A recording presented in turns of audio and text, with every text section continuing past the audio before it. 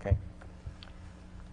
Then we'll begin. My name is Nancy Dillette, and I'm an academic associate at the Arizona State University and an oral historian. And today is January 28th, 2004. And I'm joined by Noel Stowe, who's chair of the history department at Arizona State University. He's also director of the public history program. And together, we're conducting the Arizona City County Managers Oral History Project. Today we're interviewing Roy Pederson, who has served in a variety of positions for cities and counties in California, Colorado, and Arizona. And he has also served in leadership positions for the state and national organization of professional managers. Mr. Pederson is one of Arizona's legendary professional managers, and this oral history will be added to others to document the contributions of life members of the Arizona City and County Management Association, which hopes to create a meaningful bridge of information about the development and past of professional management for incoming and future managers. Today, we're fortunate to be in the studios again at Channel 11, City of Phoenix cable station, and they have generously offered us the studios for this interview. So if we can, I'd like to start back at the beginning, and we're going to talk about your early background and educational background. Tell us first where and when you were born. I was born on November 15th, 1933, in the White Memorial Hospital in Los Angeles. And can you tell us a little bit about your childhood and possibly bring us up to the first time you've had some touch with public administration? It was a long time coming, the touch with public administration. I grew up in East Los Angeles, went to James A. Garfield High School, and for those who are familiar with the movie Stand and Deliver, that's the high school that movie was about. Of course, it became famous about 30 years after I left. But nonetheless, that's where I was from. As you probably know, East Los Angeles is an interesting part of the world because of the ethnic mix there. Certainly when I was there, it was, we called it the Little United Nations. There were people from virtually every place in Europe and from China and Japan, people with ancestry there. And also a few African Americans in the area as well. Probably at the time I was there, 50 or so % of the student body was of Mexican nationality originally, and then the rest was this mixture of Armenians and Russians. There was a very large Russian community there. Italian community, a very active and prominent Jewish community, Croatians and Slovenians, and one or two Swedes, which is where my ancestry came from. Okay, that was my next question. How did you fit into this mix? Well, interestingly enough, there was a little Swedish community that located there in the 20s when my mother and her family migrated there from Minneapolis. My grandparents were from the old country, and that's how my mother and father met, was through that community in East LA. He was also from Minnesota, but never knew my mother's family until he also migrated to LA, and that's how they met. Was there a name for this Swedish community, or just a No, gathering of it was just Swedes? an informal group of folks that socialized together, and some were related and some weren't. One of the members of that group was the daughter of a kid friend of my dad's, who turns out had ended up living in Phoenix. We had lost contact for 30 years probably. She left California and I did, and she went her way and I went mine, and now she lives up in North Phoenix, in Canterbury, and has a rattan furniture business, and we get together every now and then and talk about old times when we were little kids. Tell us a bit about your educational background. After high school, well, I should say that, you know, during the latter part of high school and shortly after high school, I was pretty much a juvenile delinquent, acting out in various ways, nothing real nasty, but nothing very constructive either. And started going to East LA College, East LA Junior College it was called then, and that didn't go anywhere. I went back to Minneapolis to live for a while to kind of visit my roots, since that's where my family was originally from.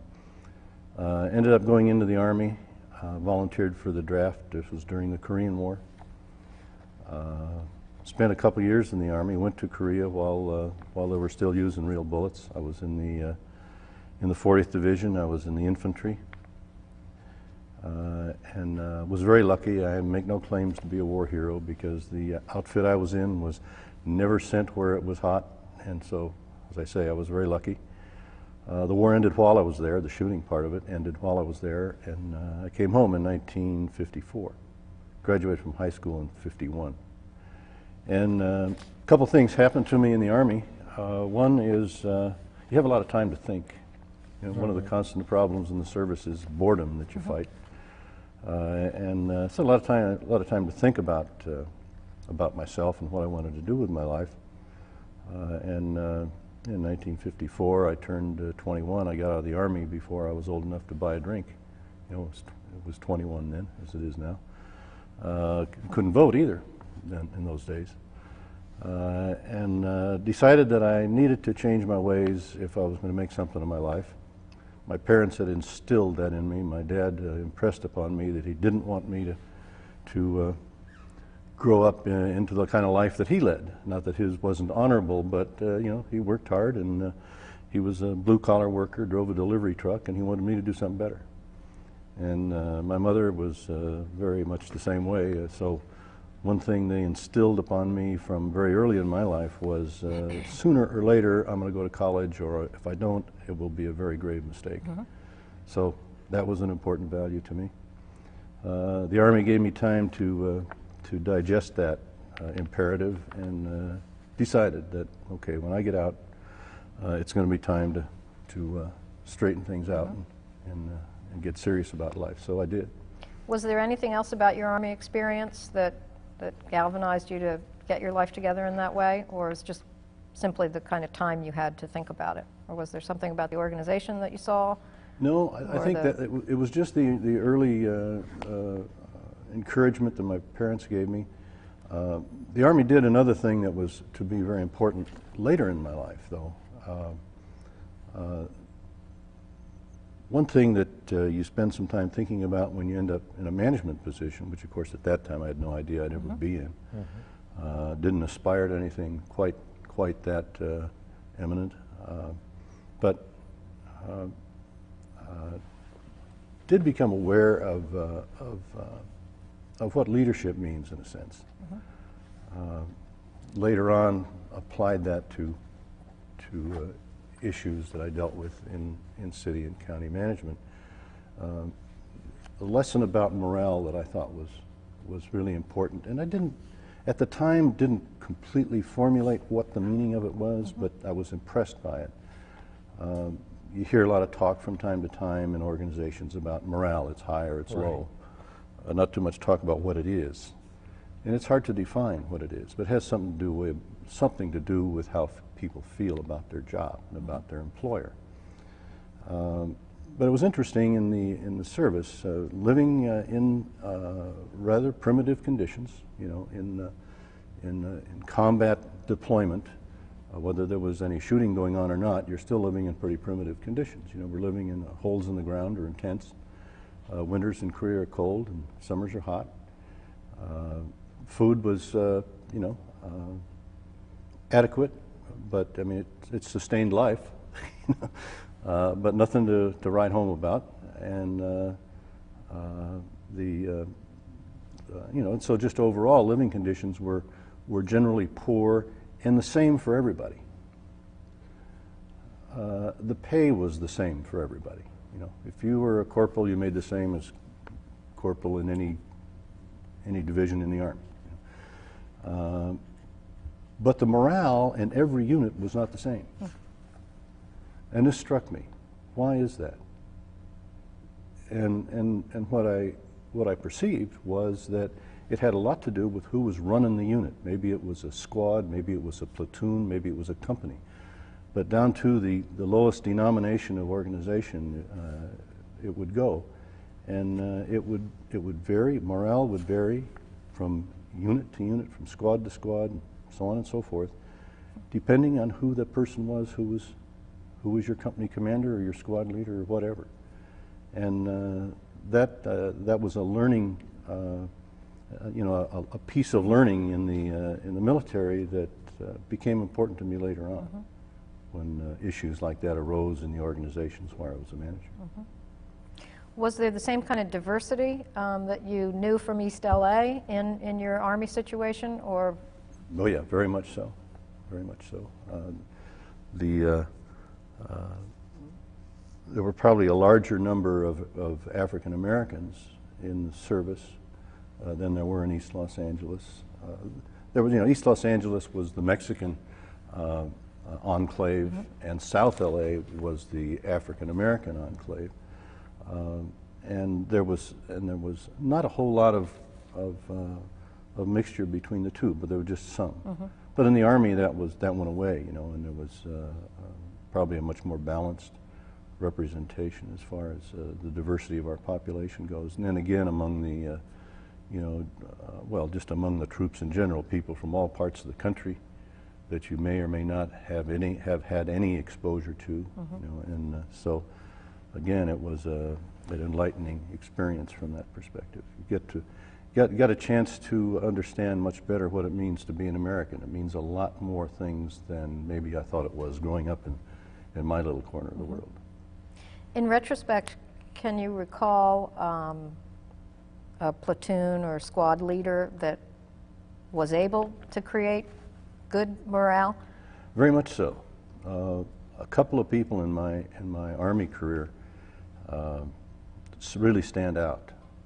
And interestingly enough, I just within the last 4 or 5 months reestablished contact with one of them, who I hadn't seen since 1953. He rotated home while I was still there. He was our platoon leader. Lieutenant Howard Ellis was his name. He was from North Carolina.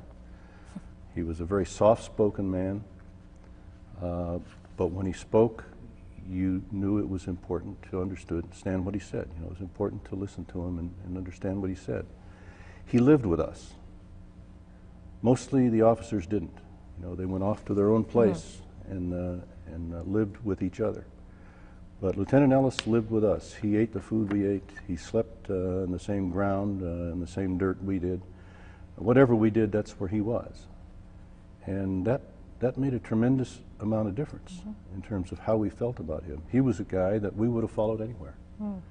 Whereas some of the other ones, maybe we would have, maybe we wouldn't have. If we would have, it would have been with a little more reluctance. And that was an interesting lesson in leadership too. He was definitely the man in charge. There was no question about it. His demeanor, his bearing, he was clearly our boss. But even when we were reprimanded by him, which I was once for an improper haircut, for example, yes, sir. He said. I think I was a corporal then. He said, "Corporal, you may think that's a haircut, but it's not." "Yes, sir, I'll correct it immediately, sir." And I did, with no resentment, nothing at all, no ill feelings at all. He was right. And a minor thing, but nonetheless, that's how we felt about him. Everybody felt that way about him in the platoon. Very sorry to see him leave. How did he establish that leadership presence and that? Well. That trust, I suppose. Because he didn't distance himself from us physically in any way. He was right there with us, shared the life that we led with us. So he felt no better than we were. He just happened to have a bar on his shoulder instead of a stripe or whatever. So was it simply that kind of proximity, or was there? And you knew he was. No, that was part of it. That was part of it. But we had those who did that, who didn't, generate the same kind of respect. Right. It also had to do with his demeanor. And I guess when you can't really nail it down, you say he had charisma. It's kind of undefinable sort of a quality that a person has. It's morally neutral. I mean, people who have charisma have done some pretty lousy things in this world, but also they have people with charisma who've done some pretty good things. And he was one who had that. He just had that something that was a positive vibes or something, I guess we'd say. Okay. And we liked it. Huh. Did he have a good way of dealing with the diversity among the troops too? Oh yeah, yeah. He treated everyone the same. Everyone. He didn't have any favorites. He didn't overlook a miscue by anyone because he liked them better or didn't pick on anybody or anything like that. He was very even-handed sort of a fellow, and that was very much perceived as well. So that again put him in pretty good standing. So that was a learning experience which you gathered at that time, but the meaning might not have come through until later. That's right. Yeah.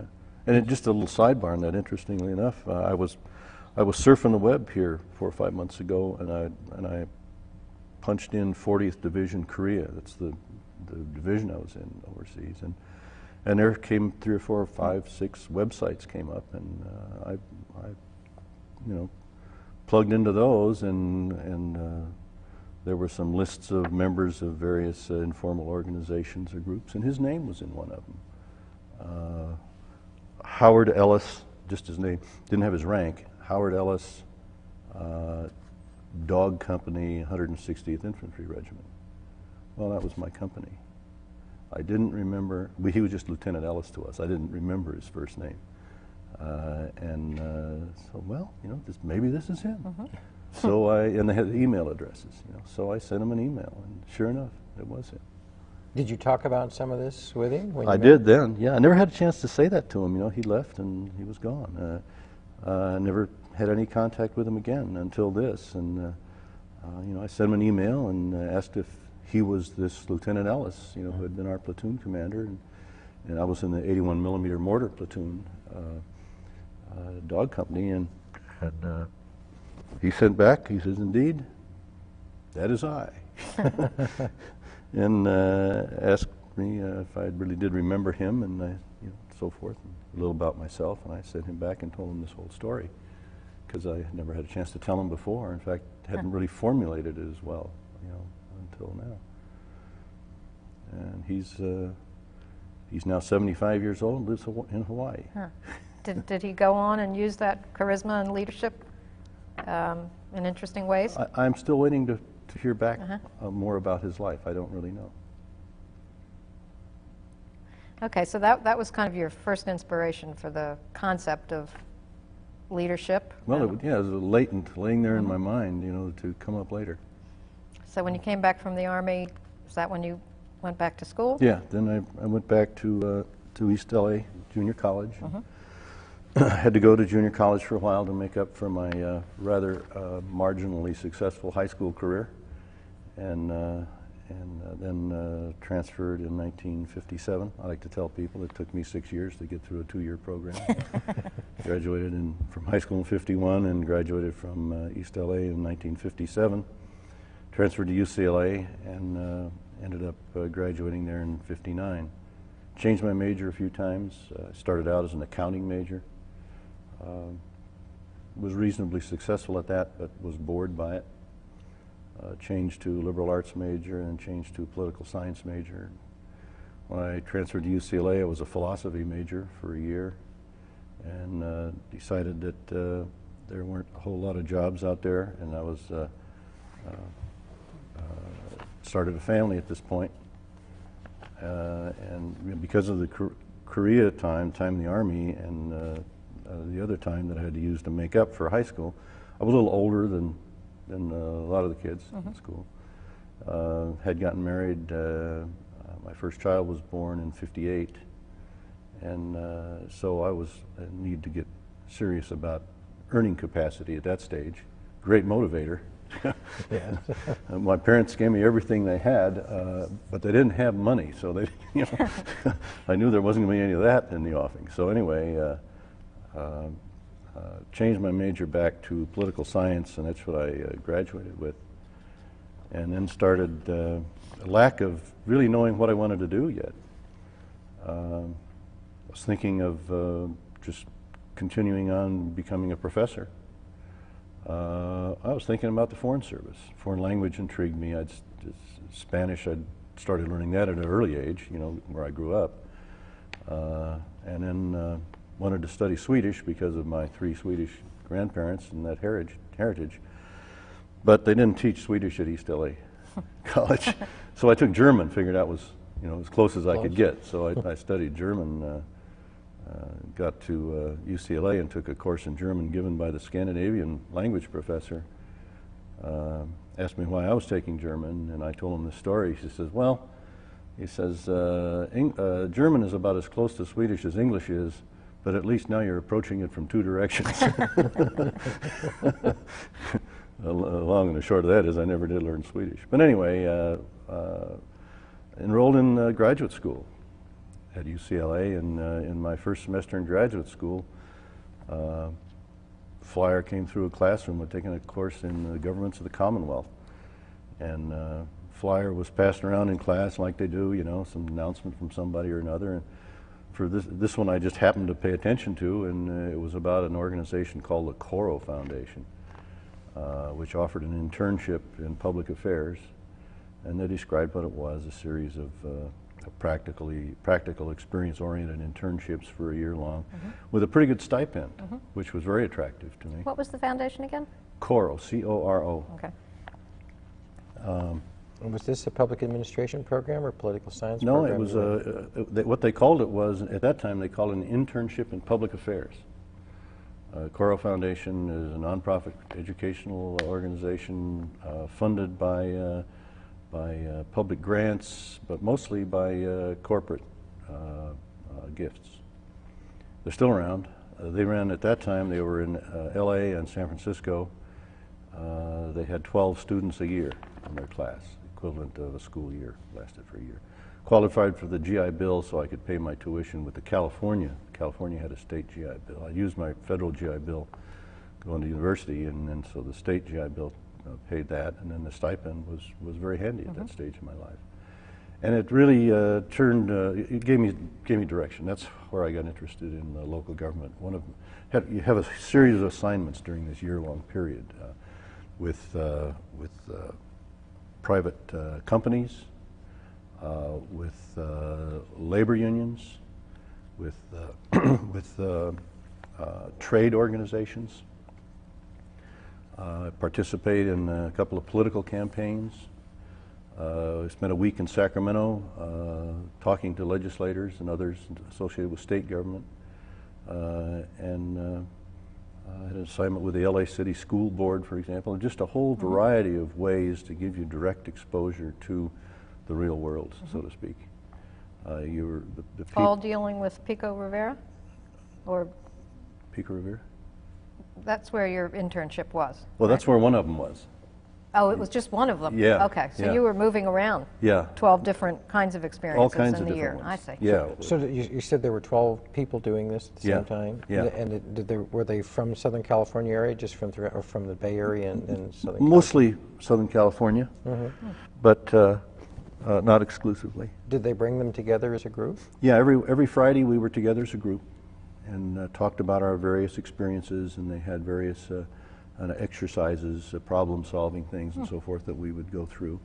So What does all this mean in terms of how this region is governed or whatever it might be, you know.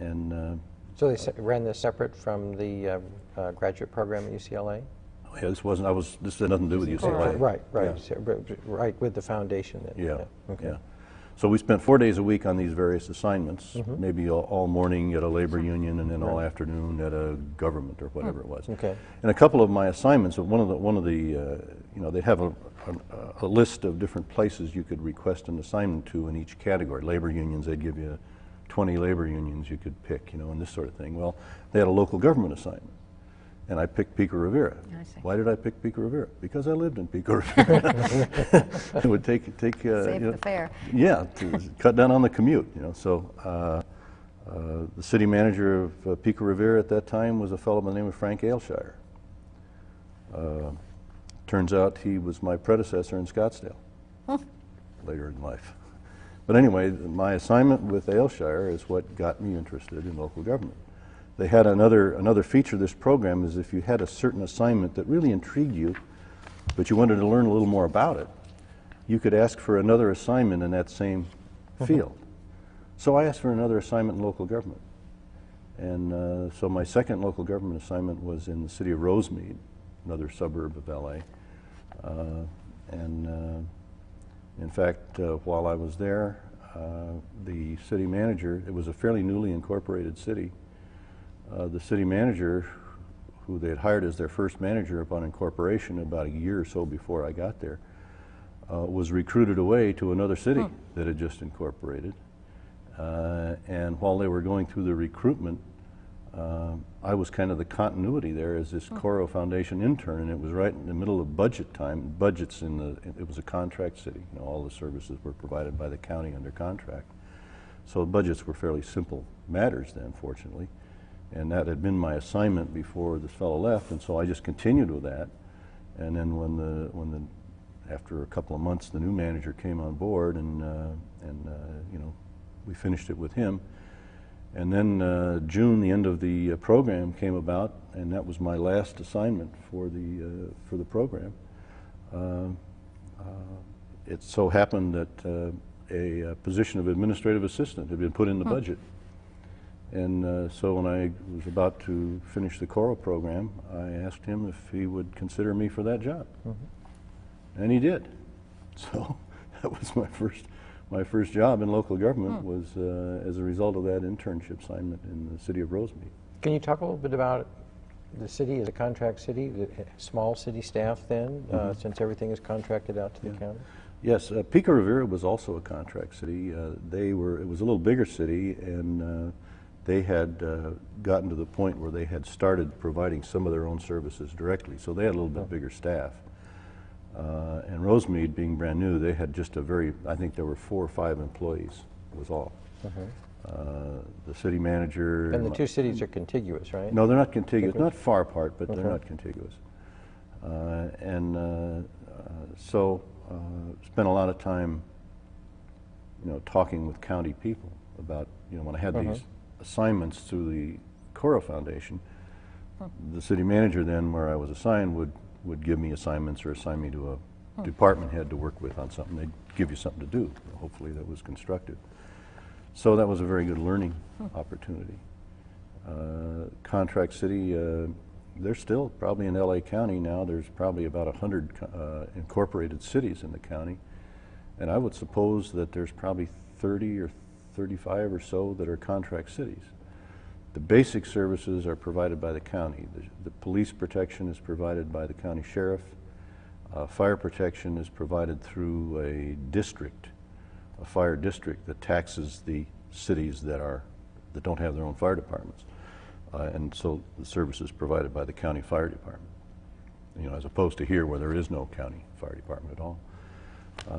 And then of the other services, there's just a kaleidoscope of patterns there. Some cities still contract for virtually everything. Some cities have their own public works department, or most of them probably have their own planning department by now, and so they set up their own departments as they see fit, but continue to contract with the basic public safety services anyway. I would think in that kind of small group situation, you'd learn a tremendous amount about leadership qualities and how to work with people and how to manage, in a sense, as a person coming into that like you were.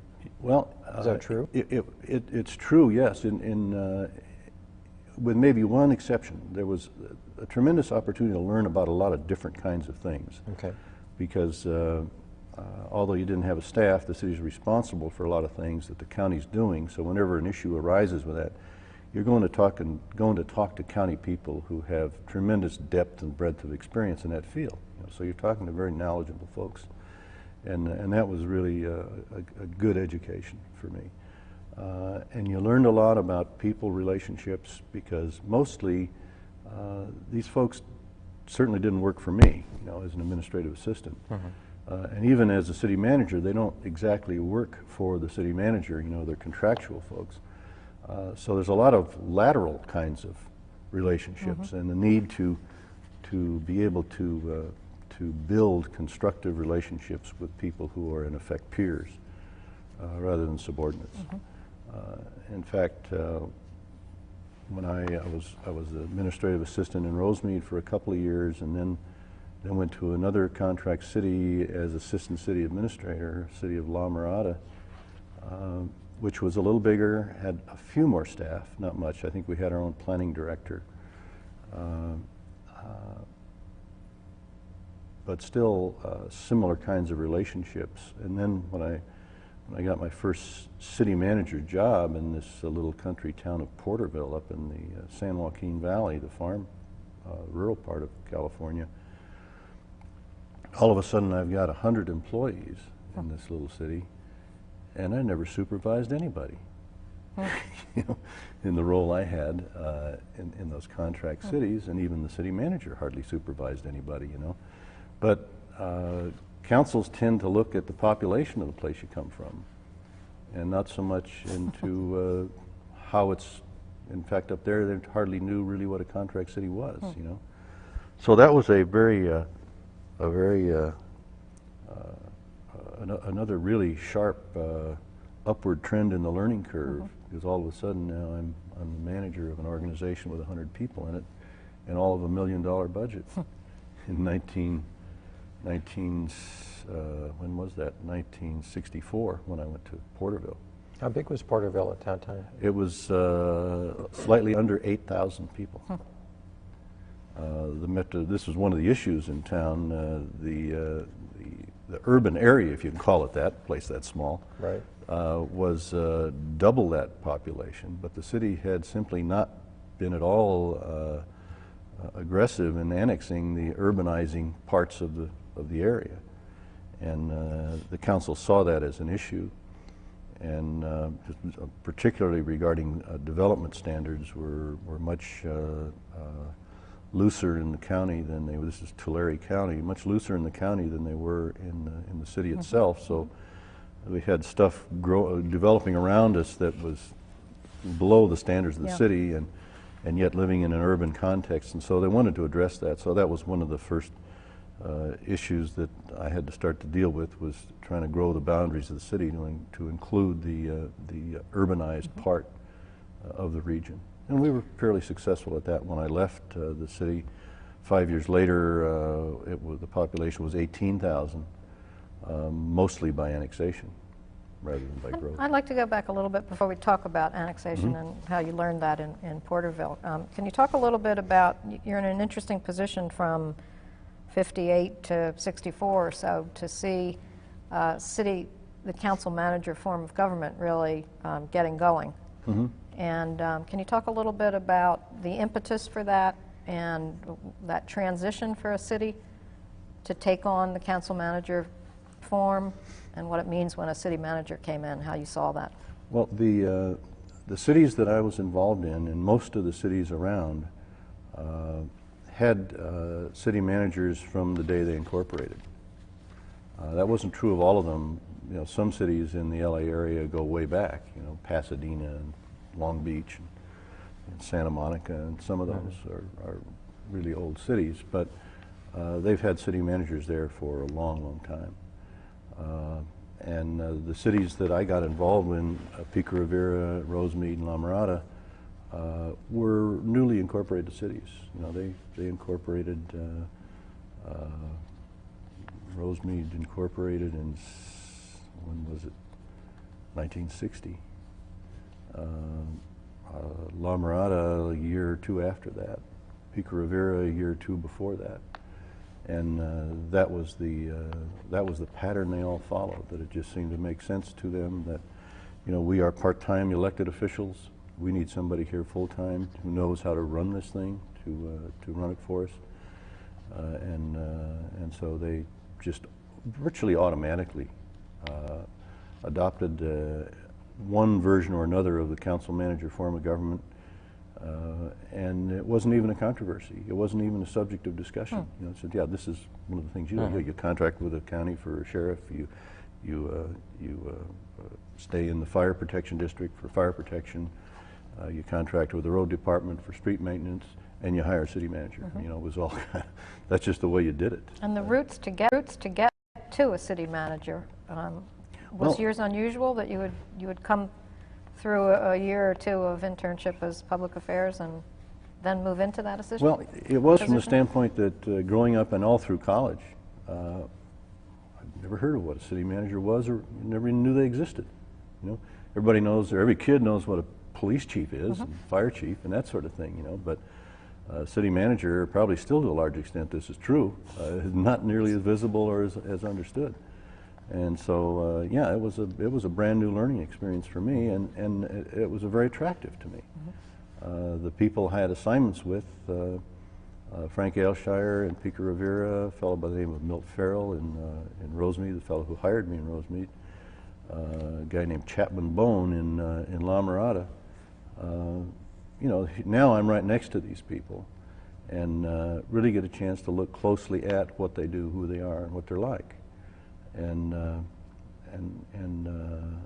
it struck me that it just seemed to make a lot of sense to have someone as the general manager, in effect, of an organization, so that the political process is somewhat insulated. Probably better to put it the other way around, so that the management administration, the performance of the work of the organization, is somewhat insulated from the political process. Right. And because there's probably only one best way to pave this street out here. You know, not all streets are the same, but this street out here, there's probably only one best way to pave it, and there isn't a whole lot of need to argue about that. You just need to have an engineer who's competent to design it. You need a policy decision made by the policymakers to pave the street, but after that, you don't need any more political input. You just need to go do it. You know, to use a very oversimplified example of what was going on, and just to be there and observe this, it just made a lot of sense to me. I said, "Gee, I'd like to do that. That looks like something I could do that would be socially useful." And at that stage of my life, and still actually, I wanted to do something that was socially useful. The public sector was attractive to me. Probably in part because of my background. A lot of kids that grew up in relatively poor circumstances. East LA is not known for its wealth. You know, these are all hardworking people. A lot of those folks look to government as a place for a career opportunity, and a lot of people that I knew in high school did that. What were some of the characteristics that you saw in these city managers? Was there anything characteristics that they shared that made you think, this is attractive to me, and I could do this? Was it in terms of their particular knowledge, or again their charisma or their leadership styles, or both? It was mostly because of their knowledge of how the thing worked, how this thing called a city worked, and how this thing called a contract city worked. You know, they just knew a lot about a lot of different things.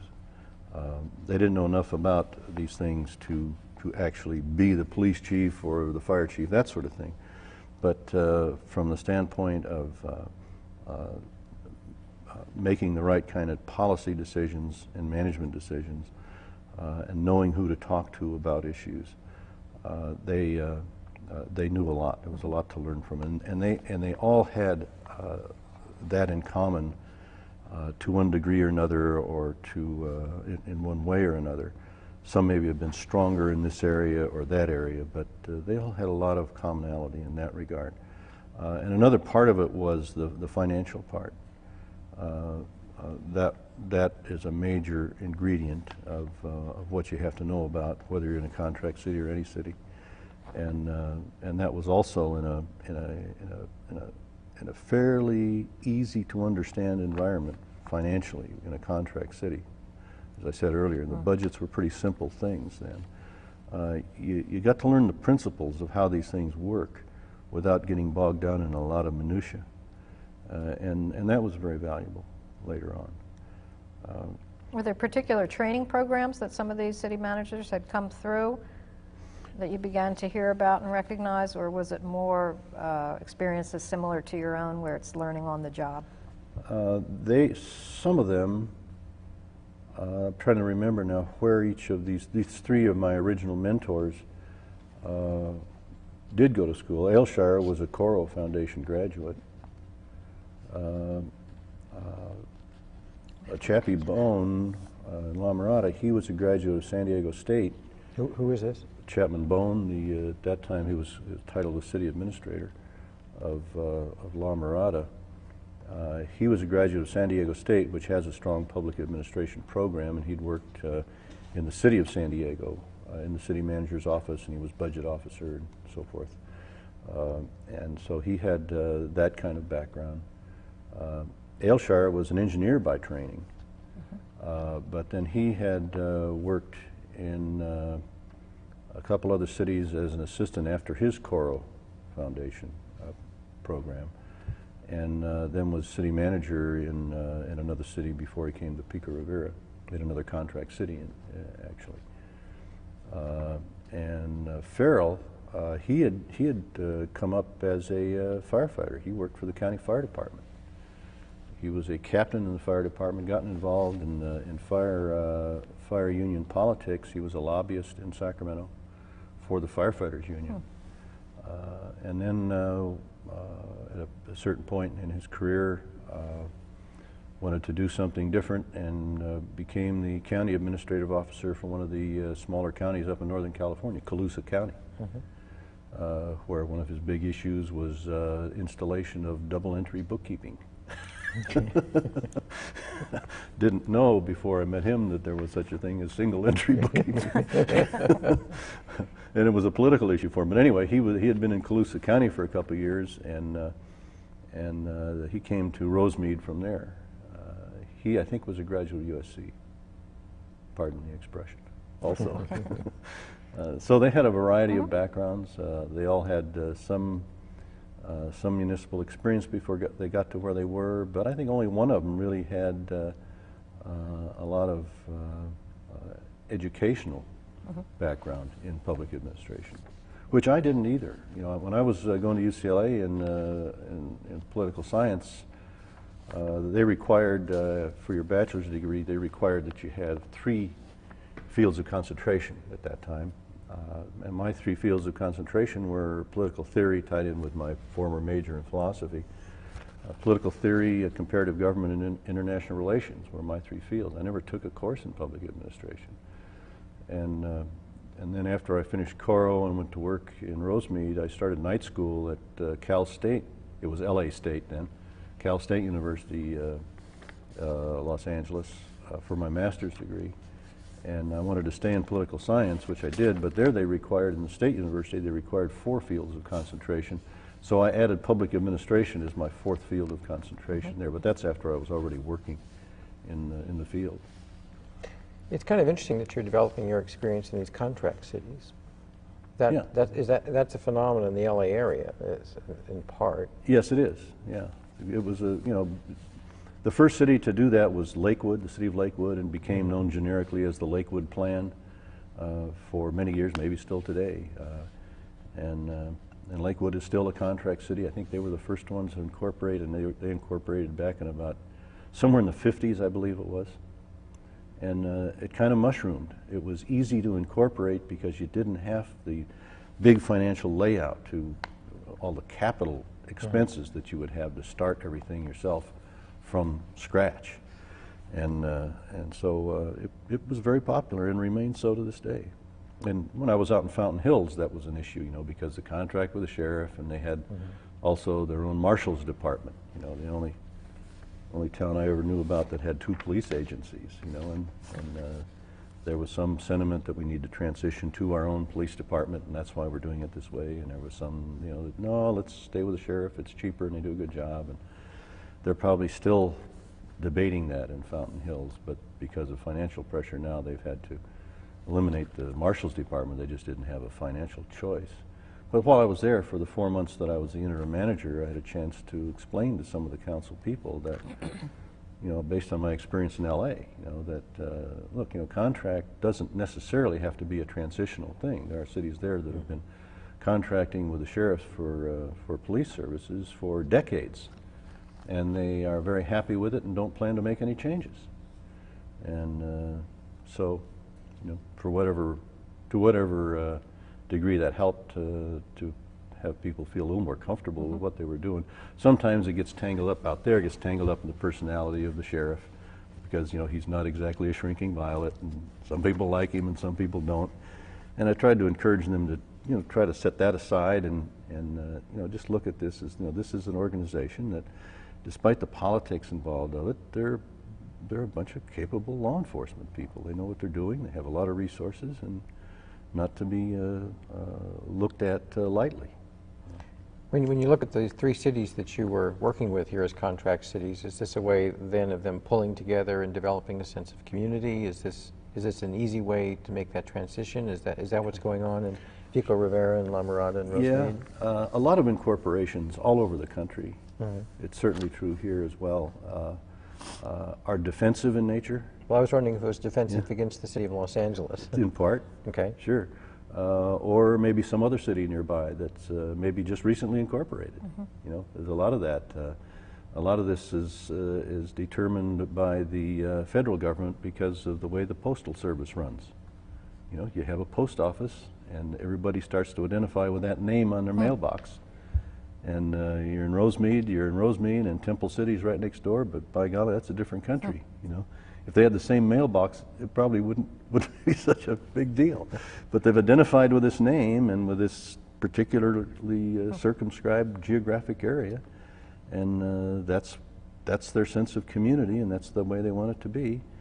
And so there's that defensive factor in many incorporations. Another factor is control over development.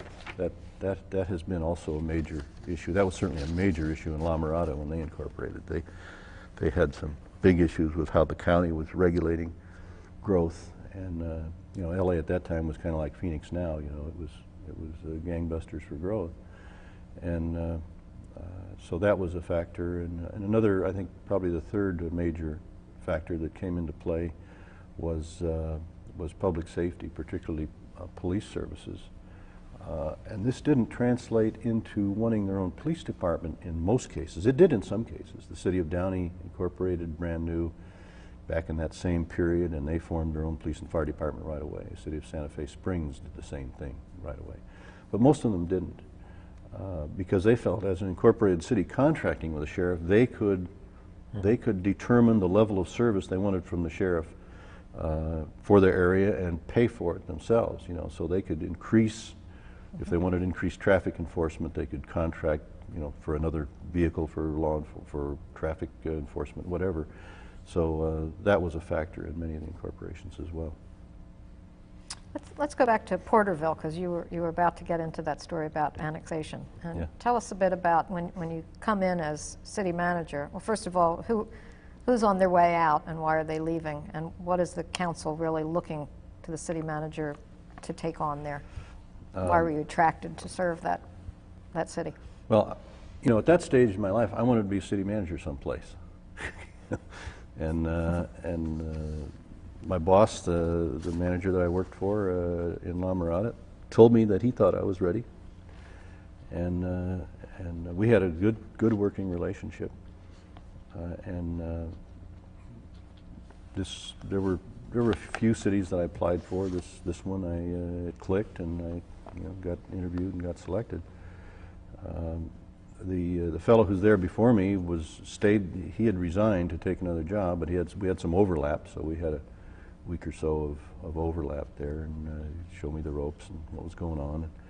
And the council was primarily the council felt that Porterville needed to stop being a sleepy country village oriented 100% towards agriculture, and instead needed to diversify its economy. both from the standpoint of a more solid, to have a more solid economic base, and also to provide more jobs for the folks that lived there that didn't want to be dependent on the vicissitudes of agricultural employment. And so, and then, as I also mentioned earlier, the perception that they really needed to close up the urban area and get that all annexed in the city.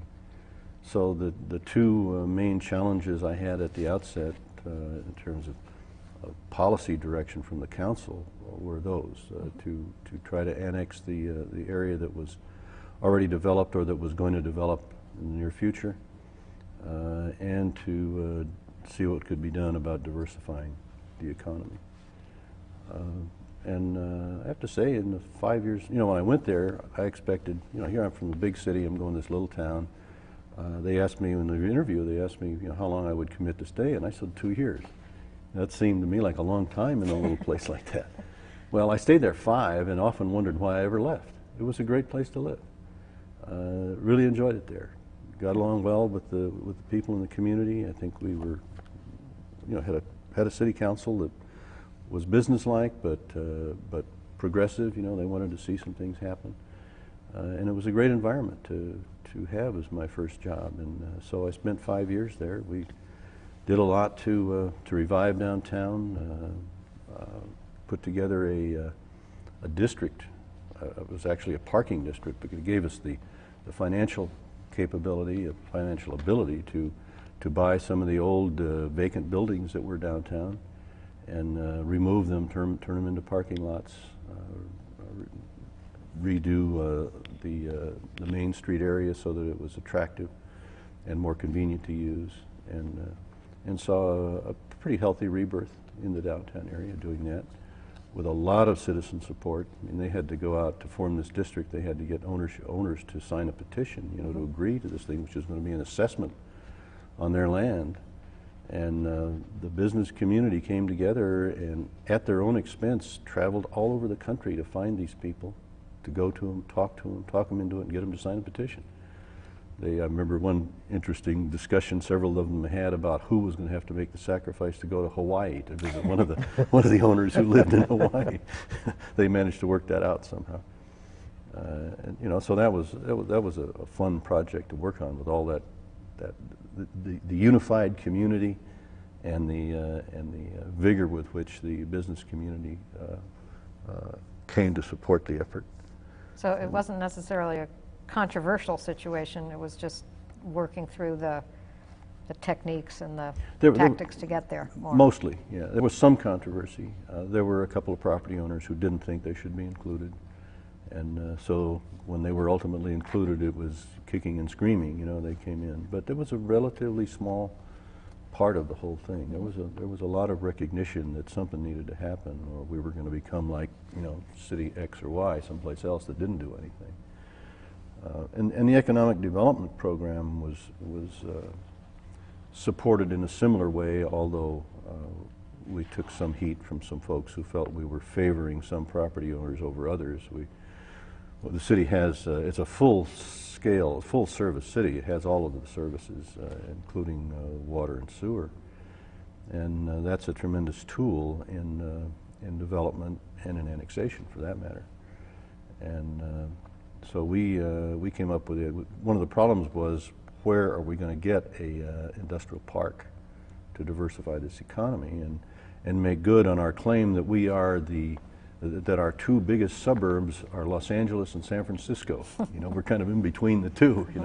So a company that's looking to the California market, but isn't big enough to put something in both places. We would try to convince them that here you can put one facility in California and have relatively good access to both. We're 180 miles from LA and about 100 more than that to San Francisco. Porterville's about 50 miles north of Bakersfield, about 70 miles south of Fresno. So anyway, we extended utilities to this one particular area. Oh my goodness, some of the old-time business people, not a lot of them, but some of them I remember coming in and just hollering at me in my office about how we were going to make Ted Cornell rich. You know, and I said, well, where else would you put this facility? You know, I guess, gentlemen, I'll be happy if he becomes rich, because that means we'll have a successful industrial development, and it will improve the business climate for everybody here in town, including you. You know, and so we're not doing this for that reason, and Ted had nothing to do with the decision. We picked where we thought it ought to go, and there was really only one logical place to do it, and it's still a growing industrial area in Porterville. And immediately Beckman Instruments put a facility in there, to name one of the most prominent ones that came in there, and they've had continuing success with that. So that worked pretty well too. And the annexation, as I indicated, proceeded. You know, that was kind of all. We always were doing that. You know, that never ended. Probably still hasn't. You know. One of the issues, it wasn't a major one, but it was kind of an interesting one in terms of what's happened in the valley, in the Central Valley of California in the several decades that have passed since then. Growth tended to want to go west into the farmland because it was easy to develop. We were right up against the foothills of the Sierras. We weren't out in the middle of the valley. We were, you know, on the eastern edge of the valley.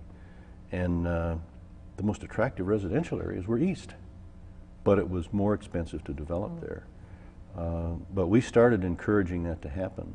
Nonetheless, we bought a private water company east of the city, you know, with the idea of connecting it into the city system, and by that way encouraging growth. That's taken a long time, though. Most of the growth still has occurred to the west there, and Porterville has followed the same pattern that most of the valley cities have, that they're just chewing up Class A farmland like there's no tomorrow. It's really sad what's happening in that valley now in that respect. And the legislature just does nothing to deal with it. It strikes me there are a number of parallels to what you then have in Arizona, because the agriculture area is similar to Arizona, as I remember. Heavy citrus, for example, and, yeah. and things like that, and then you're talking about all these other kind of development issues and the city expanding. Sure, yeah. That's true. I think there are some significant differences. One is the water resource. You know, here it's always, since I came to understand it, been kind of an anomaly, I guess. We grow surplus crops with subsidized water. What sense does it make to do that? Water is a scarce resource in the first place, heavily subsidized to get it here, and then we grow a lot of cotton, which is a surplus crop. That phenomenon is not as glaring in California, and in the Central Valley, it's I suppose an agriculturalist, if I'm wrong, would be quick to correct me, but I think that the Central Valley is a much more fertile agricultural area, and the climate is much more conducive to a much wider variety of crops than Arizona. I know there have been some field crops grown here too, but the big crops here have been, well, I used to talk about the 3 C's, you know, cattle, cotton, and copper. The Central Valley of California is a much more diversified agricultural area with some of the finest farming land in the world, some of the most productive farming land in the world, and, you know, all kinds of other sorts of crops, field crops. The whole history of Cesar Chavez and the farm workers movement, you know, has made a lot of that well known to people all over the country about the, you know, the lettuce fields and all that sort of thing. And that's not terribly far from this, in part. From here? No, from Porterville. Well, Porterville's right in the middle of it. Right. Porterville is in the south part of the San Joaquin Valley, which is heavy citrus area, some cotton there too, but also a lot of row crops, a lot of vegetables grown there too. So what was your next move? So you're in Porterville for about 5 years, and you accomplished what you set out to do. Stayed longer than you anticipated. Well, one other word about Porterville before we leave that. This is where I started to catch on a little bit as to what it's like to be responsible for a bunch of people in an organization. 5 years was a very important learning period for me too in that respect. I guess in terms of Phoenix or even Scottsdale now, 100 doesn't sound like much, but boy, at that stage in my career, it sounded like a lot. And there were management issues and organizational issues that had to be dealt with. Some of them were a pleasure to deal with, and some of them were unpleasant to deal with. Can you give us some examples of both? Yeah. The one example, I learned that there was a tendency to simply tolerate situations because it was unpleasant to correct them. And there was no political impetus. As long as it didn't become a political issue, there was no political impetus to deal with it. Obviously, if a department head, say for example, goes out and does something publicly and ends up on the front page, then becomes a political issue, and then there is political impetus to deal with it. But if something like that doesn't happen, what I learned in my career was a lot of organizations will tolerate a lot of pretty dysfunctional behavior in the organization. We had a department head who frankly was an alcoholic, and he was horrible to work for. He was the public works director. He was horrible to work for the people that worked in the organization. He came to work smashed. You know, he came to work one morning in that condition and raised hell with a businessman who was rebuilding a supermarket that had burned down, with the engineer and the contractor and the owner about something they were doing. Whether what they were doing was right or wrong became, beside the point. How he's dealing with this is just unacceptable, just imagine what he was saying and doing, and you'll probably be pretty close to right. So anyway, he had to leave the organization. He ended up suing me. His wife called me and raised hell with me for not treating him fairly. And in this process, after I learned he had a problem, I've been talking to him about the need to deal with this fairly soon. Mm-hmm. And then in the process, during the time when we're having these discussions, this was fairly shortly after I got there, we were having these discussions, this incident occurred, which just, just had to be fixed right then and there. Mm-hmm. That wasn't much fun to do, but it had to be done. Was that part of a learning curve to not let situations go on until there is a... Yeah. Why had we allowed this situation to occur? I mean, to develop over this period of time. When it came to a head, then all kinds of people were telling me about, their awareness of this issue, and I had become aware of it as city manager after not being there for very long. And started these discussions. Had another similar issue with the airport manager. Also operated an airport there that the city inherited from the old U.S. Army Air Corps, World War II. Pretty nice airport. The airport manager not only had a similar problem, but he was a cousin of the mayor. And that process, it never reached the kind of, explosiveness that the other one did, but nonetheless had to deal with that in a similar fashion.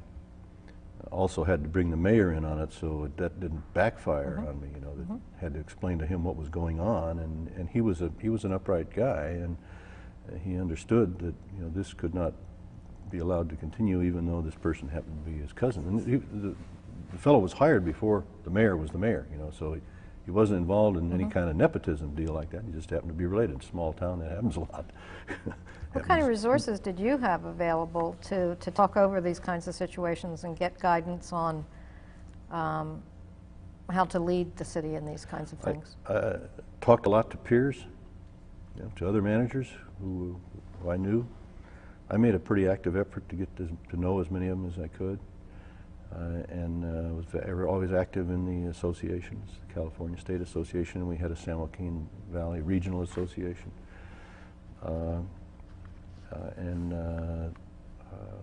Not this particular issue, but others. I relied a lot on the ACMA, the National Professional Association, and also on the California Managers Association. Those are both tremendous resources, and Were you particularly when involved you're in brand new. professional development and courses or just sort of informally through conferences and meetings? Yeah, more informally. Not. I was still working on my master's degree when I went to Porterville. I was taking my last class at Cal State LA and got the job in Porterville and had a 180-mile commute to class once a week. The same mayor encouraged. I was going to quit. Okay, I've got a job in the profession now. Now I need to focus on that, and this. It's going to wipe a day out a week, to do this. It was a night class, but still, to drive that far and all. I was going to quit, and he talked me out of it. He said, "No, we'll make allowances for that. You finish up," and they did. That was great. So I was still doing some studying in public administration at the time, but it was mostly peers in the professional associations that gave me the support I needed. Were you able, in that period, to sort of begin to implement some of the leadership skills that you had observed in other city managers and in the Army and that sort of thing, and develop your style of management? Not yet, really. I was focused on policy and politics, and the other P, the people in the organization. I hadn't become fully aware yet of what my role ought to be regarding them. Interesting. They were there. I tried to deal with them, tried to get to know as many of them as I could. Certainly tried to ensure that the department managers were dealing with their people in a constructive way, but didn't really focus much on that, other than when these more egregious situations grew up. You asked me earlier about one of those situations that was fun. Maybe it was a little sweet and sour, but it was something I volunteered for. We had a city library, and the librarian was a sweet gal. She was probably in her 60s at the time. Everybody loved her. She was just a wonderful person. And we had a good working relationship. But under the city charter, she didn't work for the city manager. The librarian worked for the library board, which was appointed by the city council. They hired, this lady retired, but was kind of good friends at that point. I guess she probably looked at me as a sort of a son kind of a relationship. But anyway, they hired a new librarian, and this new librarian was absolutely awful. She was arrogant, autocratic, just kind of the antithesis of what this other person had been, and she was driving the staff in the library to distraction. And it turned out the library board didn't like her. Nobody liked her, but the library board didn't want to take the step to get rid of her. They decided that's what needed to happen. And of course, I'm not directly involved in this much. I'm hearing things, and I talk to Dorothy now and then, she'd tell me. And she came to me one time, retired but still living in town, the library is still her baby, She says, "I don't know what we're going to do. The board wants, what's her name, to leave, but they don't want to fire her. And my poor employees in the library they're going to start quitting. They're going to leave." I said, "Dorothy, ask the library board if they would like it if I talk to this lady about leaving. And I'll do it for them if they want me to." Gee, they just jumped at the chance, and so that was done. The gal didn't leave. It wasn't difficult. She knew that things weren't going well for her either. She felt it was a square peg in a round hole kind of situation. Maybe it was.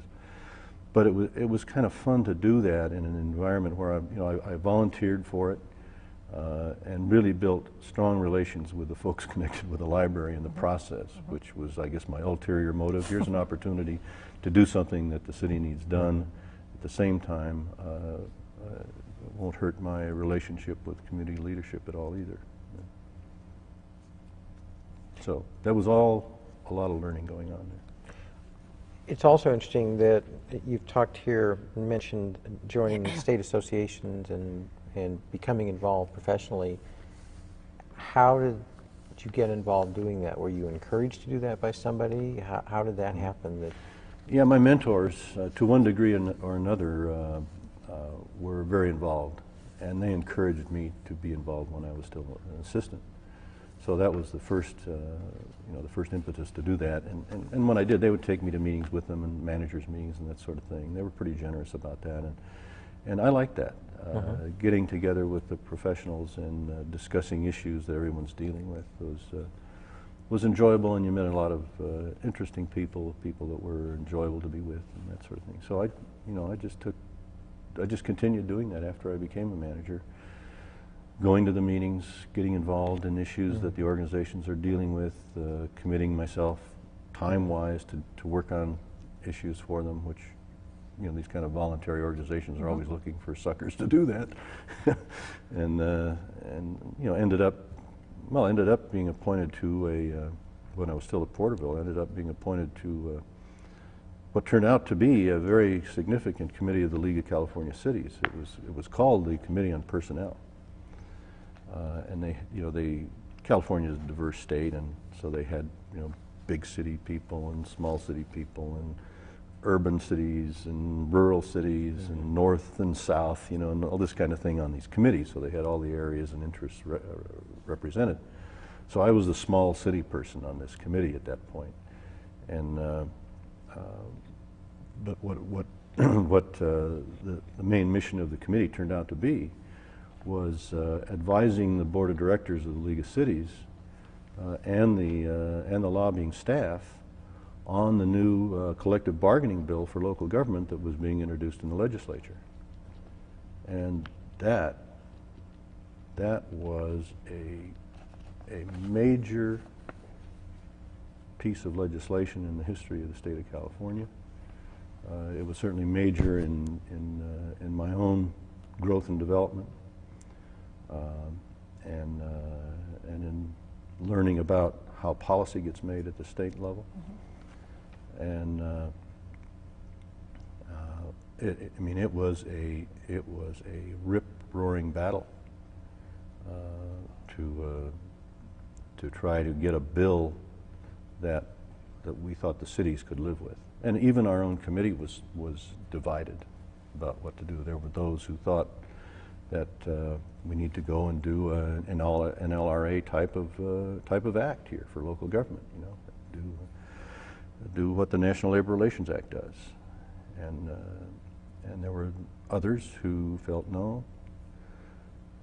Local government, public sector is a different environment. The tugs and the pushes and the pulls are different. The power centers are different. I argued that the need is different.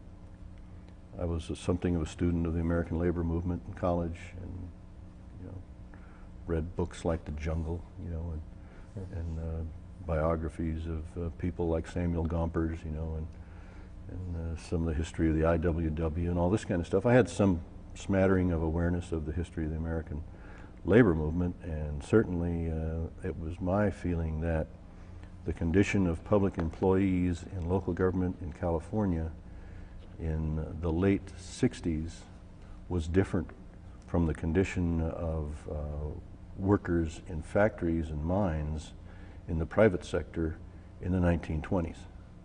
There was just no comparison. And so I didn't feel that the same solution was called for. And so anyway, basis for a whole lot of interesting debates. I ended up, even after I left Porterville and went to Montebello, as something of a spokesperson for the go slow approach on collective bargaining in the public sector, was invited to some debates on some university campuses with the opposite side, and attended some special meetings that were called of local government leadership in the state to have our own internal debate about what we ought to do on labor relations in the state. So that became a very important part of my growth and development also.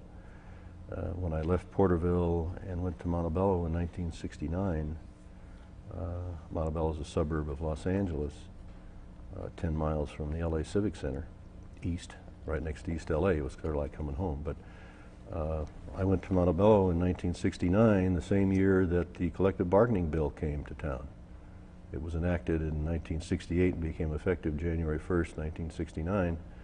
And I arrived there in, I forget what month, but it was February, March, something like that, of '69. So a lot of people thought I brought it with me. What was some of the reasoning that went into your transition from Porterville to Montebello? I wanted professional growth. I wanted to go to a bigger place. That's the normal urge that we have in this business, and so I wanted to go to a bigger place, and I applied for a few, and again, Montebello is the one that clicked, and I ended up going there. Anything particular about what was on their plate there, or more of a sense of size being a challenge? Size being the challenge primarily, and also a little bit of a sense of coming home. A lot of people that I knew in East LA now lived in Montebello. I moved a little bit east, a little bit nicer part of the world, and a lot of friends there. That's where I grew up, so I knew a lot of people there, and it was kind of a pull to do that as well. What were some of the issues that you had to take on there, besides the collective bargaining? Well, yeah, that was a big one, but they had put a couple of issues kind of in the top drawer, waiting for the new guy. The manager who left had been there 10 or 11 years, and I knew him. He went to Independence, Missouri, from Montebello. He had been responsible for the restoration of council manager government in Montebello, because there had been some scandals there back in the late 50s, I guess it was, and the city manager and assistant city manager were involved in them. I mean, these were,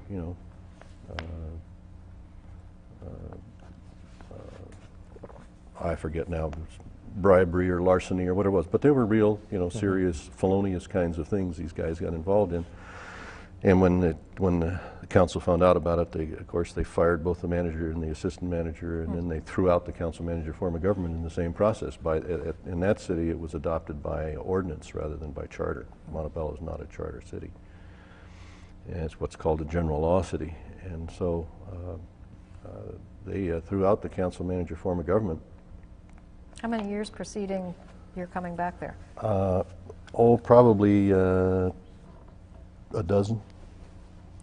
And they hired this fellow named Lyle Alberg. He's still around. He's retired over in California, as an administrative assistant to the council.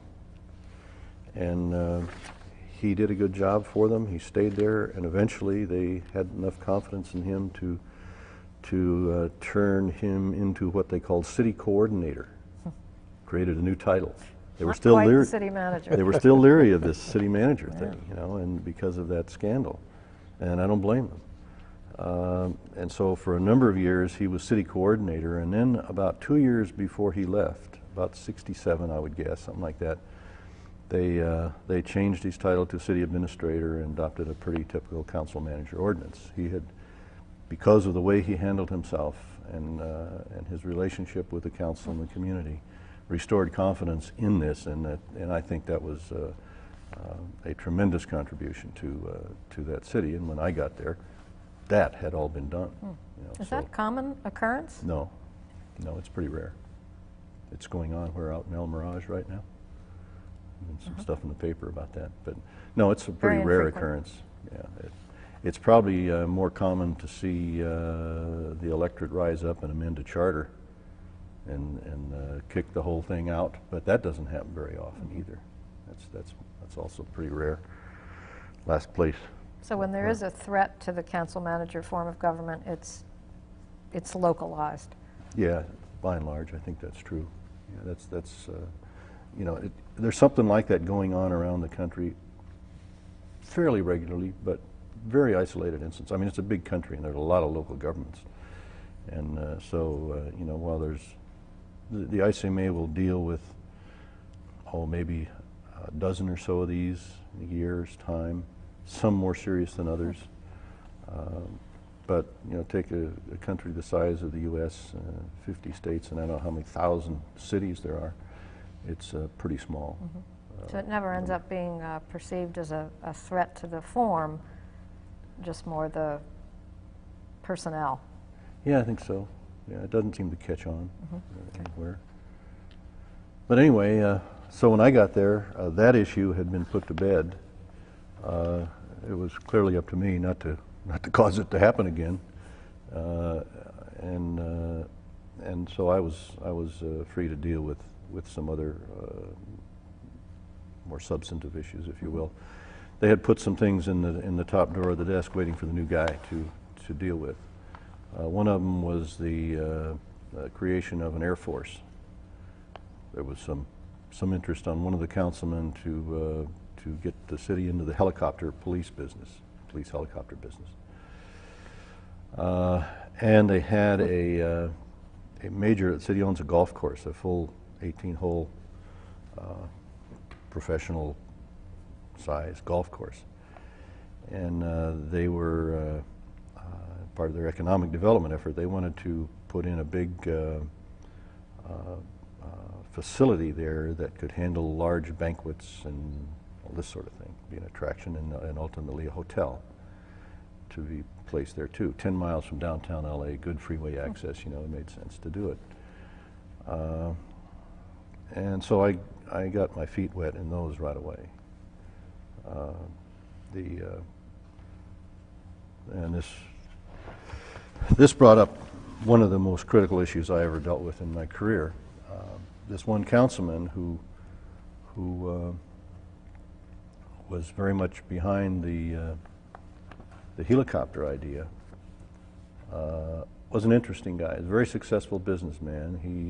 He owned a couple of truck stops, and his clientele were truck drivers. So he was, you know, a little uneven around the edges. He's from New York. He still had a little New York accent, but liked to regard himself as pretty tough hombre. Turns out that he did conduct himself that way. He would never hesitate if a department head was making a presentation to council in the council meeting to just attack him personally in every other way, right there in public. This really cuts my grain the wrong way. You know, this is not a way to deal with your staff, no matter what they've done. You know, you learn pretty early that you praise in public, but you criticize in private. You know, that's so fundamental that I can't say anybody couldn't have learned that somewhere along the way. But anyway, this is the beginning of a major issue. Just this guy's demeanor, the way he conducted himself as a councilman. And interestingly enough, you know, he was a power on the council, but these 5-member council, which is pretty typical in California. Arizona's more typical to have 7, but it's 5 there usually. The other 4 were afraid of him. They hated him, but they were afraid of him. I didn't realize all this right off. Took a while to figure it out, but the reason he got away with it is because the rest of the council simply allowed him to. You know. That tolerance issue again. Yeah, at another level, but yeah, that's right. And But anyway, we dealt with the helicopter issue. The police chief didn't think it was such a great idea. He had been buttonholed by a couple of cops who wanted to become helicopter pilots. In fact, they were going to school to learn how to fly helicopters. And this guy had apparently committed to them that he'd get us in the helicopter business. And that was really putting the cart before the horse. Because he was the power on the council, he was the council member pushing for me to be hired, as the title of city administrator. But he mistook that to mean that I was going to be his boy. And you're just going to be a short-termer if you play the game that way. It's just not fair to the rest of the council. It's not right, and it's not practical. And so I didn't go for that game. He, in so many words, told me that the way this is supposed to work is I was supposed to support what he wanted to do, and he'd see that I was taken care of come pay time. No deal. I didn't sign up for that. We should have had this discussion before I was hired, because I wouldn't have taken the job had I known that was the deal. And since he was the only one telling me that was the deal, I had a sneaking suspicion that really wasn't the deal. That's the deal he wanted. He saw the power he could have if he could have that kind of arrangement with the city manager. So I maintained arm's length with that kind of a deal and dealt equally with all of the council, which they fully appreciated. And in my discussions with the police chief, I said, Chief, we're talking here about putting, I think it sounded like a ridiculously small number now, but it was a significant number then. Montebello, by the way, is a city then of about 45,000 people, 8.5 square miles, right in the middle of urban Los Angeles. And mostly blue collar, by the way. Anyway, I asked the chief, we're talking about putting, I think it was $50,000 in the first year budget to buy a helicopter. I said, Chief, if we had just, I said, I want you to think about it this way. If you were going to get $50,000 to add to your budget in the police department to deal with your issues in terms of crime, prevention, and suppression in the community, would you spend that 50 grand on a helicopter? He said, no, I wouldn't. That's not where I need it. Well, that was enough for me. This was being done because it had sex appeal, not because it related to the realities out there in the community. And so I didn't support it. And the council supported me, and this council member started to pull in his chits. He didn't like that, although we were still on fairly good speaking terms still. He didn't eliminate it. He said, well, okay, I suppose he thought this will be an exception. But then, well, not to go off on that yet, but then the other big issue, this was a few months while we worked through that, came to that conclusion. And the other big issue was this big facility at the golf course. The city had already hired the architect, and the building had already been designed. And it wanted me to get involved in the finalization of the design. Well, I looked at how it was being done, and it was being done in a fairly poor way, I thought. They had an advisory committee that had about 20 people on it. And included in the committee were the concessionaires at the existing clubhouse, which was a rather modest facility, a nice but modest, old and nice. I mean, I used to ride my bike around that golf course when I was a kid, when this building was there. I went to one meeting of the committee, and the reason I only went to one meeting is because I thought they were off on a serious tangent. They weren't in close contact with the city council. What they were doing was basically unknown to the city council. No one was reporting to them, although the assistant that I inherited was supposed to have that responsibility. He turned out to be part of the problem rather than part of the solution. I went to this one meeting, and the whole point of the discussion was, what else should we add to this facility? And nobody's looking at it from the standpoint of, well, what do we really need here? So the cost of it was going through the roof in a big way. In the process of getting it back to the council, and there was some urgency with it, the council had committed to a timeline publicly, you know, so they were politically in a position of not having the luxury of stopping and starting over or anything. They also spent a whole bunch of money on this architect. So I was able to enjoy a little bit of success in cutting what I thought some of the grossest excesses were out of the project. We went to bed and the building was built. The first concessionaire that was selected was a political decision on the part of the council, contrary to the recommendation that I made, 3-2 vote. And they picked the concessionaire who was a buddy of our county supervisor, who was very powerful politically, and this guy had several county concessions. He was a major political contributor to the supervisor. This concessionaire, after about 6 months, quit. He just couldn't make it go. It had been designed like an institution, and it wasn't an institution. It was a place where people don't have to come to if they don't want to. You know, you have to get them to come there. And this guy was experienced in running these county commissaries. And so that concessionaire folded up. It was starting to look a little awkward politically for the council. So they said, "Okay, Roy, we want to come back with take another look at your recommendations." So we did, and we ended up at this point picking one of the firm that I'd recommended to prove that councils aren't always wrong and managers aren't always right. This firm went belly up too, or not belly up, but they after about another 6 months they shut down.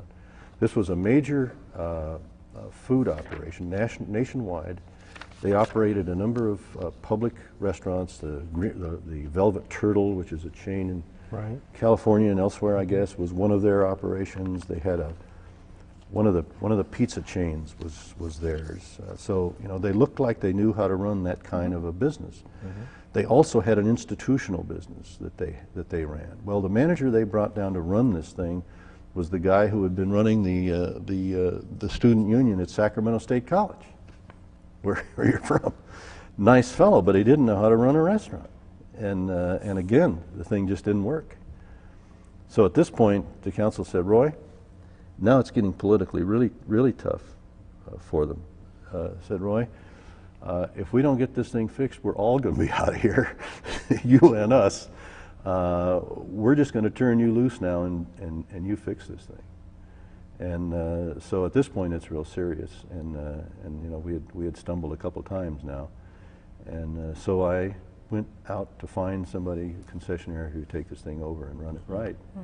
And started out just by talking to people in the business that I'm in the city management business around that had facilities like this, you know, and identified 3 different firms that were doing well in these places, and this wasn't going to be any more seeking proposals or bids or anything. We're going to go find somebody and negotiate a deal, you know, somebody who's good. And I ended up talking to the people in Long Beach, which has extensive operations like this, the harbor and so forth, and airport and elsewhere, and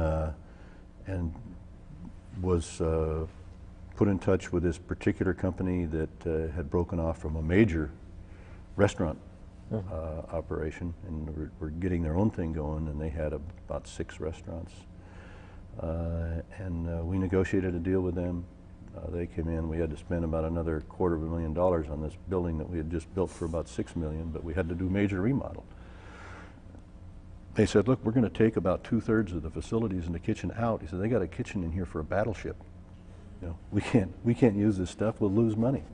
So we got to take 2/3 of this stuff out. We got to remodel the restaurant area so it'll be an attractive place we can get people to come." And so we bought off on that and did it, and that was in about 1970 or 71, something like that. And those people are still there, still doing a great job. Just turned it around completely. That was really And everybody took a big sigh of relief at that point. You know, that was really a nice result after really stubbing our toe in that thing. And in the process, I guess we all got to know each other better. The council and I, we had more confidence in each other, Right. except for this one guy who continued to be a problem. If you want to talk about that now. Sure. Sure. Tell yeah. us. You know, this practice of his, of in effect just demeaning people whenever he got the notion. He was known for it. And you know, I just reached a point where this has got to stop. I had some conversations with him about it, which were short and unsuccessful. He wasn't about to change, no matter no how, no or who.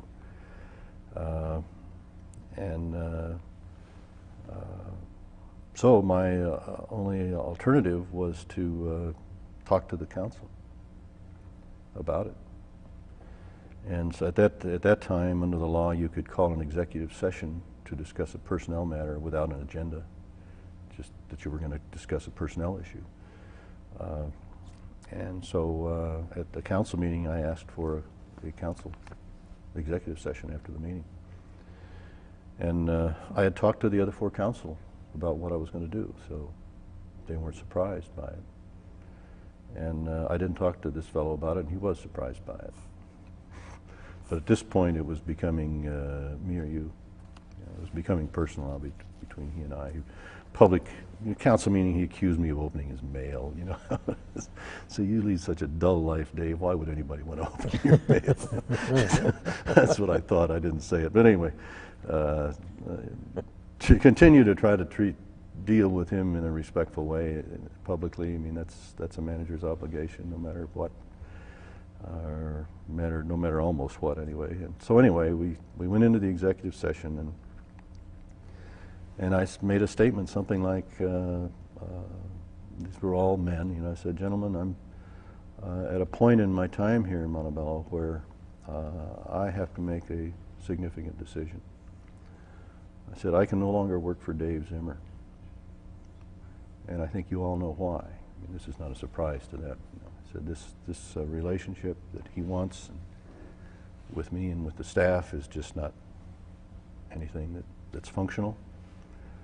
And so I see where I have a couple of options. I said, one is I'd be more than happy to stay here and work for the other four of you, if that's your wish. But I can understand how that might not be your wish, because that's obviously not normal. And so if that is not acceptable, I would ask you to give me 6 months and I'll simply find something else and leave. And I was dead earnest. You know, that's what I was going to do. And every one of them who were afraid of him and afraid to challenge him on their own made their own little speech about how they wanted me to stay. And one of them even looked at Dave and said, Dave, stay out of Roy's office. I didn't say that to him, and that isn't what I wanted, but that's what one of the councilmen said. So that's where we went after that. And he did largely stay away. And I tried to deal with him still on an equal basis to the extent he would allow it. But he really had his tail between his legs. He had finally been challenged, and I wasn't trying to be a tough guy. I just wanted an environment I could live in, you know. But I wasn't going to be a doormat for anybody either. Mm-hmm. I had an interesting visit one day. A local businessman, he was a manager of a local savings and loan. And unfortunately, an ardent USC alumnus. But anyway, we were friends, and he came in, and he wanted to talk to you. Roy, I want to talk. He called me on the phone. Roy, I got to talk to you. Yeah, sure, Jack. When? As soon as you can. Said, well, come on over. I'm clear right now. He came right over and came in the office, and he was visibly upset. He was feeling a significant amount of stress. You know, with veins sticking out in his neck. You know, his face was flushed. Sit down, Jack. What's going on? He said, Roy, he says, you'll never get away with it. I said, what are you talking about? I'm not trying to get away with anything. He says, you crossed Dave. He says, you can't cross Dave. I said, Jack, look, I didn't intend to cross anybody, but working with Dave is not a piece of cake, as you might know. And so I simply had to express that to everybody. He says, you'll never survive. I said, Jack, relax. I said, you're more upset than I am.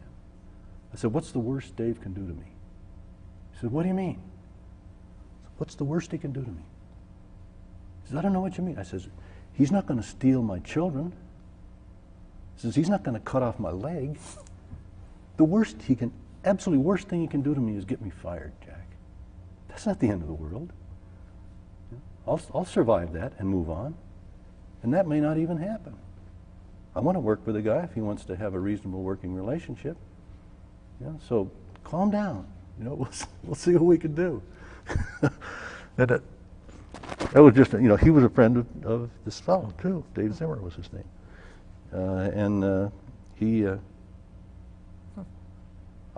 He went back and said something to Dave. I don't know what it was, but it was something that was aimed at helping the relationship. He learned that I wasn't out to try to knife anybody.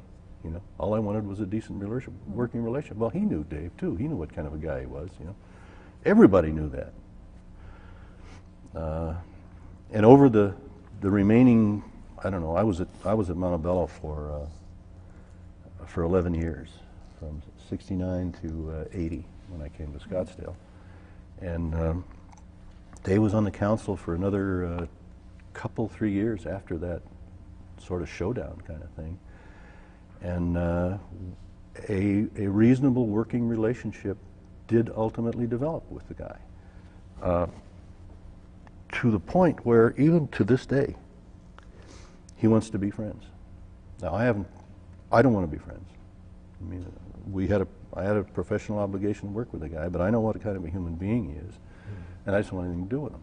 Somebody like that, who will take advantage of people like that who can't fight back.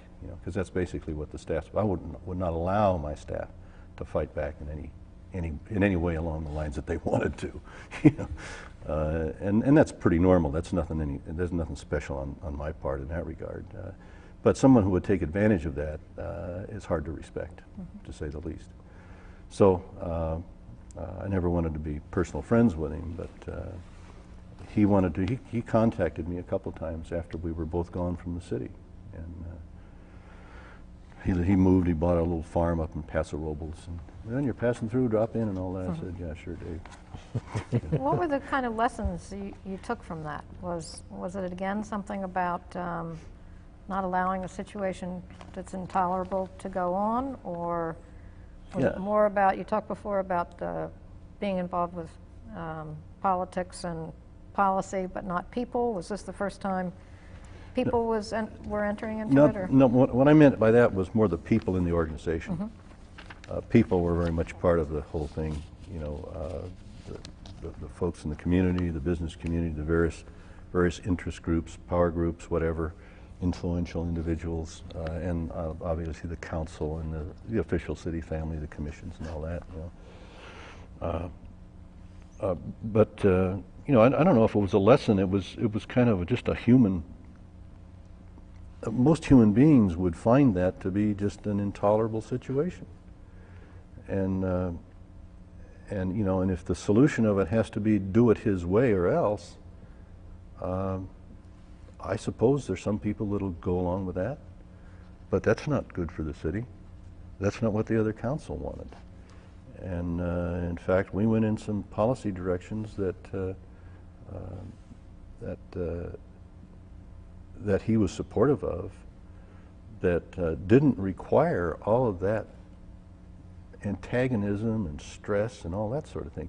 In fact, in terms of what he wanted to do for the city, he wasn't off base.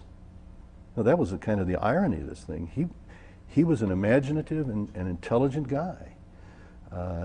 He knew where the city needed to go in a number of respects. And when we talk about issues like that, there was a lot of harmony between us. Uh, but it was just the way he went about it. You know, it just made it impossible.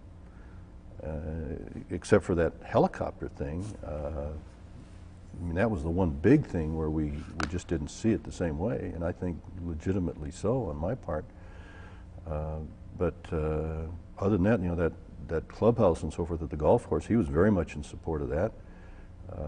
And some of the other things we did, we went into the water business to Montebello is it's right next to the East Los Angeles industrial area, which is one of the major industrial concentrations in the world. And the south part of Montebello is part of that. Reason why the Montebello School District has, up until recent years, with all of the equalizations taking place, the Montebello School District was one of the wealthiest school districts in the state because it had all that industrial property within it, you know, that, from the standpoint of property tax generation. But it was kind of down on its heels here in the late 60s and early 70s. And so that was one of the things that obviously needed to be addressed. We had to try to turn that back around and restore it to its former strength. And he and I saw well eye to eye on practically everything. We went down there. One of the problems was adequate water supply. We had a company that was a major paper manufacturing company, and they wanted to locate in one of the properties, industrial properties that had become vacant there. It's right near the Santa Ana Freeway. And but they couldn't get an adequate water supply. It was a little private water company down there. Montebello at the time was served all by private water companies, about a half a dozen of them, one fairly large one and a bunch of little ones, back in its old agricultural days and early urbanization days. And so we went down there and bought out a couple of these water companies, and then did some major capital infrastructure projects there to beef them up. They're the big wholesale water supplier is the Metropolitan Water District. We got a Metropolitan Water District connection, got the supply issue taken care of, and this company was going to have to spend, I forget now, X hundreds of thousands of dollars to get the water where he needed it to build there. And the deal we made with him was, look, instead of doing that, donate a percentage of that. I forget, it was a big percentage, like 75% of what you were going to have to spend. He'd save some money. It was real money, but he'd still have to spend some. That gave us the leverage to finance the improvements we needed to make in the water system. And then that would benefit a whole bunch of other properties, so the other costs would be spread amongst others. You know, so we had the city's problem was to front the rest of it to do it. But anyway, that worked and started a process of reinvestment in that industrial area, which turned out to be pretty successful too in that policy problem area. The other major, well, there were a couple other major things in Montebello. The north part of the town was in the hills that separates the LA Basin from the San Gabriel Valley. And those were oil fields there. A couple of major oil companies, Standard Oil and Texaco, had fields there going back to the teens and 20s. And they were on a decline at this point in the 70s. But prime land right there, that close to the center of Los Angeles. And so we needed to do something to help turn those oil fields into something, some alternative use that would work for the future of the city. And long story short, we created a redevelopment agency, California, that's quite a bit different than Arizona, as tax increment financing comes along with it there. And we put those oil fields, all 400 acres, something like that, all in a redevelopment agency, and converted them from oil fields into a major regional shopping center and a lot of housing in those hills. And that's still there and still functioning well. The other big story in Montebello was the labor relations issue. That was at that time in California with the enactment of that legislation that became effective 1969, everybody was in a learning process. Few people knew how to deal with organized, unionized employees in a collective bargaining environment. The Myers-Milius-Brown Act was the name of the act, was similar to the National Labor Relations Act with some differences. One of the differences was it was ambiguous about the right to strike. It did not grant the right to strike, which the NLRA does. Although strikes have taken place, job actions of various kinds without anybody going to jail. It also did not clearly define who's exempt from the bill. The National Labor Relations Act and the board and the rules promulgated by the National Labor Relations Board does a pretty good job of defining who management is and who management isn't. You know, who's exempt from the application of the act and who isn't. And the NLRA was, in the context of what we're talking, was pretty generous in recognizing that in order for any company to survive in the new environment that's going to be created by this act, it has to be able to call upon a minimum cadre of people, regardless of what happens. Needs to be able to lay a claim on their loyalty to simply survive. If everyone who works there, from the general manager, the CEO on down, is a member of organized labor, we'll simply be putting companies out of business. There'll be no, you know, the theory was that we'll create another PowerPoint, so management won't have all the power, capital and labor kind of thing, and in traditional terms, you know, that we'll simply reverse this and put all the power on the other end of this thing, and what we need is balance. They each have to have the ability to compete in this new environment that we're creating with this act. Those exempt from the act, the National Labor Relations Act, included management all the way down to the first level of supervision, plus some confidential employees and other management staff type employees. Well, the Myers-Milius-Brown Act, and to my knowledge, most of the state local government labor relations acts are not nearly as careful about that. So the result is, in the public sector, you have many times very high levels of management represented by unions, which means that the balance of power is different. The other thing that's different in the Myers-Milius-Brown Act is that there's no National Labor Relations Board equivalent. Every agency functions as its own National Labor Relations Board for its employee group. That enables you as an employer, as a city or county, whatever it is, school district, to set forth your own rules, as long as they're consistent with the provisions of the Act, which we were very aggressive about doing. We took every advantage of that we thought we could, because personally, my perception was this balance is being thrown out of whack. Because in the public sector, a phenomenon occurs which does not occur in the private sector. In the public sector, well, there are exceptions to this, but they're pretty minor exceptions. In the public sector, the organized employees also can be, and often are, very active in the selection of the city council. They participate in the political process. They select candidates, they run candidates, they make financial contributions to candidates, and so, and that doesn't occur in the private sector. So, I mean, the board of directors of private corporations are selected by the stockholders or by management. They're not selected by organized employees.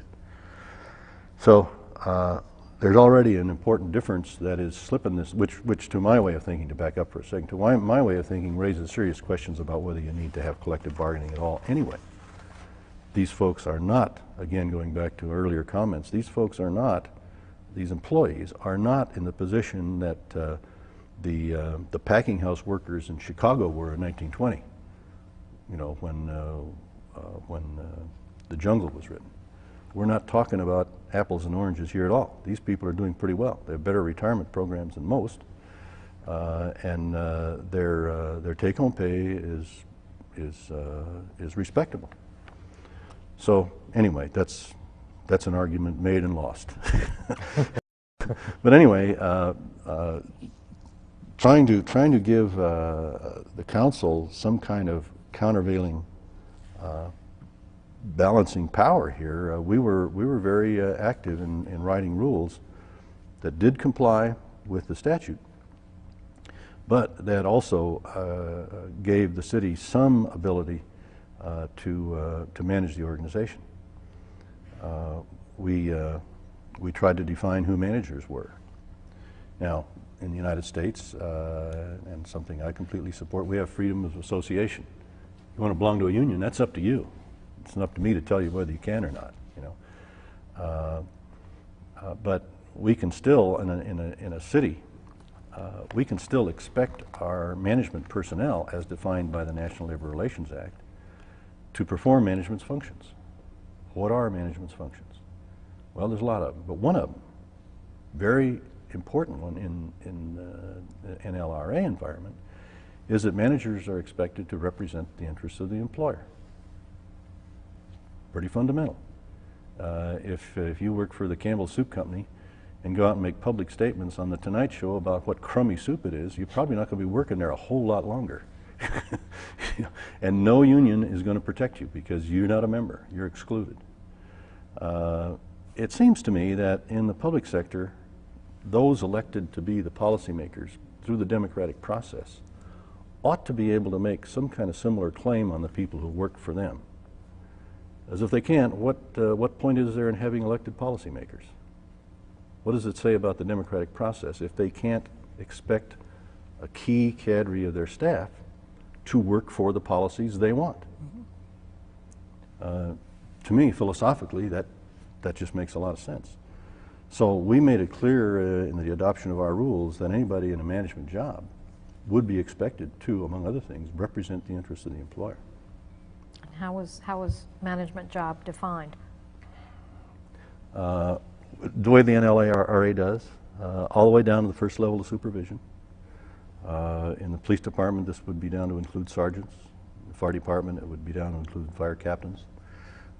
In public works, it would, for example, it would include the foreman of a crew, would be a management employee, and certain staff types. Many of those folks belonged to labor organizations. Like I said, freedom of association. But we were also free to expect certain things of them as managers. The best example that ever came up that I like to tell is in our negotiation process under the statute. It's called meeting and conferring, but that's what it is. We would have a management team composed of the personnel director, the assistant city manager, the one other department head, and then the department head from where the union was. If it was the firefighters union, we'd have the fire chief on the negotiating team, or so throughout the organization like that. So we're having this we're going through negotiations. It's that time of year, and the fire chief is scheduled to go on vacation.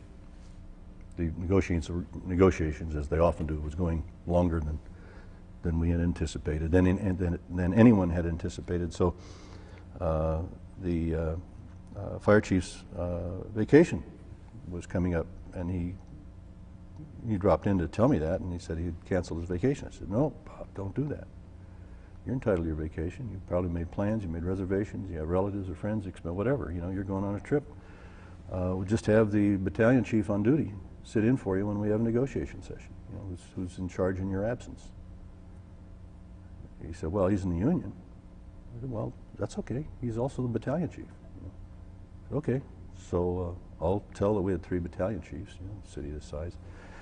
I'll tell the battalion chiefs. No, that's what's going to happen. Okay. So this particular date comes up, time for negotiations, and so the battalion chief comes in, a guy named Ed Kiesel, nice guy,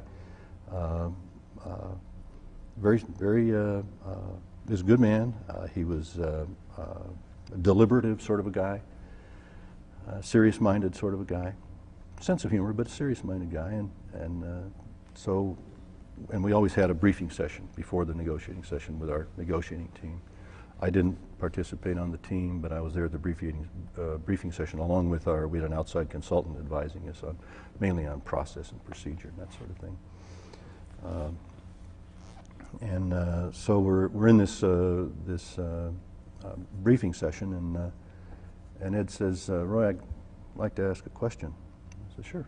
He said, "You know," he said, "I know what the city's position is in these negotiations." He says, "You know, I don't agree with all of it." That took me aback for a second. You know, I had failed to understand something. And so there was a little bit of a pause, you know. Finally, I said, "Ed," I said, "You know, Ed, I understand what you're saying, and I appreciate that, but, you know, I may not agree with all of it personally either. But as a manager, my job is to support it. And as a battalion chief, you're a manager, and it's your job to support it. You don't have to agree with it. You just have to support it in our session." Then it was his turn to be silent. He sat there for a few seconds, you know, and then said, "Well," he said, okay, I guess I can do that." And so he did. He did fine. Had other discussions with other people in that kind of mid-management position who had similar kinds of concerns, you know, and make the same kind of comment to them, and then make an additional. I would make an additional one to them. I said, "Look, you don't have to be battalion chief. That's your choice. You don't have to be in the union. That's your choice. You know? But as long as you are battalion chief, we're going to expect you to perform all of the functions, not just the ones you like. You know, all of the functions of a management job.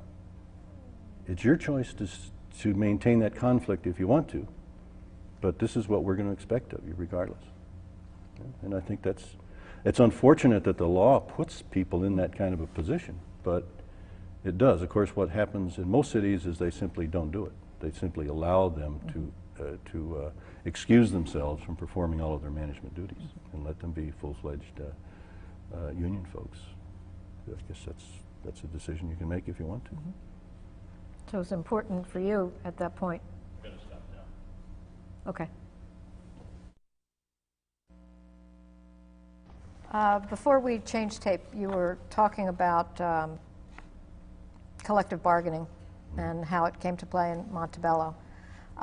Let's move on and talk some more about the changes in the city council structure. And you mentioned during our break that the demographics of the city was changing, and it was not being reflected in the city council structure. Right. So how did that change come about, and how did that change your working relationship with the council?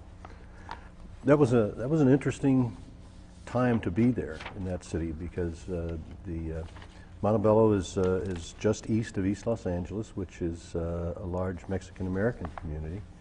We used the term Chicano when I was a kid, and that was a term of respect, and I like it anyway. I like the term. But anyway, that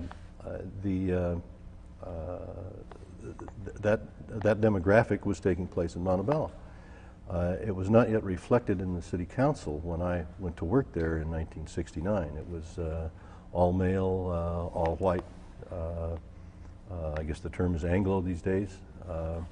I'm called Anglo, although I don't have a drop of Anglo blood in me. But anyway, the demographics were changing faster than the council was changing as a result of the political process. Probably not the first time in history that's happened. But anyway, during the time I was there for 11 years, and during that time, that did change on the council. So when I got there, it was the council was all white. When I left, the council was majority brown. And was it also a shift from part-time to full-time? No. Or no? No, it remained part-time. Okay. It remained at large. It was all at large elections. But when I left there was 3 members of the council were Mexican American, 1 Anglo female, and 1 Anglo male. The politics changed, although politics are nonpartisan at the city level in California as they are here. Nonetheless, people active in city politics tend to be involved in their own party of choice as well. And so you usually know where they are in that respect. And that changed as well. It went from predominantly Republican council to a predominantly Democratic council. So that was an interesting transition period to be there. Was there also a shift at that time in who worked for you and who worked for the city? Well, in terms of a demographic shift. Well, yeah, but there was, we were, affirmative action was alive and well in those days, and we were very much pursuing affirmative action policies in the city before the change was reflected on the council, without any problem. I mean, the council was supportive of doing that. They recognized the demographics were changing as well. Were there particular organizations that you worked with to increase the pool of candidates that were, to diversify the pool of candidates that would work for the city? No, nothing special. We made sure, though, that we did advertise in the right publications. There are, as you know, publications that serve individual ethnic communities all over the country, and we made sure that we were that we had a presence there as well. And we had, for example, one of the major Chicano interest groups in Los Angeles is it's called TELECU. It stands for the East Los Angeles Community Union. I had a good working relationship with them. They were focused on East LA. We were right next door, so we knew each other. We served. The city operated a bus line, which served from the city just to 2 cities to the east of Whittier, went as far as Whittier on the east, and then all the way into downtown Los Angeles. Which meant it served all of East Los Angeles. It was the bus line I rode as a kid, growing up in East LA with the Montebello bus. Was still there then when I was there, and so we served a large Mexican American clientele in that operation. The demographic change was not a stranger to us. It was not something new, certainly to me. And to most of the staff. Most of the people there, had lived there a good while. Some were natives, and they knew what was going on. Many of the people that worked for me who were of Mexican descent, who I went to high school with, so it was just part of the culture that I grew up in and was used to. As that demographic changed. Some might see it as a big monumental shift, but it didn't feel that way. I worked with the newly elected council members, regardless of race or gender, in as responsive a way as I could, expected the same thing of the staff. And while sometimes a political campaign might get a little heated, the staff was never an issue in any of them. And when the politics were settled, when the vote was taken and the winners were known, we worked with the winners, and there was never any significant problem based upon that transition. Although the transition was significant, just looking off from a distance and looking at it. It was a smoother transition there than the transition I had in Scottsdale. I'll tell you that. And that didn't involve any kind of demographic changes. Well, that provides an interesting transition for us because in the interest of time, we're going to kind of wrap up our session today and speak with you again in more detail about the latter half of your career. Can I say one other thing? Yeah, I didn't mean to say Well, we're at the end. There was one other thing, one other part of my experience in Montebello that we shouldn't leave, because you were pursuing it earlier, and this was the other P part of my career, Right. the people part. Because of the advent of collective bargaining, and because of my perception of how it needed to be addressed, I really wanted to start becoming better as a leader of the organization rather than a controller of the organization. Management implies too many people and often is intended to imply control. And there are certain aspects of management that is controlling. You know, you got to have a budget that controls your money. You know, you got to have a certain number of personnel rules that control and all that sort of thing. And you got to make sure all those are working and enforced. So control is a part of it. But all too often, it seems to me, the rest of management is not really fully appreciated or addressed, in spite of the fact that there's a whole lot of literature out there, and has been for a long time, about how to deal with people in organizations.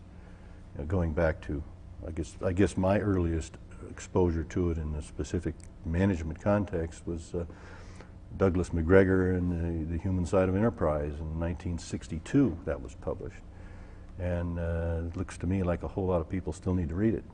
You know, Theory X and Theory Y. But anyway, I started to really become involved in schooling myself on how to be better at creating an organization in which the people who worked in it wanted to do what the organization needed them to do. They didn't do it because they were controlled into it, but they did it because they really wanted to see the organization do well. Every individual employee.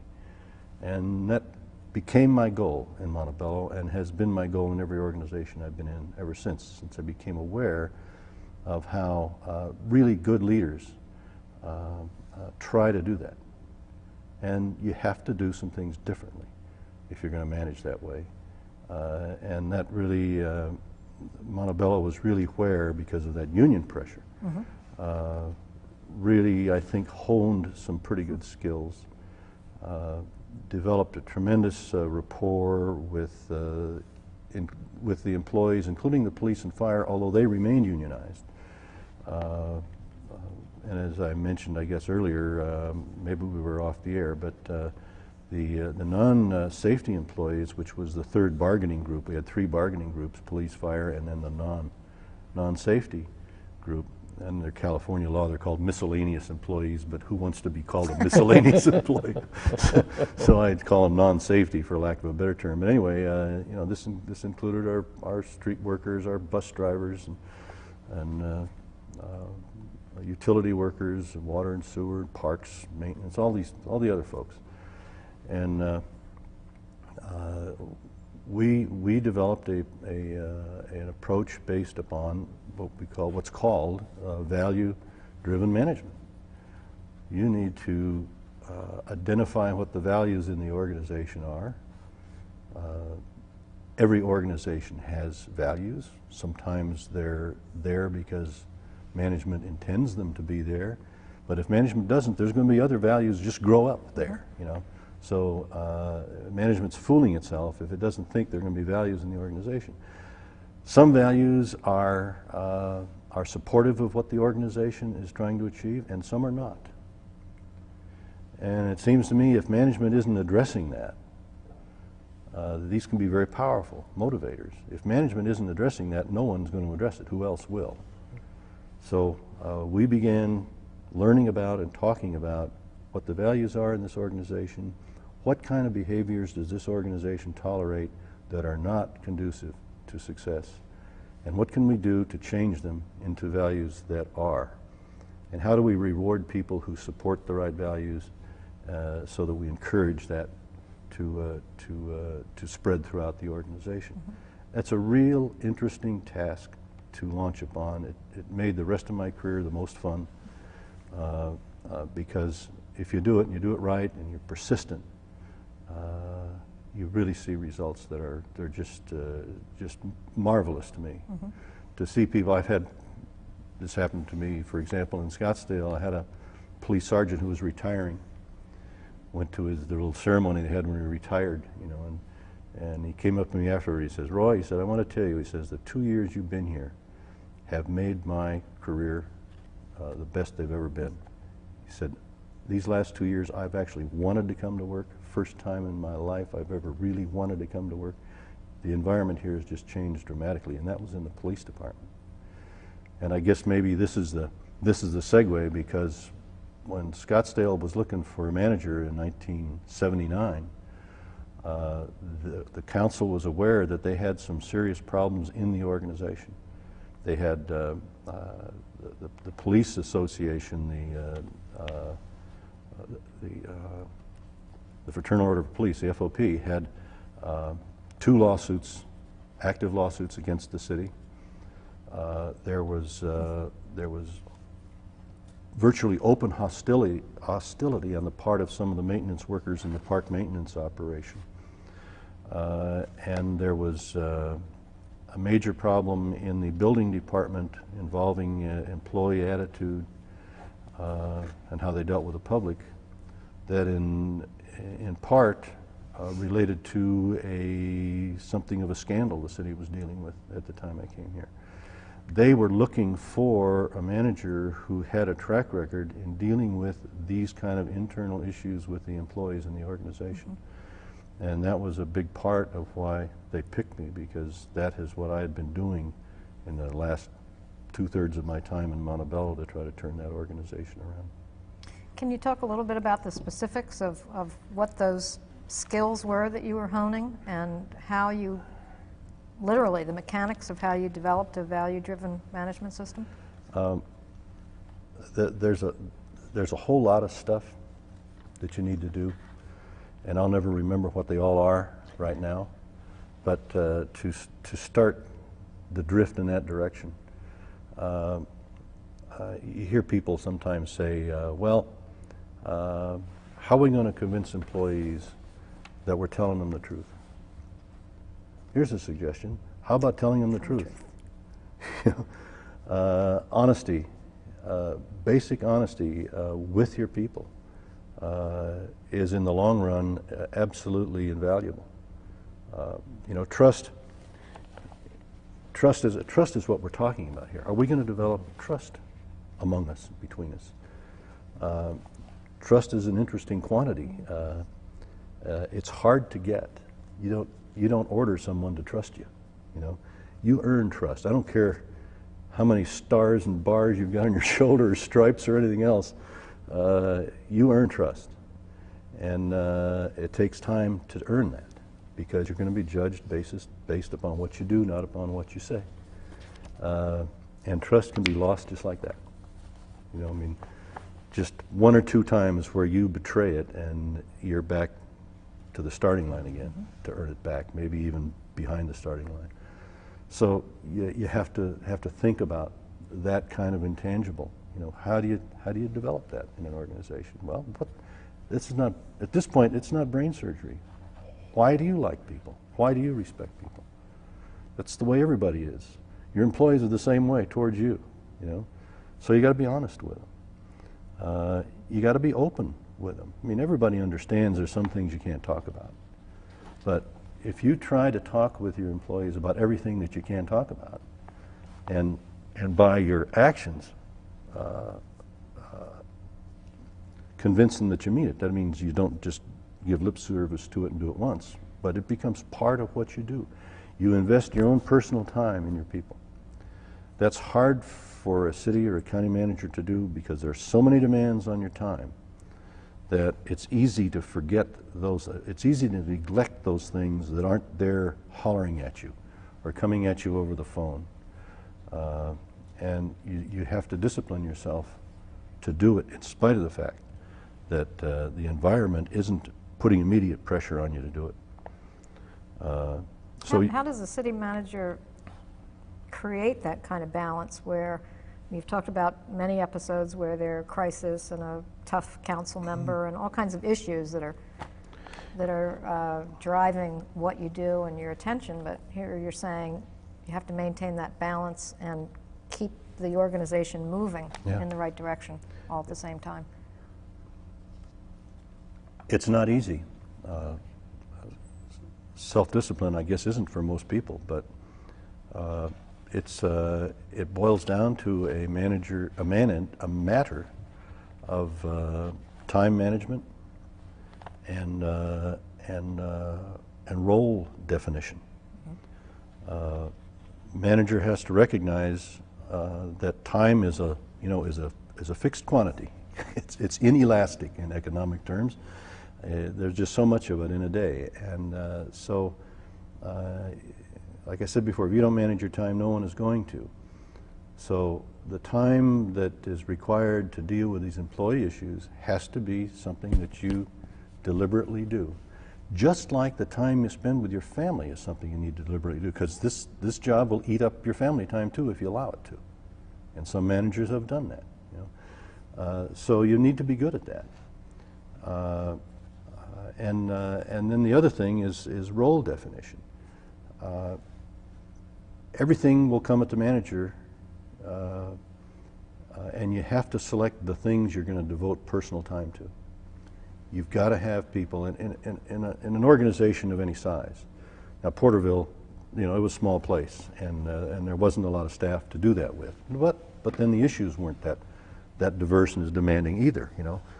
So you had to be more. You were more a hands-on person on individual issues that came up. But when you get to an organization of any size, and I'd put Montebello in that category with 400 or 500 employees, and certainly Scottsdale with 1,500, and Colorado Springs with 4,000, and the county with 10,000 or whatever it was, you have to define for yourself what kind of things you absolutely cannot delegate to anybody else. And you find in those organizations that really is not very much. Because one of the reasons managers don't delegate is because some of the stuff is pretty fun to do. And so they save the fun stuff for themselves. And I think that's a mistake if you're trying to do what I'm talking about. You have to delegate the fun stuff too, and let your staff do the job and get the credit for it. And that takes a lot of burden off of you. Sure, you have to maintain contact, and sure, it's demanding. You can't divorce yourself from what's going on anywhere. You have to be kept informed, and you have to have staff people that understand that and do keep you informed. But I think those two things are necessary to do, and so I've been very much focused on developing staff that can do that for me, and make sure that they get the kind of stuff that they can get. Council relations, even some of that can be delegated, sometimes anyway. And so, you need to find those things that you can do and that you can delegate, and then do that. By doing those two things, managing your time and being jealous of your time, and defining your role in such a way to minimize the routine consumers of your time, you can then focus on things that if you're going to make any significant difference, really need you to focus on. You can't always send a representative to meet with employees. They have to see you, and so I did that very, very much in Montebello and very much in Scottsdale. And you have to provide ways for people to respond to you. Everybody, I guess it was Maslow's book, Maslow and Management, talked about how you can't manage everyone the same because people are different. So to me, what that means is in the area of communications and developing relationships, you have to provide a whole variety of ways for people to communicate with the organization, because some will be uncomfortable doing it this way and some will be uncomfortable doing it that way, but there's probably somewhere along the way you can find a way that almost everyone will feel comfortable in communicating with you about the what we came to call the unspeakables too, things that nobody wants to talk about, the things that are hard to talk about. And a lot of this requires your own personal attention. I was one of my heroes in this regard is a guy by the name of Herb Kelleher. He was the CEO up until the last couple of years or so. He retired. He was CEO of Southwest Airlines. And he's famous for his approach to his employees and involved tremendous commitments of personal time to the organization. You have success, feedback mechanisms, any kind you can think of. There's no textbook way to do it. Just any way. I used to, at the county, I used to have lunch with Roy. We'd invite people to come to lunch once every 2 weeks, I think it was. And we could take about 20 employees, and it was a first come, first serve. We had a waiting list of a couple hundred people. And we just come in and I'd have the personnel person there, because a lot of times personnel issues would come up, which I don't know specifics of, and the assistant manager there. And we'd sit down there and over a sandwich or a pizza or whatever, talk about whatever they wanted to talk about. Always make sure we had a mix of different people from different departments, and then you got to respond, You got to tell people what you're doing about it, or you got to tell them that you're not going to do anything about it, and here's why we're not going to do anything about it. You can't always respond the way people want you to, but they are entitled to know. Respect. I mean, a word that's big is respect. I used to say every employee is entitled to the respect that any human being is entitled to. Employees are human beings; they're no different. So. We will maintain a respectful relationship here. If somebody's got something on their mind, that is the definition of what's important. Not what I think is important or anybody else thinks is important, what that employee thinks is important. And we had in place a lot of different ways for people to communicate. One imaginative department head, he started a deal where he created some stickers with the printed thing on them. It said something like, or some notepads, and it said, "This seems stupid." and it was a way to get employees to make suggestions to improve the processes they were involved in. Who knows those processes the best? Me? I'm afraid not. The department head, not him either, or her. It's the employees who were involved in that process who know it best. And so how best to improve it? Who should you talk to? Duh. It seems kind of prima facie, So, you just dream up as many ways as you can to encourage people to feedback and provide them forums, to do it themselves. I was in Scottsdale, these things with the police department, they were serious. So one of the first things I did, this was obviously something the council had on their agenda, one of the first things I did is ask the police chief, who's he just recently passed away, but he was a former LAPD executive, did a great job in reforming the Scottsdale PD. It much needed reforming when he came there, and it was kind of cowboy before that, and he turned it into a real professional organization to his everlasting credit. But when I got there, we had these two lawsuits going, and so I told the chief I wanted to meet with some of the troops. I said, okay. He said, how many? I said, well, how many fit in your squad room, the training room, police department? He said, about 20. I said, okay, 20. I said, you pick them, chief. The only thing I would say to you is don't just pick your pals and your supporters and the guys that go along and the gals that go along. I want some of the loudmouths in there too, some of the detractors. I want a mix of people. And I'll leave it up to you. You know who they are. Starting to develop a trust relationship with him. He says, well, can I come to the meeting? I said, absolutely. I'm not doing anything behind your back. I want you in there. So we had the meeting. I had set aside 2 hours on my calendar to meet with these 20 officers. And I told them at the outset, I want to talk about what's on your... Cops tend not to be bashful. They tell you what's on their mind with not a whole lot of encouragement. And so I told them, look, I want to know what's going on here. council wants to see some changes in this organization. I'm here to see that those changes occur, but I can't do it if I don't know what's on your mind about that. I need to know what you see as the need for change. And boy, we had a session. It went 4 hours. It didn't go 2. And into the lunch hour. And first there was a major cathartic portion of it. You know, they just had to get stuff off their chest. And everything was okay. I mean, as long as, I told them, we're going to treat each other with respect here. You know, we're not going to get into name calling or personalizing it or anything like that. But with that limitation, Katie, bar the door. You know, I want to hear what's on your mind. So we went through a major cathartic process, and after about 45 minutes we got past that, and then we started getting into a lot more serious stuff, some of the same issues, but discussed in a much more reasoned fashion. And it was really, and I had my secretary there taking notes, so we knew what the stuff was that was brought up. And so then we broke. I told him, you know, I would look at all this stuff and I would see what I thought we should do about it, and I'll get back to you. You'll know my response to everything that's come up here. And then on the way out, this was really illuminating to me.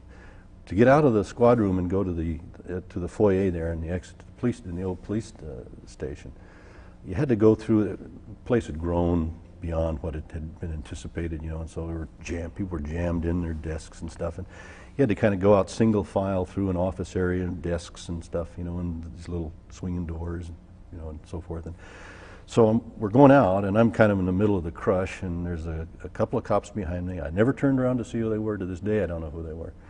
But they're talking to each other, and they are not aware that I can hear them, apparently. And one of them is saying, geez, you know, he says, that's the first time that I've been in the same room and met the city manager. And the other one says, hey, man, that's the first time I met the chief. Bingo. Man, the first time I met the city manager, okay, but first time I met the chief? Oof. Well, there's something going on here that's not right.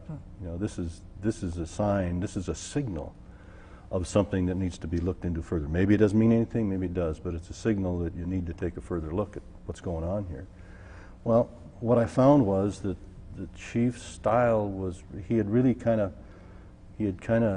done a Richard Nixon. He kind of had a siege mentality, and he didn't relate to his troops. He didn't even relate to his immediate subordinates. He had a distance from them that was kind of astonishing to me in a place that size. And so after that experience and a few others, talking to people and talking to some more cops and stuff, went in and talked to the chief about it. You know, I said, you know, Chief, these lawsuits that the FOP has against us, he says, yeah, those SOBs. You know, I said, wait a minute. I said, you know why those lawsuits are here? He said, why? Because these people really don't like us. That's why. I said, well, these are a symptom of a problem. They're not the problem. If it wasn't for these issues, there'd be some other issue, because they're going to find a way to get back at the city and back at management, because they just don't like they don't like us for whatever reason. We need to find out what those reasons are, and we need to address them. And I think I know some of the reasons, and we can start talking about it. So that was a new thought process for him, and so we had quite a bit of dialogue about it, and tried to start making some changes. He was nearing retirement, and ultimately it turned out that he just chose to go that route. He actually developed an illness that was a problem for him too. It wasn't terminal or anything like that, and in fact it wasn't even something that would force him to retire once he got it taken care of. But he decided at that point, and I did not discourage him from this line of thinking, that maybe this was a good time to retire. And so he did, and we appointed a new chief from inside who was not his chosen heir, but was one of the folks inside. He was retired from the New York Police Department. He was a cop's cop, and he was the kind of guy. Mike Gannon is his name. He still lives in Scottsdale. He's retired. He's a cop's cop, you know, a typical New York Irish cop, you know. a lot of respect from the men and women because of that. But he was seen as kind of a grumpy sort of a guy. And in my discussions with him before I appointed him, I said, Mike, you're the guy that I'd like to appoint chief. But people wonder if you have a sense of humor, Mike. You don't smile a lot. And we're going to be talking about a lot of change going on in this organization, which we've already talked about. He knew what a lot of that was. And he said, Roy, I can assure you I have a sense of humor, and I'll make sure everybody knows that. And I think the changes you're doing in this department are something I'd like to participate with you and see that it happens. You know, so we did, and he did, and things really started to change in that department. So you're off to a good start in Scottsdale. Really, yeah. With that, we need to segue and retire here, but we will pick up next time with Okay. your becoming city manager. George is here. Okay, great. Looking for his Thank you. martinis. Huh? Well, I'm looking for mine. I'm Nancy Dillette, and I'm an academic associate at Arizona State University and an oral historian, and today is April 7th, 2004, and we're going to resume the interview with Roy Pederson. And today, Dr. Noel Stowe, who's the chair of the history department at Arizona State University and also the director of the public history program, is here, and the two of us are going to resume this interview, picking up where we left off back in January of 2004. And in our first session together, you talked a fair amount about value-driven management, time management, labor relations, how you defined your role as a leader. And I think we left off where Scottsdale was looking for a manager in 1979, and they were having some lawsuits with the Fraternal Order of Police. Right. So I think that was your first exposure to the city in 1979? Or was Well, 1979 is when they were going through the selection process, interviews and so forth. And I actually started work in Scottsdale. I don't know exactly when they made the final decision, but it was right after the first of the year, 1980. And I started in Scottsdale in the first part of March of 1980. It sounds like during the 70s, the city had begun to take on its role, the role it currently serves as an arts community, and it had developed the Arts Center Association and Center for the Arts and Art Walk, and taken on that identity for the city, and that was sort of coming along. Annexation was a big issue at that time, and I'm wondering if you could kind of just give us a profile of the city in 1980 and the kinds of issues that you were going to be dealing with Sure. in terms of economic development and annexation. Sure. Well, the transition from our prior interview till now, we started talking about the police department and using that as one of the examples of the council's concern about what was going on in the organization itself. Employee relations, employee attitudes, employee morale, and so there was a major concern on the part of the council in the selection process with those kinds of issues. But beyond that, there were certainly many more what you might call substantive issues that the community was beginning to deal with or aware that they needed to get serious about, and that was quite a wide-ranging set of issues. A lot of it was related to growth, either growth that was already occurring or growth that was anticipated in the near future, and this involved such things as, for example, water. The state, the legislature was dealing with the issue of water. The groundwater code was under consideration in the legislature. That was one of the most significant pieces of legislation that any state has considered. And I got in on the tail end of dealing with that at the legislative level. It was enacted by the legislature in 1980. Closely associated with that is the issue of wastewater. Wastewater traditionally been viewed as a nuisance, something that you got to find a way to get rid of.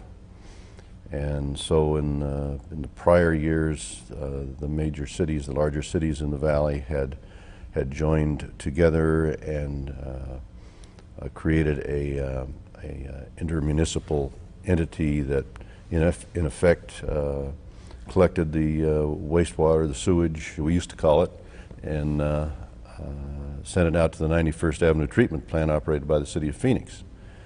City of Mesa, Tempe, Scottsdale, Glendale, and Phoenix were involved in that. And the nuclear plant out west, what's the name of it? Palo Verde? Palo Verde. Palo Verde.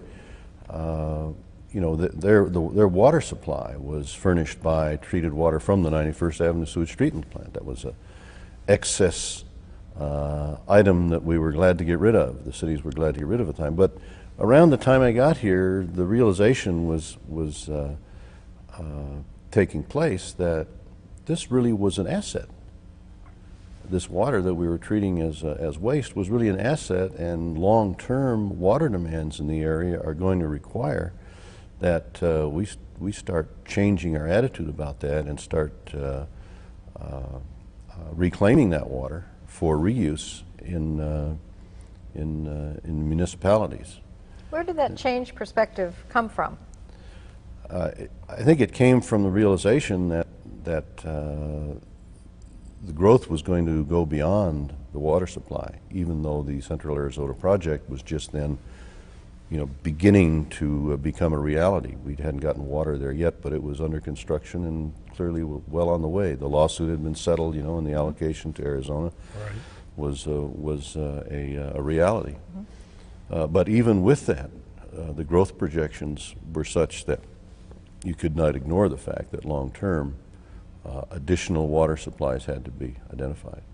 And this was the one obvious one. In addition to conservation, wastewater was the obvious one. Where or when or who had the first sort of aha moment where you looked at what was once seen to be a problem and turned it into an asset?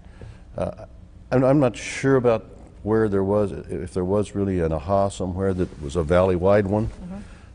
We had an engineer on our staff, a fellow by the name of Leonard Duker, who was an outstanding civil engineer, who had been involved in the development of senior citizen communities. The one out in Mesa. Leisure World? Leisure World, right. And others around the country for the same company. But in Leisure World, they were reusing wastewater for irrigation of their green belts and so forth. So he had some experience with it. And if you looked around, you know, around the world, there were places that were doing this. So it wasn't a new idea. It wasn't even a new technology. But it was a new policy perspective for us here. And we just kind of all realized along the way that this is something we're going to have to address. Scottsdale may have been the first one that did something concrete about it. We required one of the major new developments that was coming on then, the Gainey Ranch, which was kind of the next one up from the old McCormick Ranch. There was a major trunk wastewater line going down Scottsdale Road adjacent to where Gainey Ranch was. And we required that they take sewage out of that line, treat it with their own plant, and use that water to irrigate their golf courses and greenbelts. So that was one of the earliest efforts by a municipality to reuse that water. So then there are reclaiming plants throughout the city then to begin with that? Or I don't mean a lot of them, but you know. No, that was the first one. What the city got into then was developing what is now called the water campus, where there's a big facility up in the north part of Scottsdale, which is both a water treatment plant, water from the Central Arizona Project Canal, which goes right by there. Plus, they are pumping sewage to a central point up there as well and reclaiming it at that site for use in various places in the city. So they have taken some major steps in Scottsdale to accomplish that. But anyway, we were at the you know, at the cutting edge of that notion back in 1980, clearly something that we would have to focus on in terms of the issues that Scottsdale was dealing with. When you say we, can you talk a little bit about who specifically were in positions of power that were making these kinds of decisions for the city? Well, I was involved heavily in water issues because every city manager in the valley was. It wasn't unique to me. There's a organization called the Arizona Municipal Water Users Association, which had been formed before I was ever around. And we met regularly. The management committee met regularly to discuss water issues. And so there was a lot of dialogue that went on about that. And some of these issues were you know, part of the dialogue there. If you're a city operating a water utility and waste water utility, it's like any other operation. If you're going to be intelligent about it, you have to be thinking about what the future has in store for you.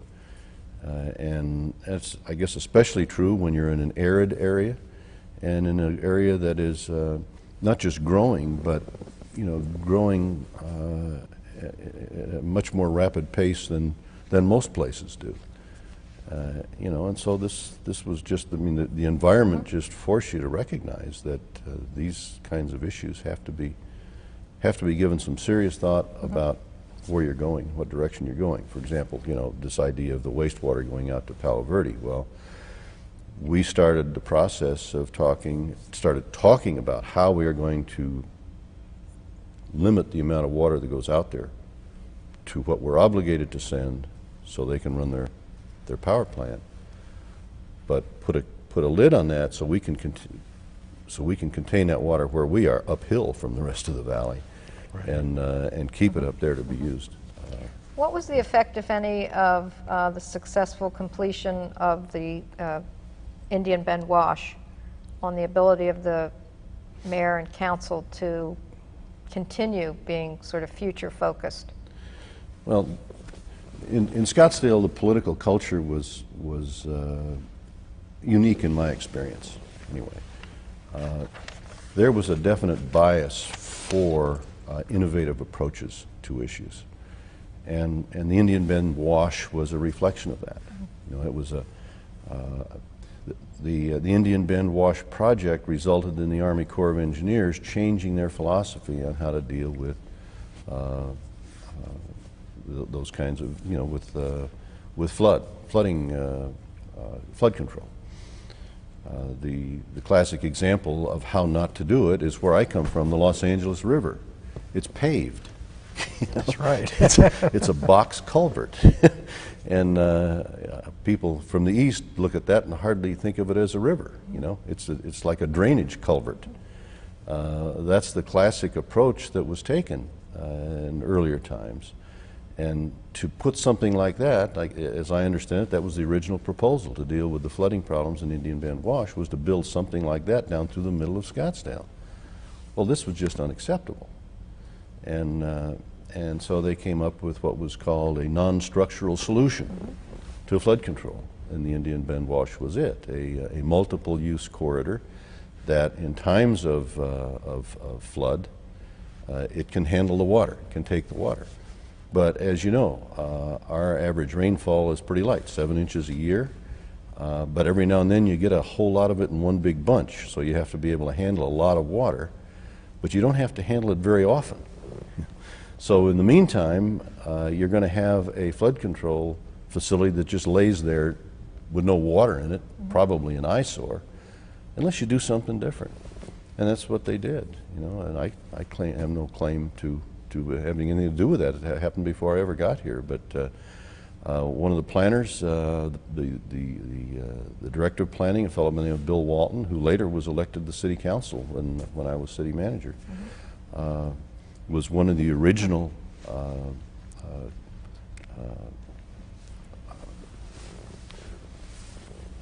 idea people on that thing, and maybe even conceived of the Indian Bend Wash as an opportunity for a non-structural solution. So now you drive along there, and most people will never even think of it as a flood control facility. You know, it's a beautiful linear park. It's goes through, I don't know, 5 or 6 miles of the original part of Scottsdale, and it's not just a strip. It's a pretty wide piece of ground in most places. It was developed through a lot of innovative zoning practices, density trade-offs, for example. A person who owned a piece of property would be allowed to double their density on half of it if the other half would be committed to the wash, you know, for open space. And so now there's a park, golf courses, other kinds of athletic facilities and so forth. I guess the part I got to play in it primarily was I got to attend the dedication ceremony when it was finally actually officially and formally completed sometime in the early 80s. So was the city sort of flush with this feeling of success and innovation, and did you see that continuing with the water Sure. issues as well as other forward With planning many issues? Yeah, Scottsdale in the realm of municipal government, Scottsdale had developed a reputation that even if you were nowhere near Scottsdale, you probably knew about it if you were paying attention to what was going on around the country. And certainly I was aware of Scottsdale. When the city I liked that kind of environment. I think most people would. You know, it's really nice where you don't have to struggle with the political culture that resists change, you know, which is often the case. And the political culture does because the electorate is that way. But in Scottsdale, it was very different. And so it was a very attractive place for someone in the city management business, you know, and I really wanted that job and really did my homework. In fact, I applied for the job when it was open in the 70s, in 74. And was a finalist, but was not selected. and then when it became open again in '79, I was again a finalist, and that time I was selected. Never worked so hard to try to get a job in my life as I did for that. But anyway, that kind of reputation was known. I was certainly aware of it. It was an environment that was really attractive to me. Nice place to live. Had a brand new young son. Nice place to raise our son, and so you know, that attracted me. The Indian Bend Wash was an example. The method of trash collection, as mundane a thing as that might seem to be, where you have a one-person vehicle collecting trash with with these retractable arms that pick up the bucket and all that. Well, Scottsdale developed that back in the 70s. They used to call it Godzilla, one of the earlier versions of it. So that was another example of this kind of culture that existed in Scottsdale. It's really interesting to hear you talk about that, because that spirit of innovation is what people are now hoping to sort of recapture. Yeah.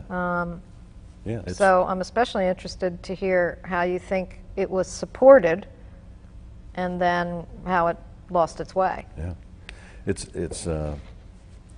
interesting and a little sad to see what did occur. But through the 80s, certainly through the early and mid 80s, it was very much alive. City councils were very in tune with it, very supportive of it. Expected the staff to move in that way, and in a responsible way, in a thoughtful way, but in a creative way. And they wanted the same kind of. In fact, this is what occurred to some of them. Is we have this kind of reputation in terms of some of the things we've done here, the wash and so forth. But what's going on in our organization? It's not that way at all. You know, it's reflective of a lot of poor management, unimaginative approaches to leadership and this sort of thing. And that's one of the things they wanted they kind of wanted that to be like the rest of what they were doing. You know, and so you know that was a very exciting environment to come to with that kind of political support. A manager can really look good, really do a lot of Make change. interesting things. Yeah. Were you charged with the economic planning for the air park? Yes, that was part of it. Well, one of the other issues, getting back to your original question about what were the issues when I got there, diversifying the economy was a major issue.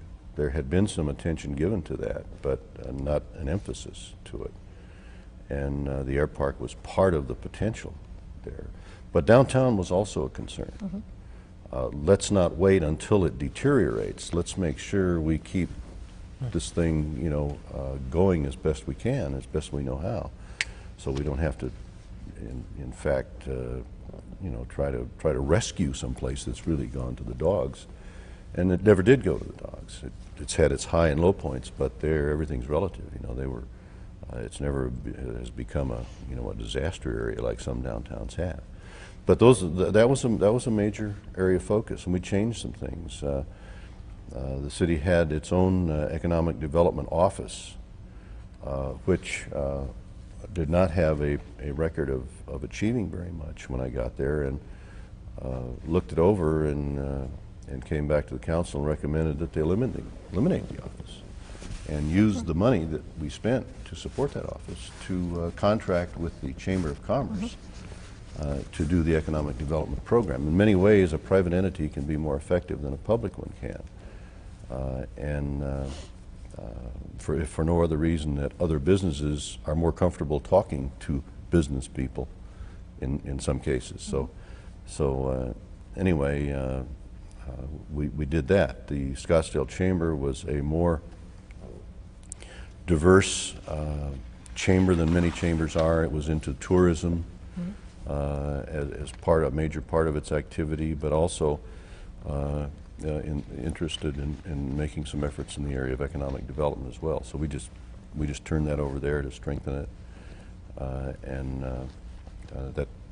that's the way it was done for a while. And we saw we needed to have a city liaison to work with them, and so you know did that to strengthen the relationship between the city and the chamber and the business community.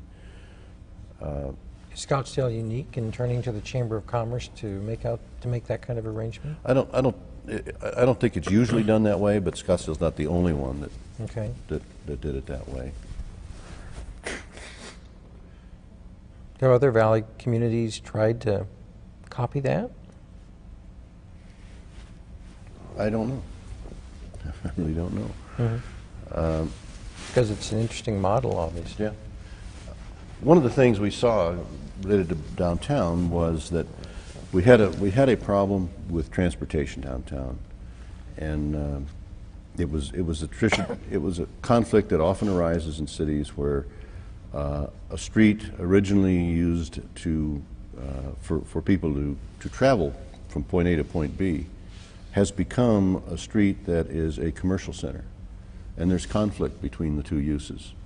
One place, you want traffic to move and facilitate the movement of traffic, and for the other use, you really want a place for traffic to stop, park, for people to shop, and so forth. And so this resulted in the loop roads that now are in existence around the downtown part of Scottsdale, now named Goldwater Boulevard and Drinkwater Boulevard, after two of the famous Water brothers in the area. And another thing that we identified at that time was the fact that we had the Arizona Canal going through downtown. Here is a tremendous water resource that is, kind of an alleyway here, but offers the potential to do something imaginative with it, and not to take any water, but just to borrow it as it's going through, to use it as an amenity in downtown, and that's now becoming more and more of a reality. It takes a long time sometimes to do these things. Is that when the decision was made to have the high tension wires undergrounded through the middle of downtown Scottsdale? Hmm. I believe so. I believe that As was part of part it. Yeah. An effort to turn back and look at the canal? Yeah. Yeah. And the shopping center at Fashion Square, back in those days, was two separate shopping centers, two separate ownerships. At that time, Bullock's was in the western part of it. It was like a Bullock's Wilshire. It was a pretty nice store.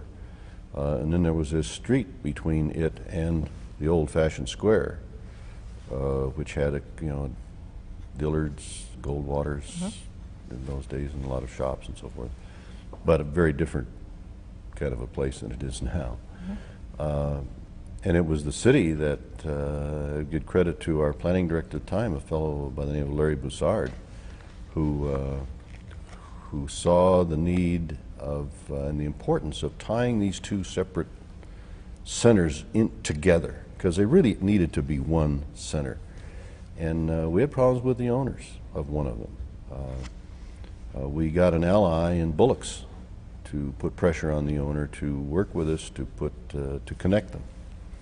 And as you see now, they're connected.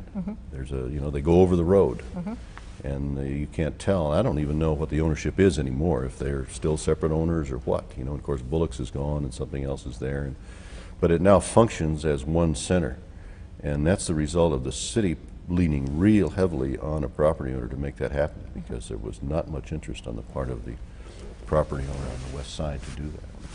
Was there also any pressure at that time to tie the mall back into downtown? That was seen as where we needed to go eventually, but we weren't there at that time. The mall itself was in need of a major redo, and Westcor saw that too, and could basically build a new mall there. I mean, were there bears no any resemblance. incentives tied to those sort of developments, or the later Galleria, or was that No, there weren't. pre-incentives? No, there weren't any financial incentives involved. We would do some traditional kinds of things, like we'd do some of the road work, and this sort of thing to encourage the business folks to make the right decisions. And as I said, brought a lot of pressure to bear on that one owner to do something, and that was all it took to do it. The world of incentives, the way it's evolved now, to the latest to do about Los Arcos, was a ways off, and unfortunately got to, in terms, as far as I'm concerned anyway, it got to the point of just, they went over the top, with that Los Arcos thing. That was way beyond where I think they should have gone. There were other things done, though, later on after I left, the details of which I don't know. Nordstrom's came there as a result of some kind of an incentive program, and I don't know what the details are. So I don't even know if I agree with it or not. But it has turned into a fine center, a very strong center. That's an interesting example, though, because at one of the corners of that center on the Bullock side, there used to be sort of a little farm in there that existed for years. And so were there tensions in the community when one area like that shopping center is moving forward, and literally right next door somebody, as I remember, there used to be a horse or two stabled in there. But I mean, it's interesting because the city's growing and developing and changing, and were there any tensions that resulted from things like that? Sure. Yeah, there inevitably are. People see things from how they see their own interest, and so when these kind of changes start taking place, there are more or less, tensions and so forth that take place. Nothing there was insurmountable. The big obstacle we faced was that recalcitrant Right. shopping center.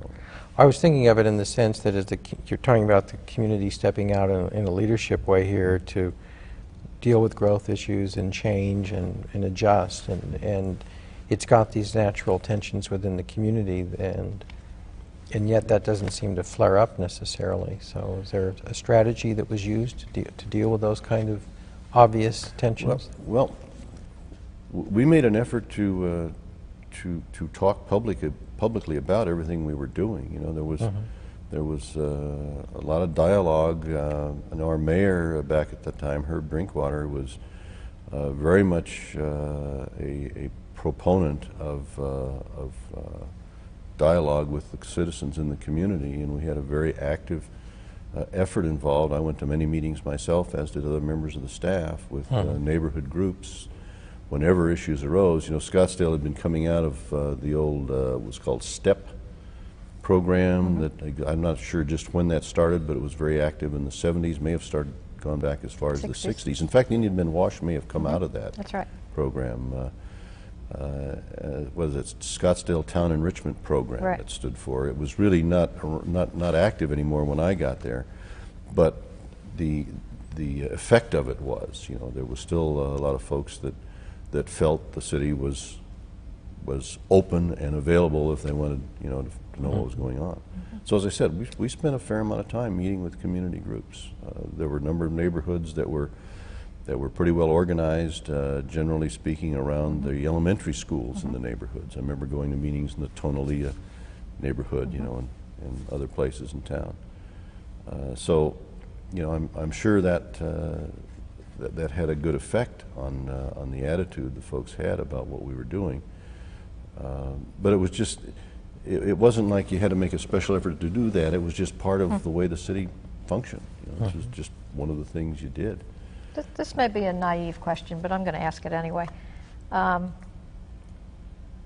If out of the STEP program of the 60s came these forward-thinking ideas about the Indian Bend Wash and starting a junior college and so on and so forth, which were avenues that the city went down, part of that was also to create a new city hall.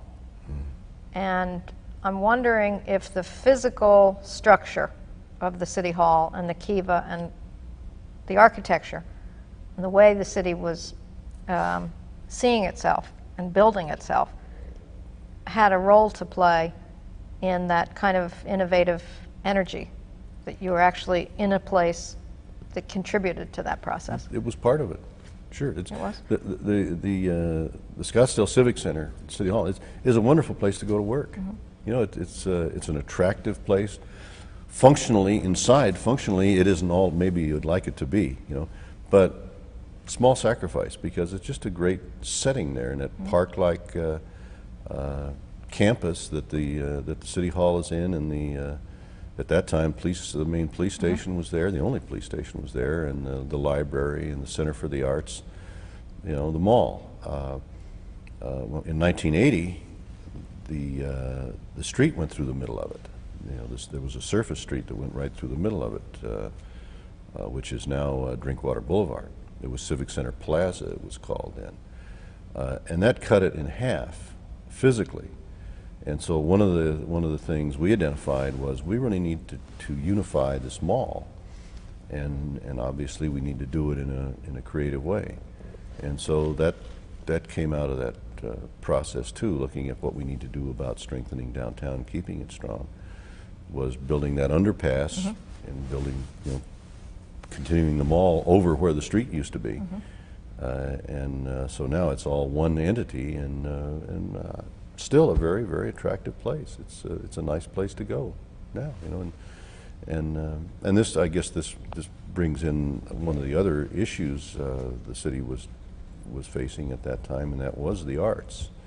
Scottsdale had developed a significant reputation as a place where the arts could thrive, and that's another nice thing about the environment. You know, as we continued to address these various issues, we looked at the arts and tried to find, well, what do we need to do here as we look out 20 years or so in the future to make sure that the arts retains its strength, relative strength in the community that it has now. And to do that, to assist us in that, we looked for someone who had the expertise to give us advice, and we ended up hiring a consultant from out of Boston to come out and look at the situation and tell us what he thought about. Who was that? I don't remember his name.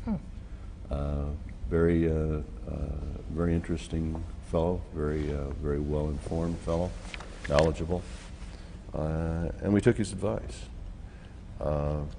He agreed that Scottsdale had successfully become a perceived art center, and that, however, doing what it was doing probably wasn't going to keep it there.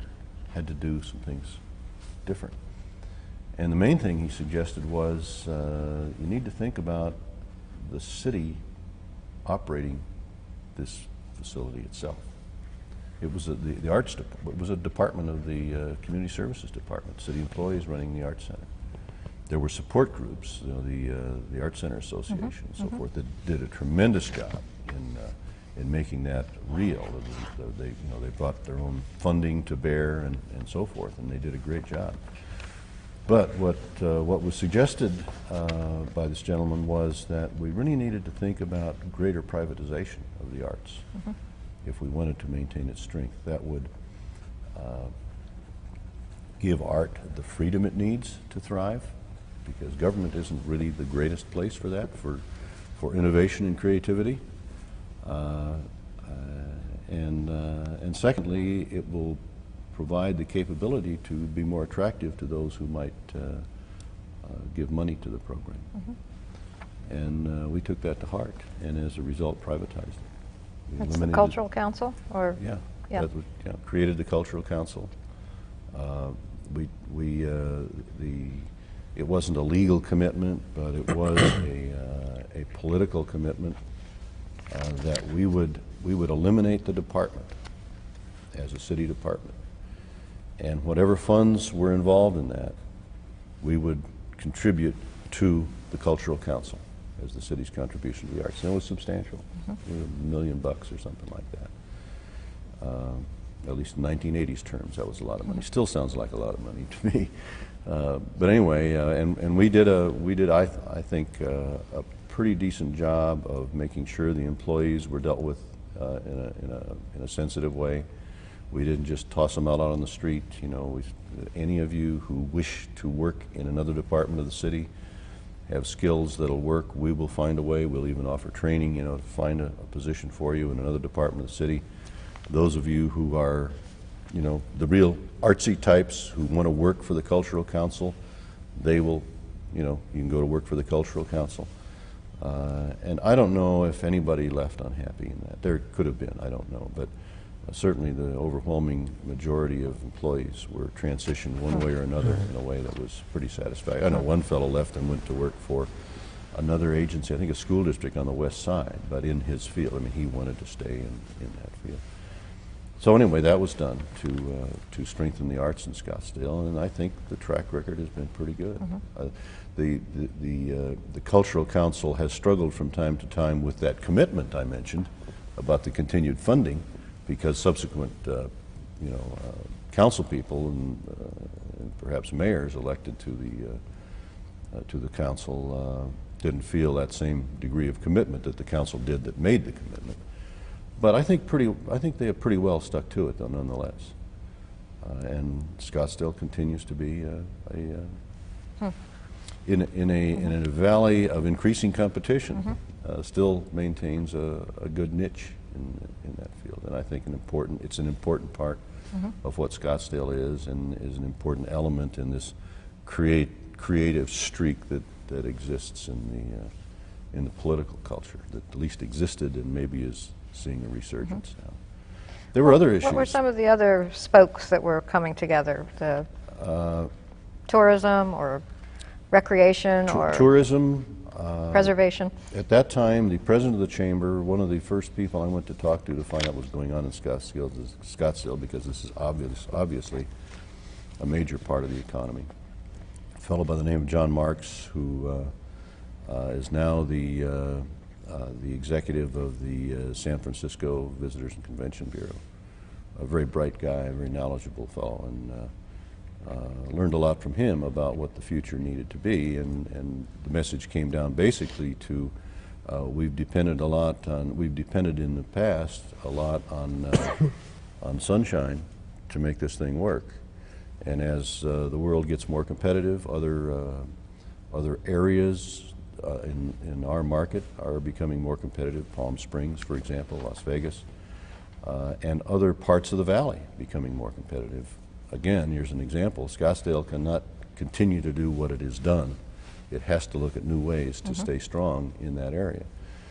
One of the major results of that is the golf course, the Princess Resort up in North Scottsdale,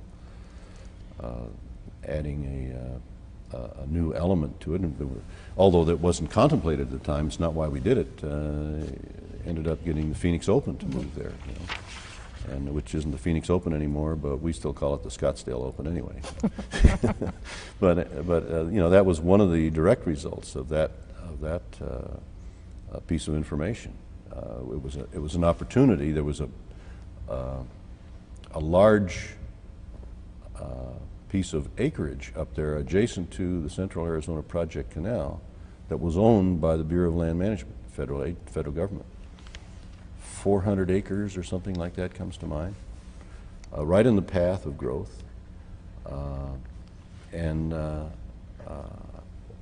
Under federal rules, you can use that land for certain things as long as the federal government owns that land on the north side of the canal. It's the uphill side of the canal for flood control.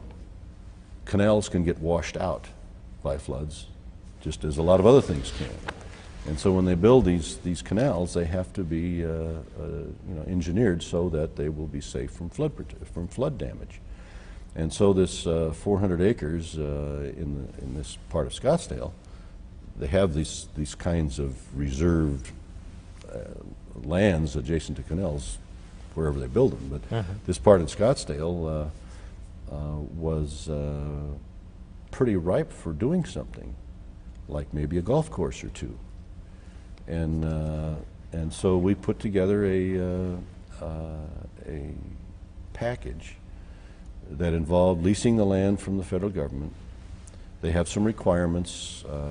If you're going to, you know, it has to be open to the public. So if you're going to charge entry fees, you have to charge everybody the same thing. You can't give these, you know, preferred rates to Scottsdale residents or anything like that. But the rules are pretty minimal, and nothing that we couldn't live with. And so we worked out the lease from the Bureau of Land Management. I think it's $1 a year kind of thing. You know, they're happy to have somebody maintain this stuff for them, so they don't have to. And the adjacent landowner, who was aware of how you create value of land, was aware that a major golf facility and resort adjacent to the rest of his land would be of value to him. And so he agreed to donate a piece of ground to the city. I don't remember how big it was anymore. It wasn't a lot, 10 acres maybe or something, I'm not sure, of his land, which is adjacent to the federal land, for a resort. And so the city owns the land that the Princess Resort sits on. And so the deal we put together involved the Princess Resort building the resort there, the PGA building the golf course. First time they'd ever done that. And they operate it still. And there's two courses there. There's the major course that the Open is played on, and then next to it is a municipal course, because there was a large segment of the population that felt we were deficient in golf courses in Scottsdale, public golf courses. So the easterly course was built as part of the project for a municipal course, and so that came about as you know, our focus on strengthening the tourist part of the economy. Another issue that was more or less dormant at the time, but was laying there in need of attention, was relations with the adjacent Indian community. We had you know, there was growing talk of a freeway system in the area. In 1980, I-10 hadn't even been completed, you know, through the area yet. But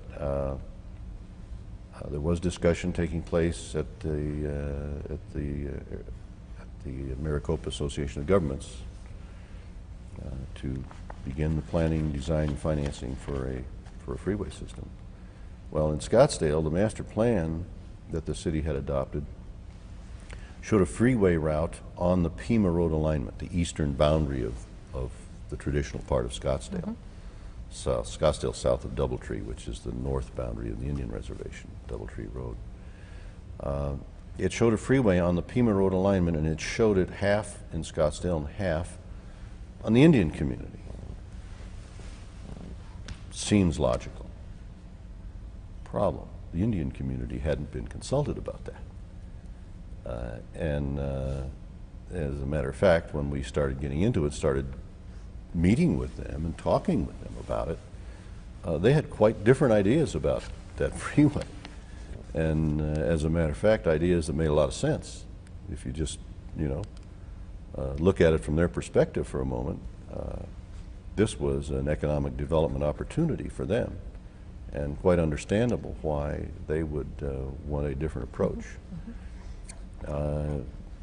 That was kind of long range at that point. The financing for the freeway hadn't even been established yet, and leave alone getting serious about alignments. But clearly there was going to be an issue arise there. In the meantime, we had the Pima Road issue. That was the existing Pima Road, which is just a little two-lane highway at that time. Was partly on Indian community land and part on city land.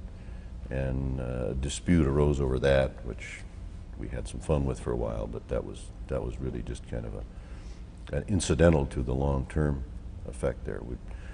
Planning for the freeway, working with the Indian community on mutual issues, including, for example, public safety issues, police and fire issues, was something we had to start paying more and more attention to, and did. And at that time developed what I would consider a pretty good working relationship with the Indian community. There was a lot of resistance, a lot of suspicion on the part of the community towards the city. I guess the history had not been all that great between them, and we tried to work through that and tried to affect it positively, and I think achieved some success. And of course, the community is now, the Indian community is now doing very well, it would appear, with the freeway alignment where it is. The city was happy because it did not disrupt the city to get through there, and so I guess that worked out to the benefit of both parties. Okay, there were probably some other issues that were around in 1980, but at the moment I can't think of what they were. How about, let's talk a little bit, it's really interesting, you've got this kind of pie with all these, everything that you're talking about, things are just lining up really well in terms of city management and planning, and people really looking forward to think, where do we need to go, and then implementing steps to get there. It seems like one of the other pie slices would be the hillside ordinance, and then the environment, the McDowell-Sonoran preservation effort. Oh yeah, good. Yeah, that was a major issue. The city had well, they'd learned from the Indian Bend Wash this idea of density transfer. A person has a 20-acre piece of ground with zoning for 1 home per acre. Let's see if we can't make a deal with them where they keep 10 acres of that, and we give them zoning for 2 homes per acre, which is still pretty low density in an urban sense. And they deed the other 10 acres to the city for public use. Conceptually, that seems like a good idea. And in the Indian Bend Wash, it worked pretty well. Probably worked very well, because the city achieved that without humongous expenditures to acquire real estate. It looked like a similar concept might apply to the preservation of the McDowell Mountains. The ownership of the mountains was largely in a few hands, so there were large ownerships there. So, you know, someone who owns 1,000 acres, they've got some flexibility too. As opposed to a person who owns, you know, an acre right in the middle of the mountains, they don't have much, you know, much flexibility. But there wasn't that kind of situation. There were large ownerships in the mountains, and so, and this Let me started. interrupt you for just one second. Before you get into the mechanics of how you began to actually do it, can you talk a little bit about where the idea came from? Where did, was it a groundswell that came up? Was it somebody, was it that, and then there's a consultant from somewhere else that says, yes, you must do this? You'd have to talk to my predecessors about that, because that again was something that maybe it came out of the STEP program too. I don't know. That was something that was on the table when I got there. Okay. It was on the agenda when I got there. Okay. So by How the it got 80s, there, I it don't was know. already Yeah. something that you needed to help accomplish. Yeah, that's right. And it was already part of the Yeah. plan for the way it would... Conceptually, it was there. Okay. And there had been preserve areas designated on some maps. There had not been a lot of discussion with all of the property owners, but with some, I think there was some parts of it that had been, that had come into public ownership by then. Okay. And so when I got to Scottsdale, it was a matter of trying to make this happen Okay. as Sorry. growth occurred in that part of the city. What happened though was to the contrary. The major property owner didn't think this was such a good idea, and as a matter of fact felt some hostility towards the city. Thought the city had put a lot of designations on the zoning map, which was his land. Yeah, private taking. Who was the major landowner? A fellow by the name of Kemper Marley, Right. and his trust and so forth. Right. The city had not, to his view anyway, consulted with him about it. Just done this and imposed it on him supposedly, or you know, by putting it on the zoning map. And so there was a bit of ill will towards the city, and so we got into it with him. We ended up in court. We ended up going all the way to the United States Supreme Court, and he won. So then the city was in a position of having to try to continue the program of preserving the mountains, but without density transfer as a tool to do it, at least in the major way that it had thought it would be able to do it. And anyone who wanted to pursue the details of how that unfolded would have to talk to probably the best person to talk to would be the fellow I mentioned earlier, Larry Boussard, who was our planning director back at that time, who was really the point person in the negotiations and in the development of the plans and codes and so forth that went forward. But we ended up establishing a relationship with Mr. Marley and ended up with a program that allowed him to pretty much do what he wanted to do in his with his land, which, I mean, it was an asset to him, and he didn't want to lose the value of that asset, and still allowing the city to achieve what it wanted to achieve as far as preserving the mountains. And then later, after I left the city, it evolved into, I think, a much more sophisticated program with the tax program, sales tax program that the city, that the citizens voted in to purchase land up there. And so now, and of course a ballot measure on this coming election to carry that further forward. But I think that was again a part of the creative way that Scottsdale approached issues. It didn't want to see the McDowells turn into what was happening to Camelback Mountain and Mummy Mountain. And there's different views as to how good or bad that is, but nonetheless Scottsdale's view was we need to do it differently in the McDowells. And so far, so good. They are successful in doing that. Did the density transfer idea continue on? Does it continue, or did that phase out because other things took over? Yeah, I think it phased out. Yeah, it just didn't become something that was viable for that kind of a development. It worked better in Wash. where it was much more easily shown that some of this land isn't going to be useful for anything anyway. Right. Because you can't build on it if it's flood prone. Whereas there, maybe you can't build a house on a mountain peak, but it's hard to say it doesn't have some kind of value. No, I understand that. I was just thinking as a planning device, that's an interesting device. Yeah. I don't know that the city's still using that. I don't believe so, but that's really a guess. Okay. What about, you mentioned that one of the reasons that the city wanted particular traits in the city manager in 1979, because they wanted someone to lead internally the staff as well as all these sort of issues outside staff. How were you able to work with staff and change the culture there? Because you must have done some amazing things to be able to carry out all of these diverse ideas for the city. I don't know if I agree that it was amazing, but there was a lot going on, no question about it. The organization was the victim of neglect, benign neglect.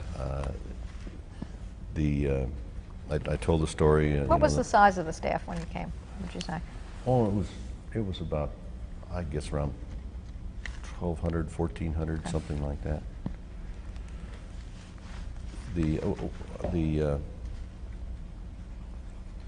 This was I mentioned the police department issue, right. How I got into that earlier. And you had talked before about all these situations where people were just tolerating situations and benign neglect. Yeah. So again, you find that sort of similar thing here. Employees, the rank and file employees, by and large, it depended on which department, which unit, and so forth. But there was a lot of discontent about their jobs. And this manifested itself in some places.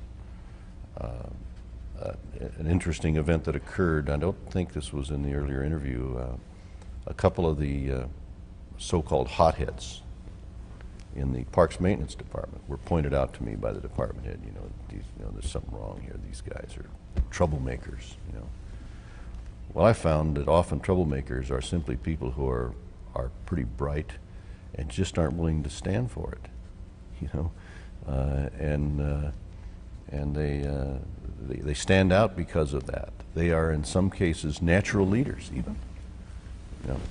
And you're wise not to overlook that. Anyway, I didn't know this yet. I just didn't know. So they wanted to know if I'd be willing to meet with some employees. Again, this is not the police now. This is the rank and file employees, mainly maintenance employees in the parks maintenance operation, and to some extent in the public works type operations, but mostly park maintenance. I said, sure, I'll meet with you. When and where? Let's work something out. And I said, let's have a lunch meeting. I'll buy the pizza. And so we did that. And there were probably, I don't know how they got the people there, but there were 20, 25 people at this meeting in the old meeting room in the old library in the Civic Center. And I went in there, and we had our pizza and just kind of socialized a little bit, tried to just have a little small talk with everybody, let them get to know me a little bit, try to get to know some of them. So then it was time for the program, and I made some comments. While I was making my comments, another fellow came in who I didn't know at all. It's a more senior type individual.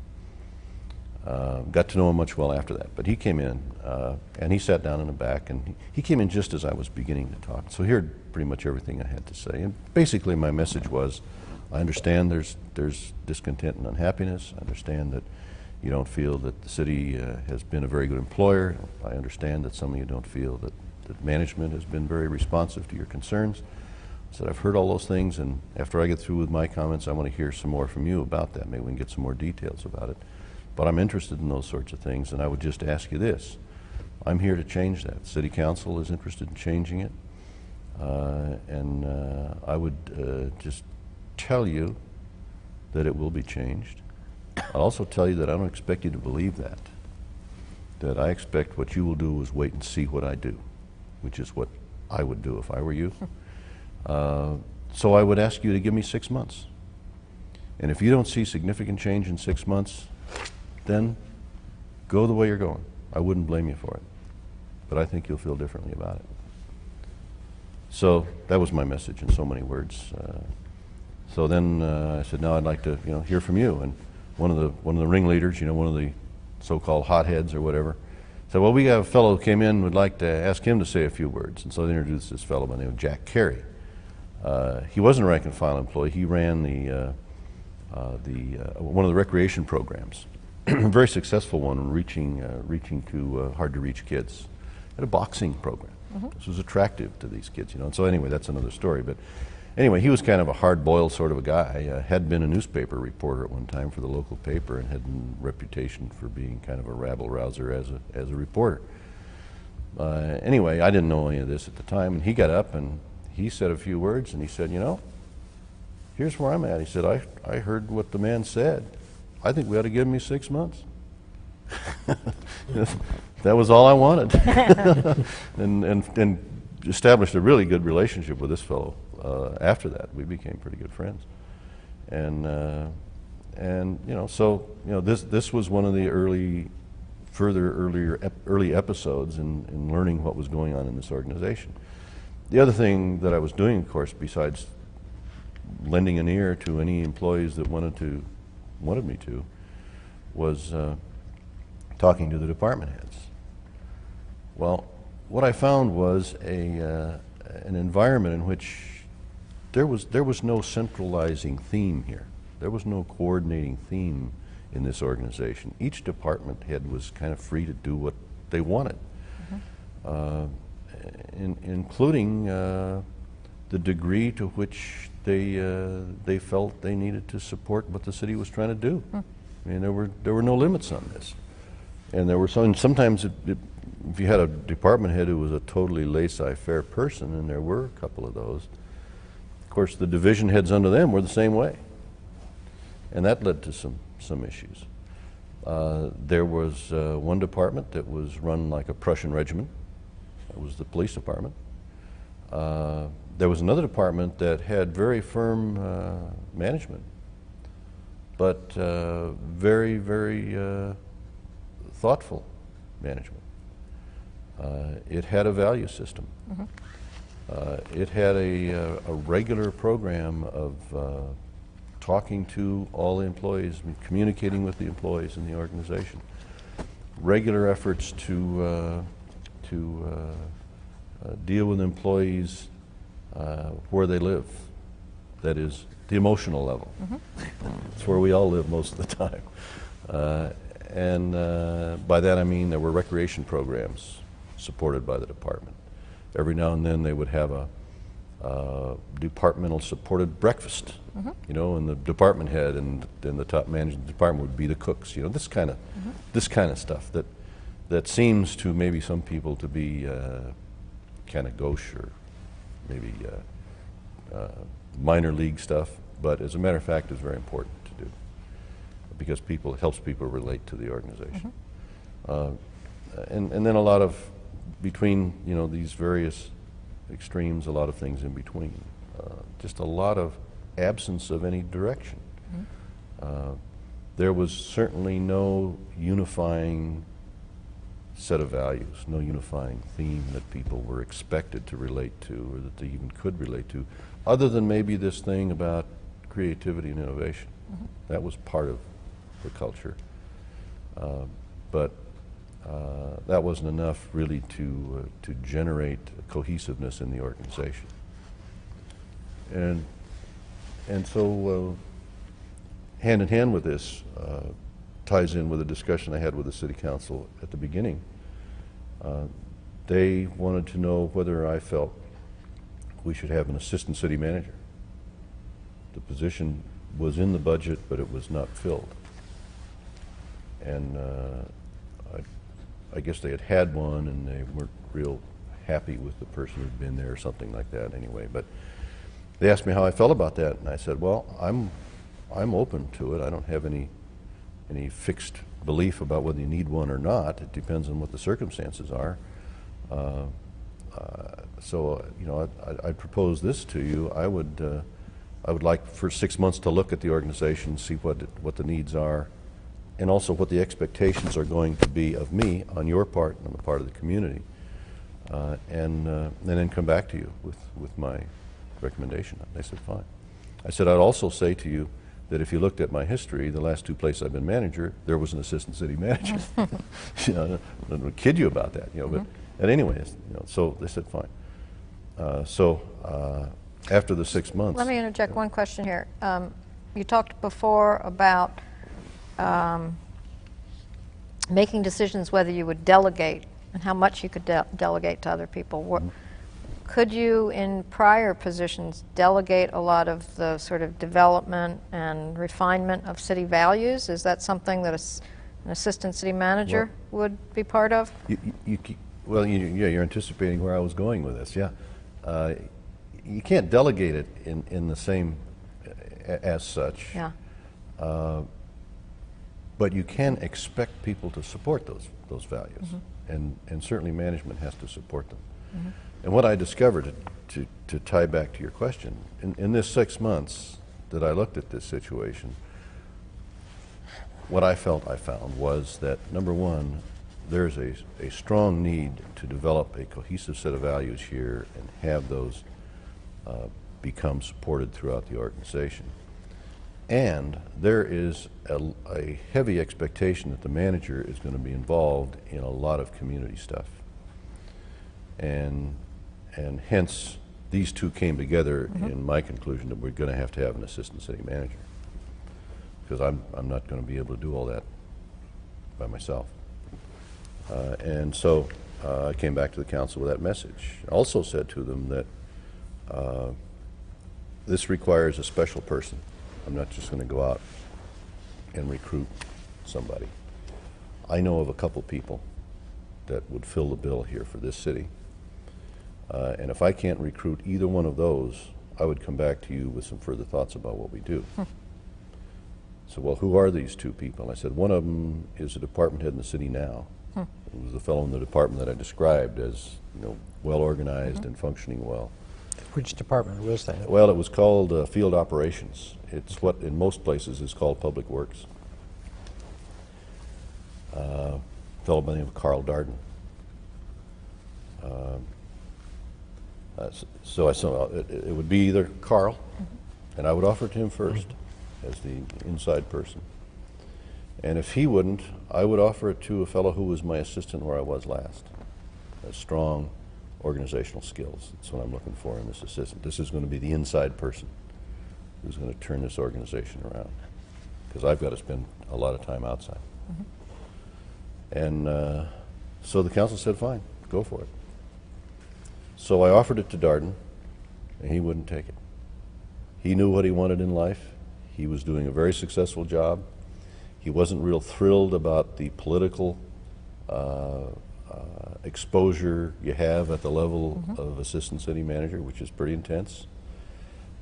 He liked the environment he was in, and so he was very appreciative of the offer, but he turned me down.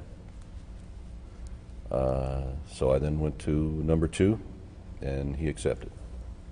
And so his name is Tom Davis. These 2 people, Carl Darden and Tom Davis, are 2 of the best managers I've ever worked with in my life. Really 2 outstanding people in terms of knowing how to inspire people, to lead people, to organize people, to get an organization really going the way you want it to go. The 2 of them didn't necessarily hit it off real well, but they put up with each other. But that's how that decision was arrived at, and as a team, we had a lot of success. How did Tom go about creating this overall value system and instilling it? This is something that I stayed pretty close to, but here was someone, he had been my assistant in Montebello, where I'd been for several years, hired him as Parks and Recreation Director there, and saw the the qualities he brought to the job, and when the assistant manager position became open, promoted him to that. So he had been my assistant there for, I don't know, 5, 6 years or something like that. And subsequently, he had left and gone. He was city manager in another city in the Los Angeles area at the time, and I lured him away from that to become my assistant again in Scottsdale. The first thing we did was to identify what the values in the organization were, a process which I had already started. You know, it's pretty basic. Every organization has values in it. It's those rules that grow up informal, understood rules that grow up among people in a group, you know, any group, families, you know, whatever. And it defines how they relate to each other, what kind of behavior they'll tolerate, what kind of behavior they won't tolerate, you know, and so forth. And so. Can you remember what some of those values were that were? Well, one of them was this kind of anything goes sort of attitude, you know, that whatever management position you're in, whatever you kind of think is the way to handle it is okay. A glaring example of what that can lead to was at the airport. Municipal airport, a small operation in terms of numbers of people, but an important facility, a lot of business there and growing. You know, obviously a lot of pilots, and they're kind of like golfers at a municipal golf course that develop a proprietary attitude towards the airport, you know, and as golfers do towards a golf course, and so it's a interest group that you have to be effective at dealing with. Well, the airport manager, a competent guy in many ways, certainly intelligent guy, retired from the Air Force. One of the things he did was he put out a newsletter that was sent to everybody who had an interest in the airport, the businesses there, the flyers, and so forth. He used the newsletter, however, not only to inform people about what was going on, what the plans were, and all these kinds of things that are all okay, he also used it as a lobbying vehicle to put pressure on the city council. And that's a no-no.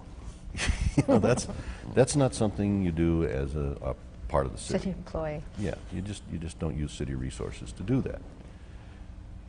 He couldn't understand that. You know, it had been this way ever since he'd been there, you know, and it was okay for him to do that. Why all of a sudden, you know, does this new guy think it's not okay? There was something wrong with me in his mind. And I'm discussing all these issues I'm dealing with on a fairly regular basis with the council, you know, what I'm running into, what I have to deal with and all this, and they knew.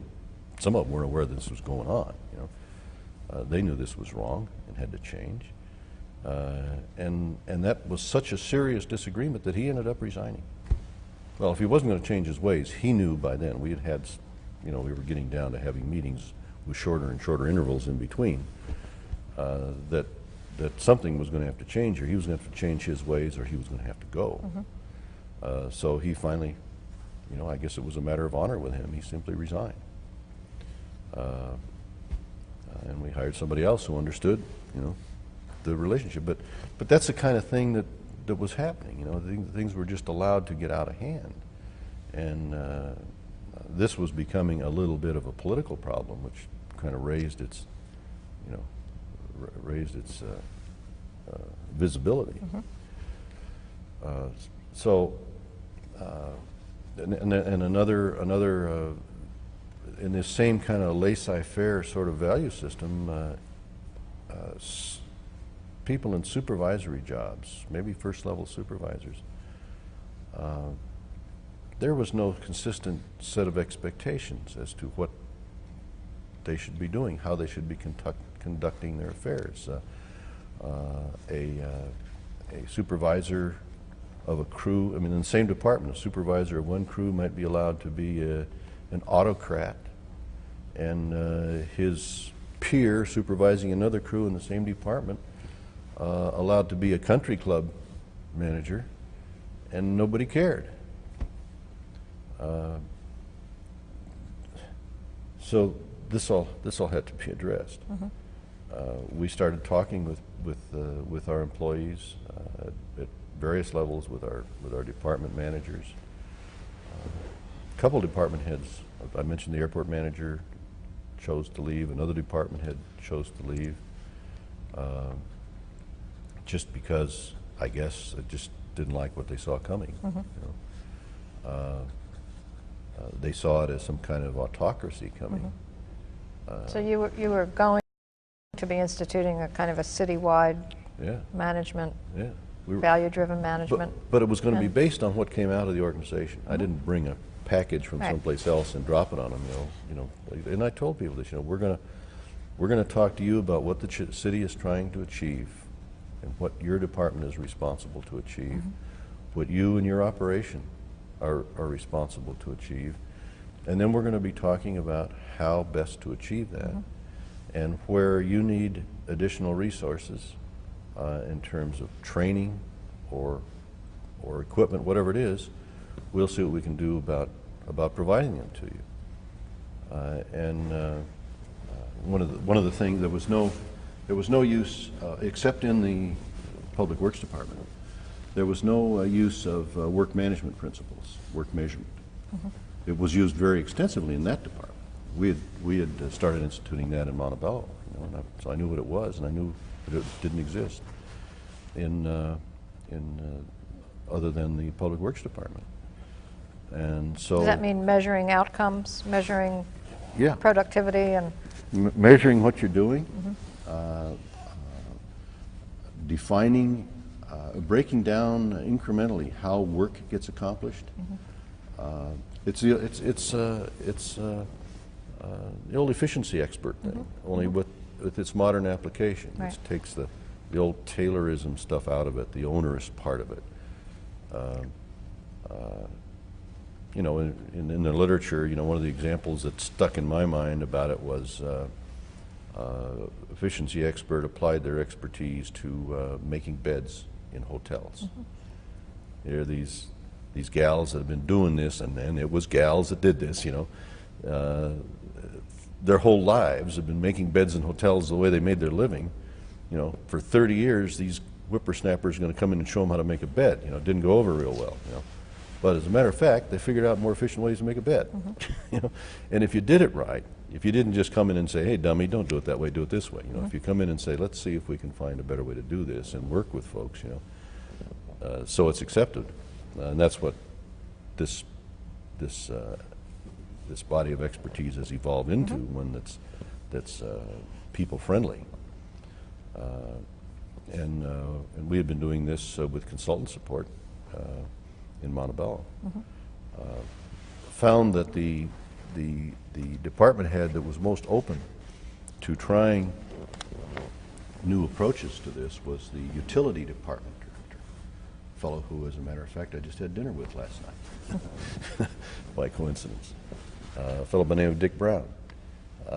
He had a construction background, and the utility department was responsible for installing and maintaining everything connected with the water and sewer systems. He knew how to construct things. He was a good construction engineer type of person. But work management hadn't been part of his training, hadn't been part of what the city was doing, and so I discussed it with him, you know, and explained how it worked. He had questions about it, and he was interested in it. Hey, this chance to learn something new about this stuff.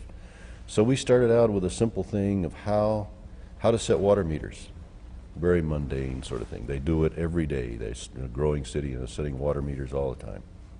Fairly, you know, maybe 20 people involved in doing this in this department. And they learned a new way to do it. They could set more water meters per day without working harder, just working, you know, the old thing, working smarter, not harder kind of thing. Well, you know, that was something that needed to be introduced in all the operations in the city where it could be applied. And so we started doing that as part of this process. You know, let's get better at what we're doing, and here's how. And so it was done in a way that didn't generate resistance or opposition. And this Tom Davis was very good at knowing how to make it happen that way. And we had good results from virtually everybody involved. We had the park maintenance supervisor who, again, here was a guy, he could grow anything, you know, anywhere. He had a green thumb, and he really knew how to do that. But again, didn't know about work measurement, work management. and Bill Ensign was his name. He's now retired, lives up in Payson.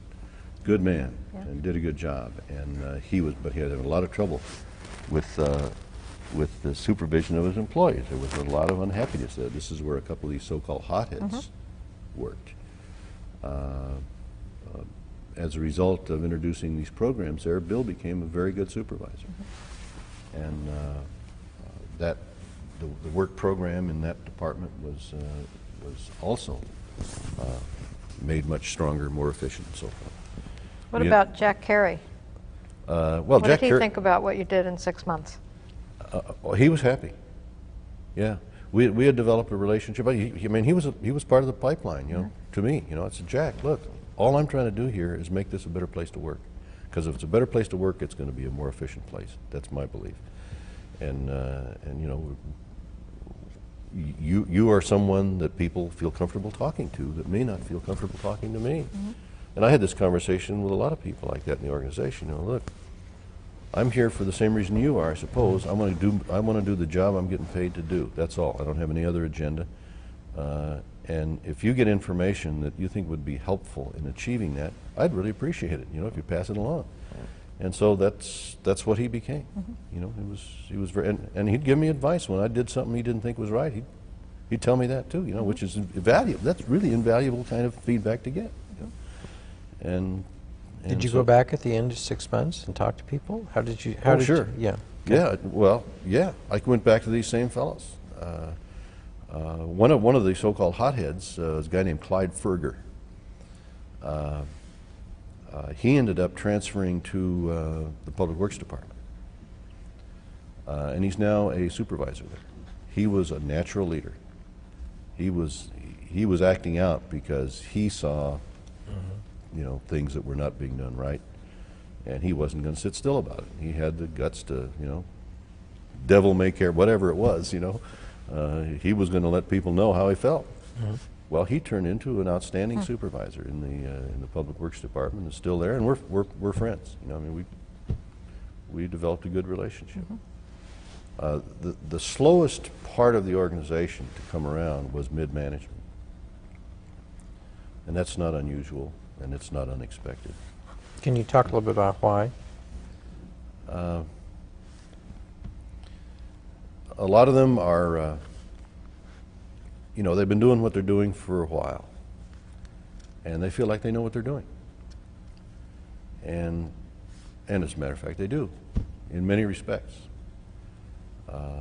One fellow in particular comes to mind was I think he was the accounting supervisor in the finance department.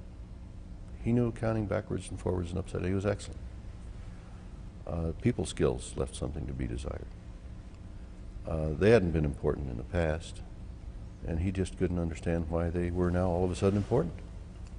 And I don't think he was about to change much. So I don't know, how, you know, if that's, you know, I think that's part of where these people are coming from. They've seen city managers come and go. And go, yes, and You they're know? always there. They're the ones who actually do it over the long term. Yeah. Sure. They in some cases, they've even seen department heads come and go. For some reason, they've never been a department head. You know, they've been next to them in some cases. You know, mid-management includes a multitude of, you know, several levels, but many of them are assistant department heads in effect, or report to department heads, but will never be a department head for reasons probably similar to the reasons why they had difficulty changing. I had what became a fairly famous meeting. I call it the Come to Jesus meeting with them. Invited department heads too, but not first level supervisors. First level supervision was responding pretty well, but had the mid managers in. And told them that I'd been speaking to them about. I'd been speaking to them like a Presbyterian minister, but now I was going to talk to them like a Baptist preacher. and you know, it went on for a while, and it had some repercussions that were interesting. But they even had a couple of council people ask me for a transcript or a copy of my. I didn't have one. I had a few notes and it was off the cuff, but the word did get there, you know, that I had given them hell. And basically I was telling them, I'd been doing what I could to encourage a response to some new approaches, that we were trying to be sensitive to the people in the organization and where they'd been. You've had a record of success in the city. We're not disparaging that. And that things aren't happening at this level the way they really needed to, and the way they were happening at the department head level and at the employee and first level supervision level. And I just want you all to understand that's not going to be acceptable in the future. And it took 45 minutes, but that was the message. That jarred some of them loose. A couple left the city. They just, I mean, what I was trying to make it clear was we're pulling on the oars in this direction, and if you can't do that, if you want to go in another direction, that's fine. You know, you just need to be in a different boat. Could you characterize what the value system was that you were trying to instill, and what direction you were going toward? These substantive issues that we've been talking about, we're up there as, you know, these are the issues that we need to deal with as a city. Productivity is another issue that we need to deal with, and accountability is another issue that we need to deal with. We want to do it we want to do it in this way. We want you as employees, to the extent you are interested, not everybody's going to be interested, but to the extent you're interested, we want to provide ways for you to participate in our decision-making process. We want you to be involved in the functioning of this city. So, you know, on the one hand, it was accountability, but on the other hand, it was sensitivity. And we want all of our managers to follow this pattern. I'm not one who believes that management style is something everybody's free to adopt as they want.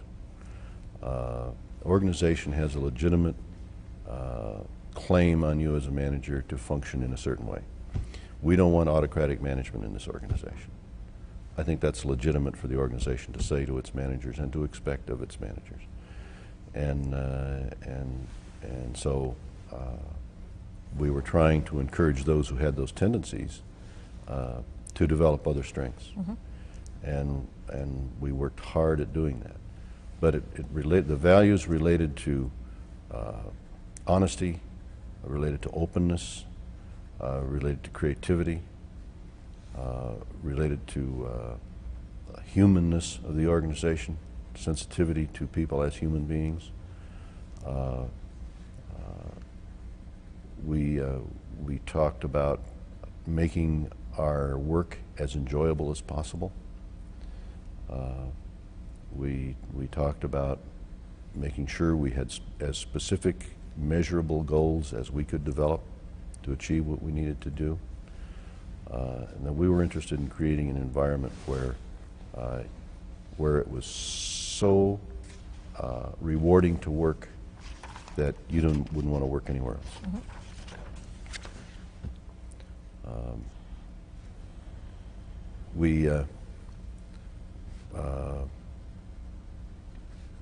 Well, one of the things one finds is that managers don't have, in municipal government, my experience is, managers, I'm talking not city managers, but managers all levels in the Right, all the way through. first level supervision on that, don't have a very good grounding in the fundamentals of supervision.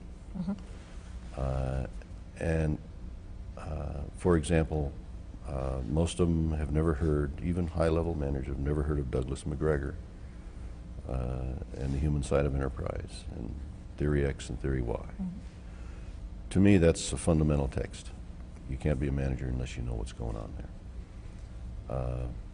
Published in 1962, you know, it's been around a while. So what did you do to help these people get into that kind of framework and frame of thinking? We did a lot of things. There is no one thing that you do. We encourage people to read about management. That book we encouraged them to read, In Search of Excellence, which was published in '82. Maslow on Management. There's also a seminal book on management. And we brought in training programs. We sent them to training programs.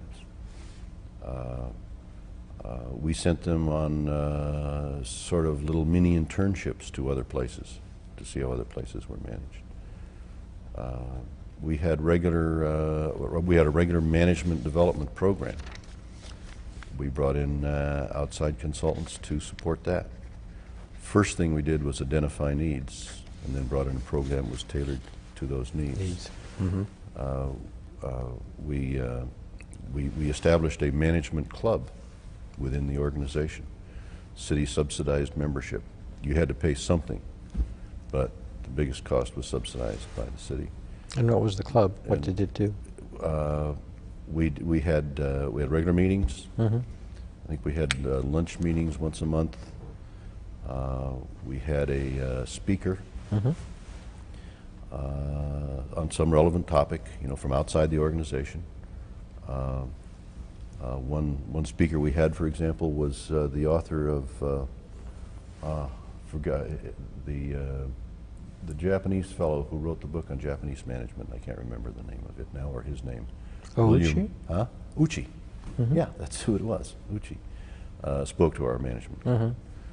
Also, one feature every lunch meeting is we had a council member Mm-hmm. give a 2-minute talk to the group, anything they wanted to talk about, to strengthen the binds between us all. We had special events. Just another way to keep emphasis on developing yourself as a human being, number one, and as a manager, number two. Mm-hmm. And we did employee attitude surveys. We did those every 2 years, and we responded to them. Employee attitude surveys are a disaster if you're not going to respond to them. If you're not going to respond, don't do them. But we had a formalized, rather formalized way of responding, so it was public what we did. We said what we did in response to issues, and if we didn't do something in response to an issue, we explained why we didn't, this sort of thing. We had a regular newsletter that we sent out to all employees. And we talked. I had an article in every one, never missed. There's an opportunity to get in front of your employees regularly. Why would you ever pass that up? Although I've seen managers in cities or counties where there are newsletters who never have an article in it. To me, it's just missing a great opportunity. There were just a lot of things that we did to one-on-one. Mm-hmm. I asked the departments to figure out a way to allow me to meet face-to-face with every employee in their department at least once a year. You figure out how to do it, what the group will be or however. One department, they had a regular monthly safety meeting, all employee safety meeting. And they would invite me to that occasionally, so a chance to talk about anything. Mm-hmm. The agenda would be maybe 1 or 2 items that I wanted to talk to them about, and then the other agenda item was what's on your mind. And they could ask me or tell me whatever they wanted. Police department's tough because of their shift rotation. So I would meet with them on their shift. We would often meet at a restaurant down in the south end of town, where to get 2 shifts at one time. When one shift was coming on, one shift going off, and we would meet, and they'd all have their radios on, and they've had their skeleton patrol out there. But that was the only way to get to all the cops, on a face-to-face basis. So did a lot of that sort of thing, and expected the department heads to do the same thing. Mm-hmm. We developed what was called a skip interview. This means that once a year, every person in a supervisory position, a management job, was required to meet with everybody who reported to those who reported directly to them. You skipped one level in the organization and had a chat with the people the next level down. So I would meet, as city manager, I would meet with the division heads. Department heads would meet with the next level and on down. That's scary to some people. My goodness, what are you doing to the chain of command? Well, this chain of command gets overworked terribly in organizations. It becomes kind of a shibboleth, that you're never supposed to violate. Well, that's hooey. What is the purpose of your meeting? What is the purpose of your discussion? If it's for the purpose of undermining the department head, then yeah, that's wrong. You shouldn't be doing that. If you got a department head you got to undermine, you got a problem. That's not the way to deal with it. But if all you're interested in is enhancing communications in the organization, information I would get from the people I would meet with, I would then have a meeting with the department head and discuss it with them. It's your job to deal with this. I just happen to be a vehicle to provide information to you.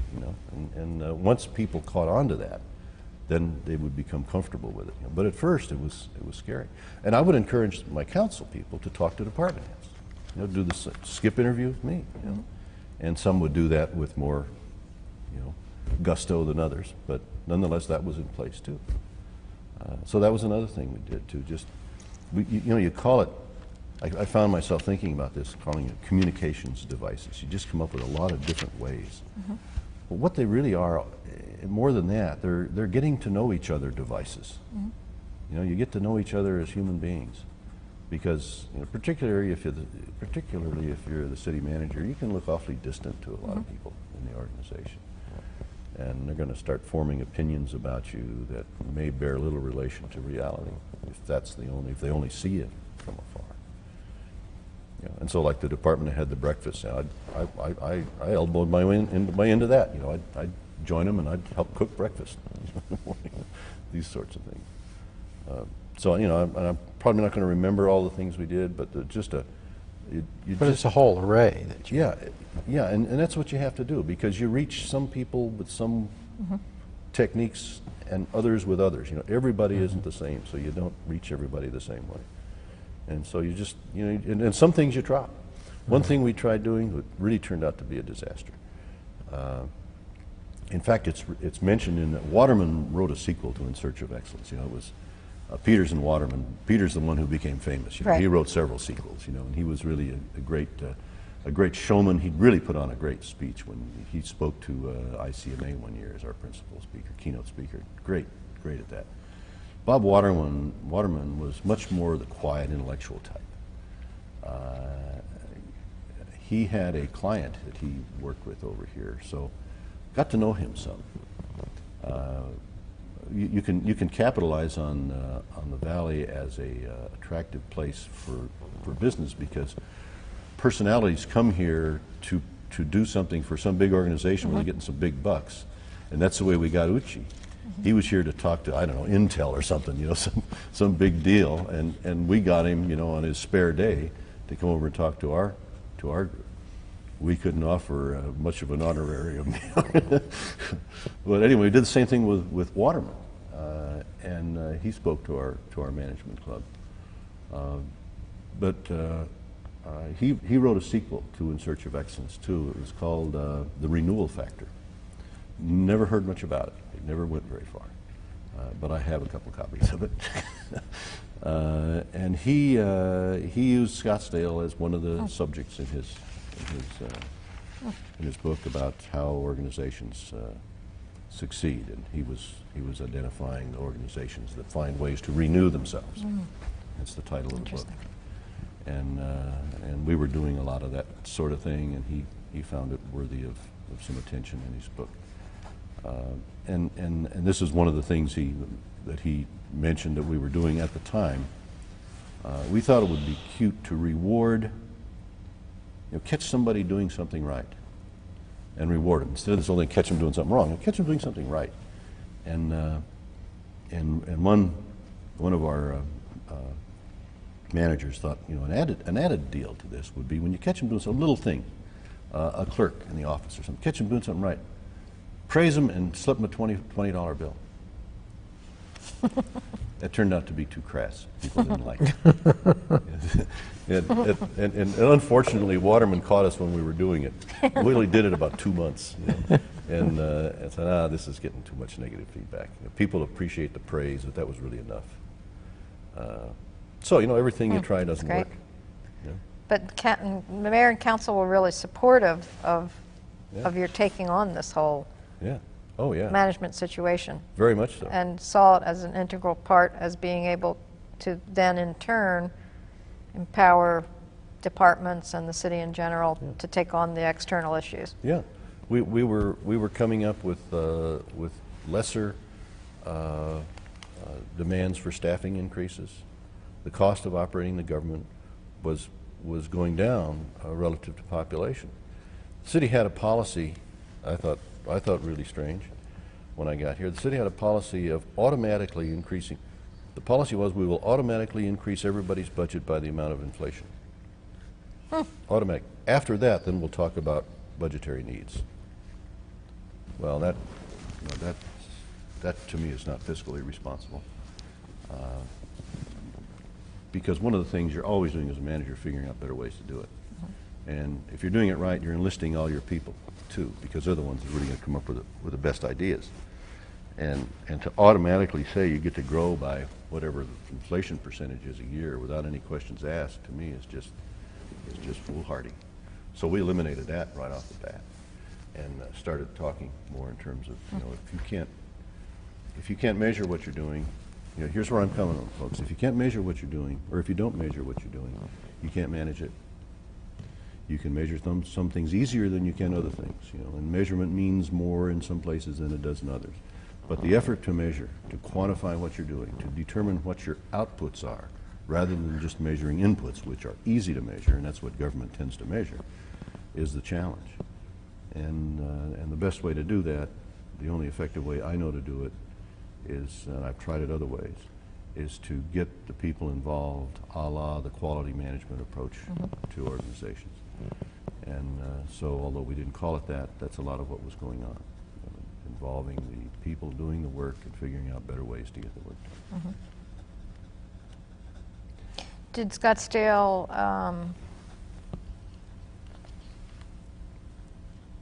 take on a kind of a reputation in the valley where people wanted to work there?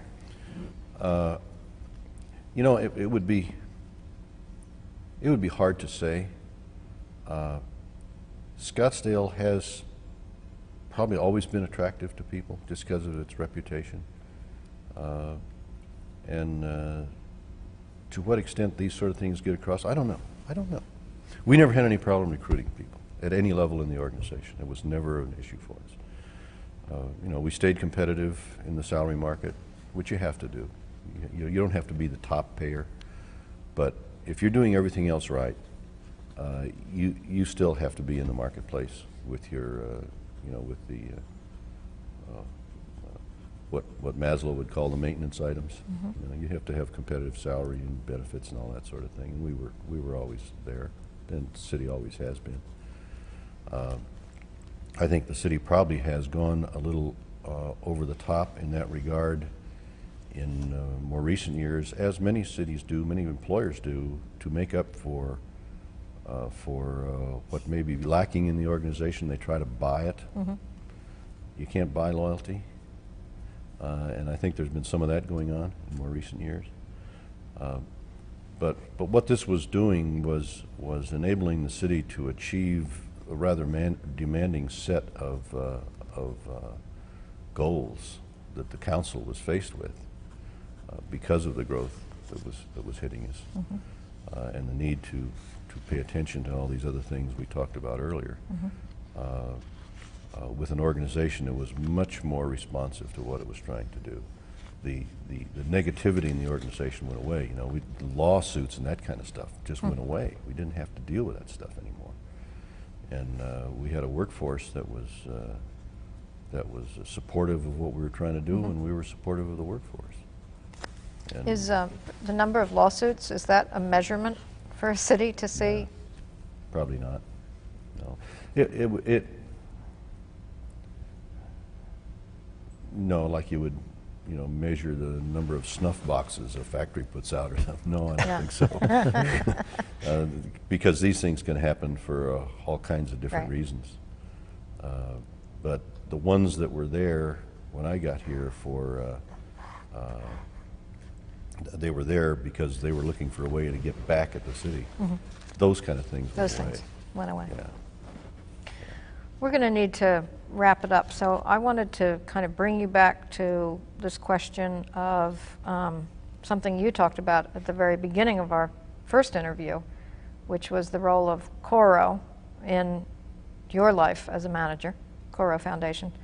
And could you talk with us a bit about how, while you're in Scottsdale or other places in Arizona, whether did Coro ever continue to play a role and or other organizations that would support internships to bring along the next generation of city managers?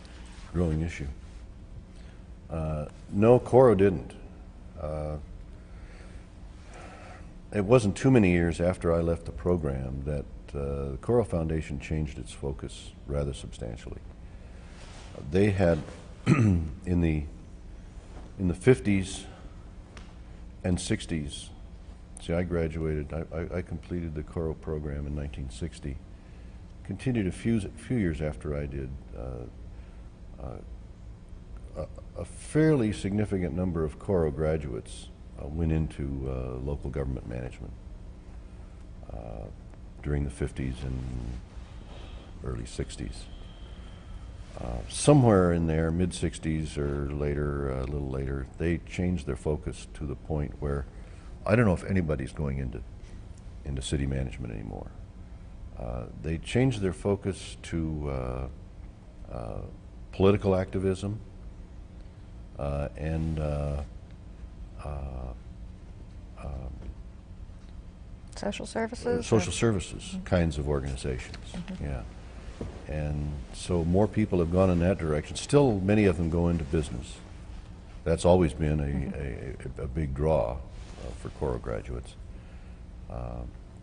But more, I think more, almost exclusively now they're going in that direction, in political activism or in the social services kinds of activities. No, Coro hasn't continued to support that. Was there a replacement foundation or mechanism that allowed? No, the graduate schools are the only ones around now that I'm aware of that do that. Did you employ interns while you were a city manager at Yeah, Scottsdale? yeah, yeah, we did.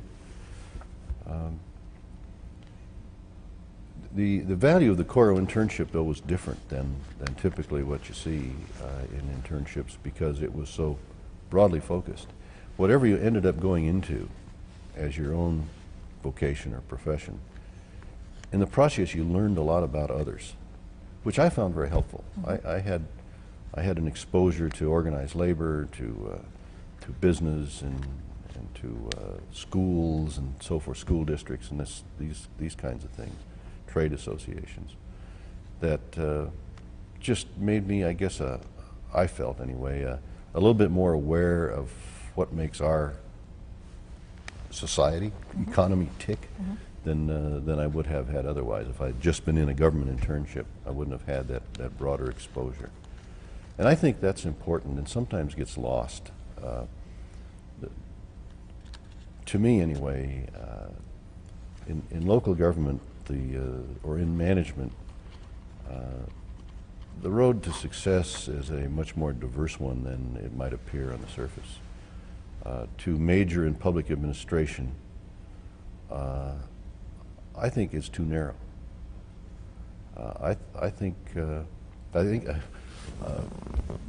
mentioned Tom Peters a moment ago, co-author of In Search of Excellence. At one time he in the context he was speaking, he says something to the effect that in circumstances like this, it's probably more important to read Chekhov than it is books on management. Because you're really looking for people who can, it's becoming more and more an issue these days. People who can think, the cliche outside the box or be able to stretch the envelope, all that kind of stuff. People can think in new ways about their issues. And I think you really need broad, and I like to think to some degree a broad liberal arts education is more useful than a more specific, or I should say an exclusively management education. I think a lot of management stuff is important.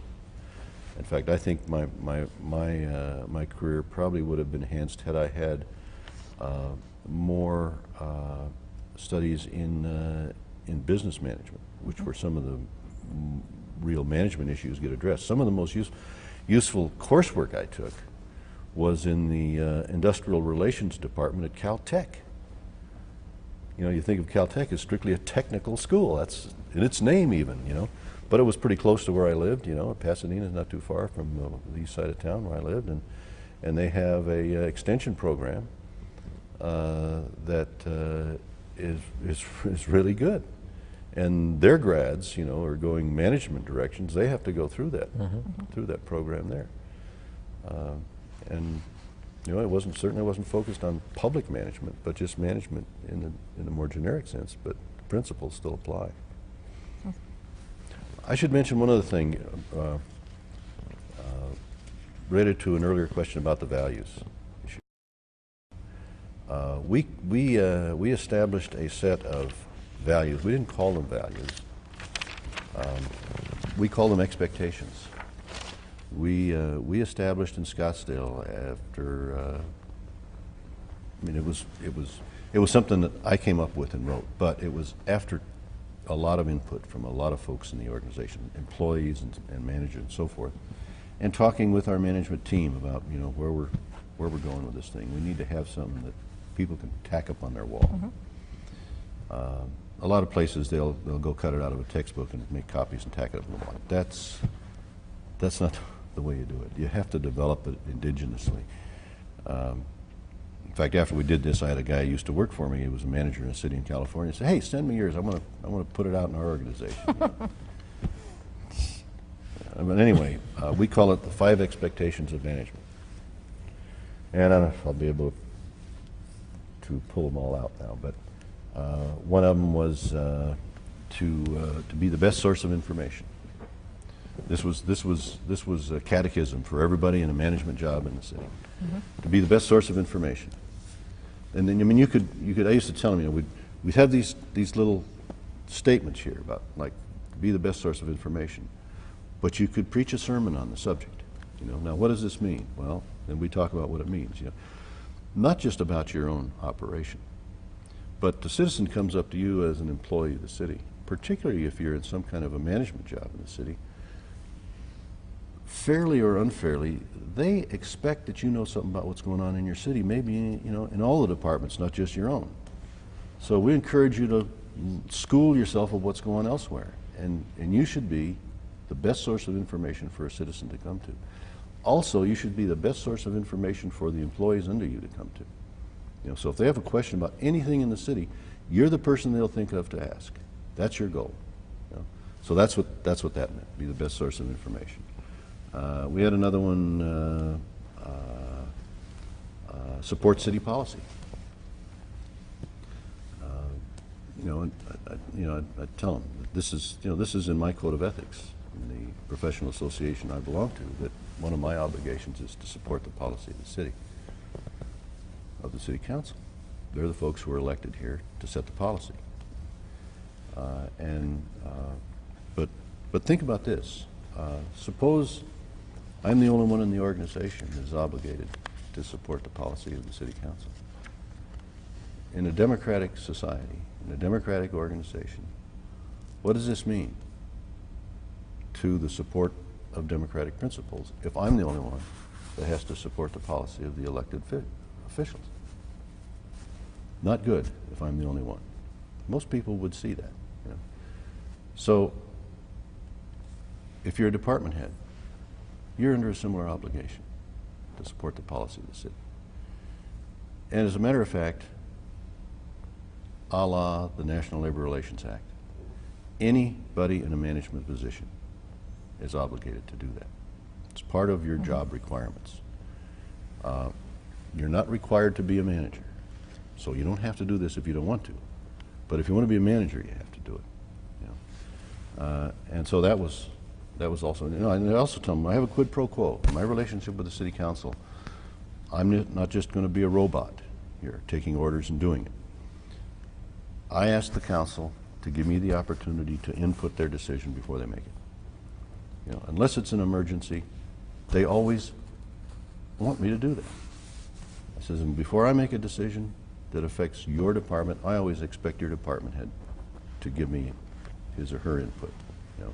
And I think that should be the case all the way up and down the line. Sure, we're obligated to support policy, but we have an opportunity to input that policy, to influence that policy before it goes into effect. I said, if I can't do that, then bye-bye, I'm leaving. I'm going somewhere else. So that was what that one stood for. Okay, support city policy, best source of information. Oh, gee whiz, now I'm going to draw a blank. Yep. Mental block. There was one about supporting.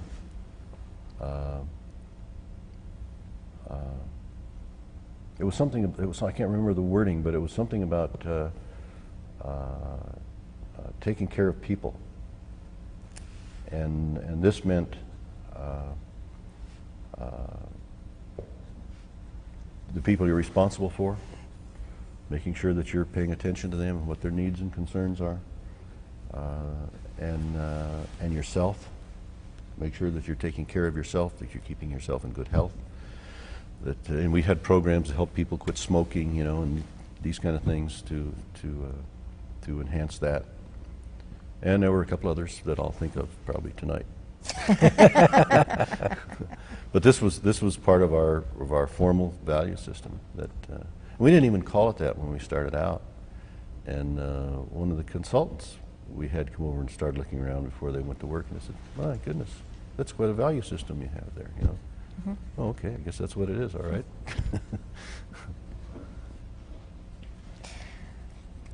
We have a decision to make here. Time-wise, we're getting at a crunch. On the other hand, we haven't really brought up your experience with the county. No, we haven't.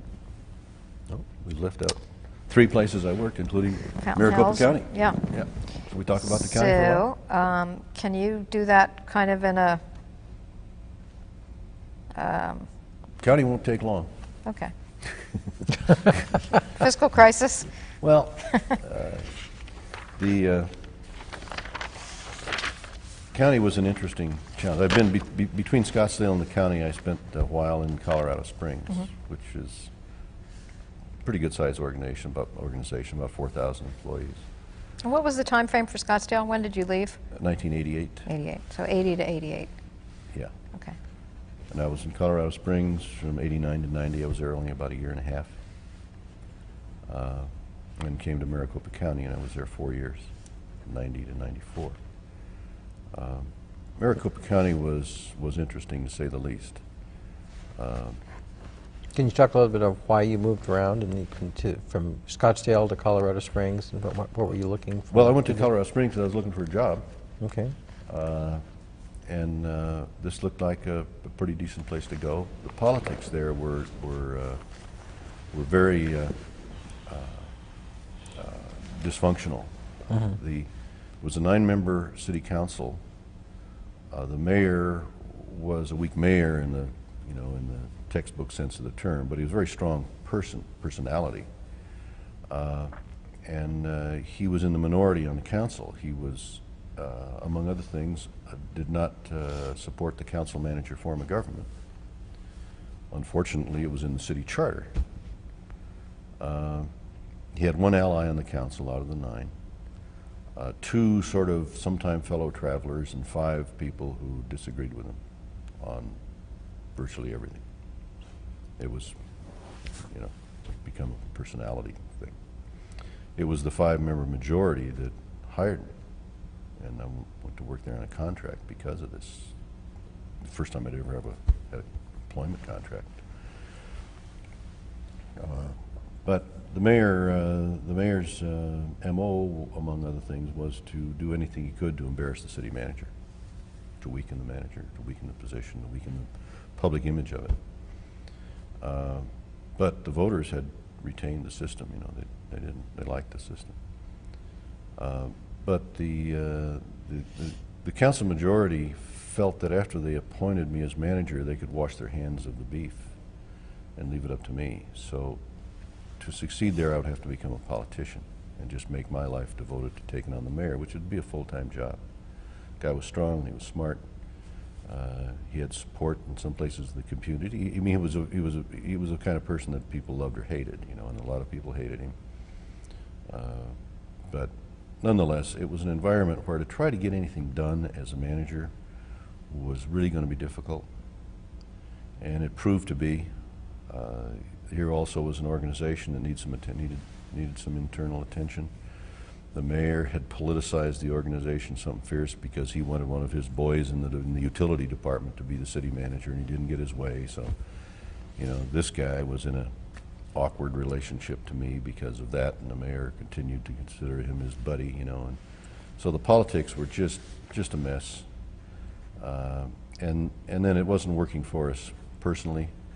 My wife was unable to find anything. She had her own professional career going, very successful one at that, and she was the administrator for Jennings Strauss here in Phoenix at the time, and they loved her there, and she was doing very well, and they were treating her very well, and the economy in Colorado at that time was really in the tank. You know, the shale oil thing had busted, and the whole economy was really bad, and that was the big item of business, try to get the economy going again. So we were living a commuter marriage, and that was not satisfactory. And so for personal reasons and for reasons that I wasn't very happy with the environment in the city, when the leader of the council majority came to me after a year and said that she wanted to start discussions with me about strengthening my contract because elections were coming up and they wanted to ensure that I'd stay there, I had to inform her that I really was going to be asking that my contract be terminated, that I was going to leave. And so that's what happened. So after a year and a half, I left. In the meantime, after I'd already done that, in the meantime, the Maricopa County thing came over. And so I ended up a finalist for that. And one of the key reasons that I went there, county generally not considered a great place for management. They had a position called county manager, but it was just a marquee. There was nothing underneath it. There was no charter provision. It's not a charter county. There was no ordinance or anything. The manager's job was strictly what the board allowed it to be. But the chairman of the board at the time was Jim Bruner, who had been a Scottsdale councilman, who's a really solid human being, one of the classier politicians you'll ever get to know. And he was changing the face of the county board and the way he went about doing his thing there as a board member. And in the process, he was successful in getting Betsy Bayless appointed to the board, who also had inclinations in that direction, although they weren't founded in council manager government as Jim Bruner's were, but she had been in administration jobs in the state. And I guess party politics got involved because Jim was a prominent, you know, and in Arizona, county government is political, it's partisan. Not so in California. It's one of the advantages of county government in California. But anyway, Jim was in effect the leader of the politics there at the time, and was no doubt influential in my getting appointed. The other two Republican members of the board, you know, were you know, part of the same party, and I guess he had the ability to influence them. It was a 3-2 board politically at that time. There were 3 Republicans and 2 Democrats. Remember, Carol Carpenter at the time represented District 4, you know, Sun City and so forth. But anyway, the environment that I went to the county in was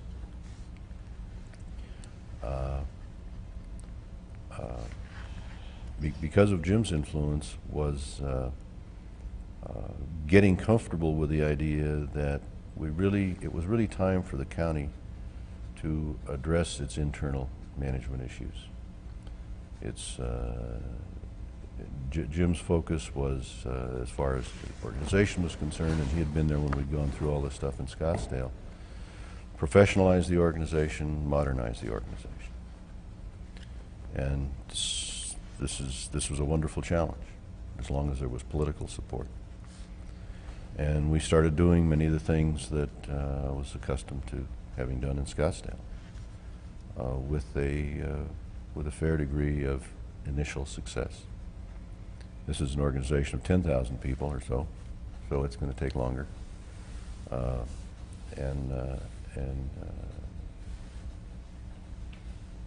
yet we were going in that direction, trying to develop a value system, complicated by some interesting things. Of course, we have the elected department heads. They are, from a management point of view, independent of the manager and from the board, for that matter. The connection is with budget. The board adopts their budget. The manager has some influence over the board's decision to adopt the budget if the board wants the manager to have influence. At that time, the board did, and so there was some relationship there to be able to develop. And I had mixed relations with the elected department heads. That is not a way to organize anything, in my opinion. And if you're trying to develop a cohesive organization, a cohesive set of values, you're up for a lot of frustration and disappointment. But anyway, the effort was made. We had some success with the appointed department heads, which is where the focus was, and started. I mentioned, I think, earlier this lunch with Roy thing, to try to get opportunities to have face-to-face meetings with department heads. There was a lack of accountability among the appointed department heads. By that I mean their subordinates were not held accountable by them, and so if a department head is going off in some crazy direction, there was nothing done to rein that department head in unless it caused political problems.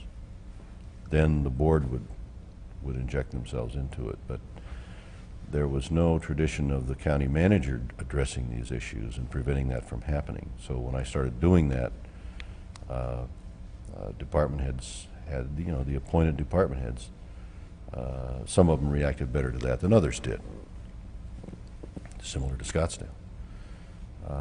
And with those department heads who reacted well, we were able to do some pretty significant things. With department heads who were reluctant, we were less successful. With department heads who were in opposition, we had crises occur. So while dealing through this kind of mishmash of things and trying to get things going in some coherent direction, we had some fiscal problems, primarily related to the hospital, which the county's still dealing with.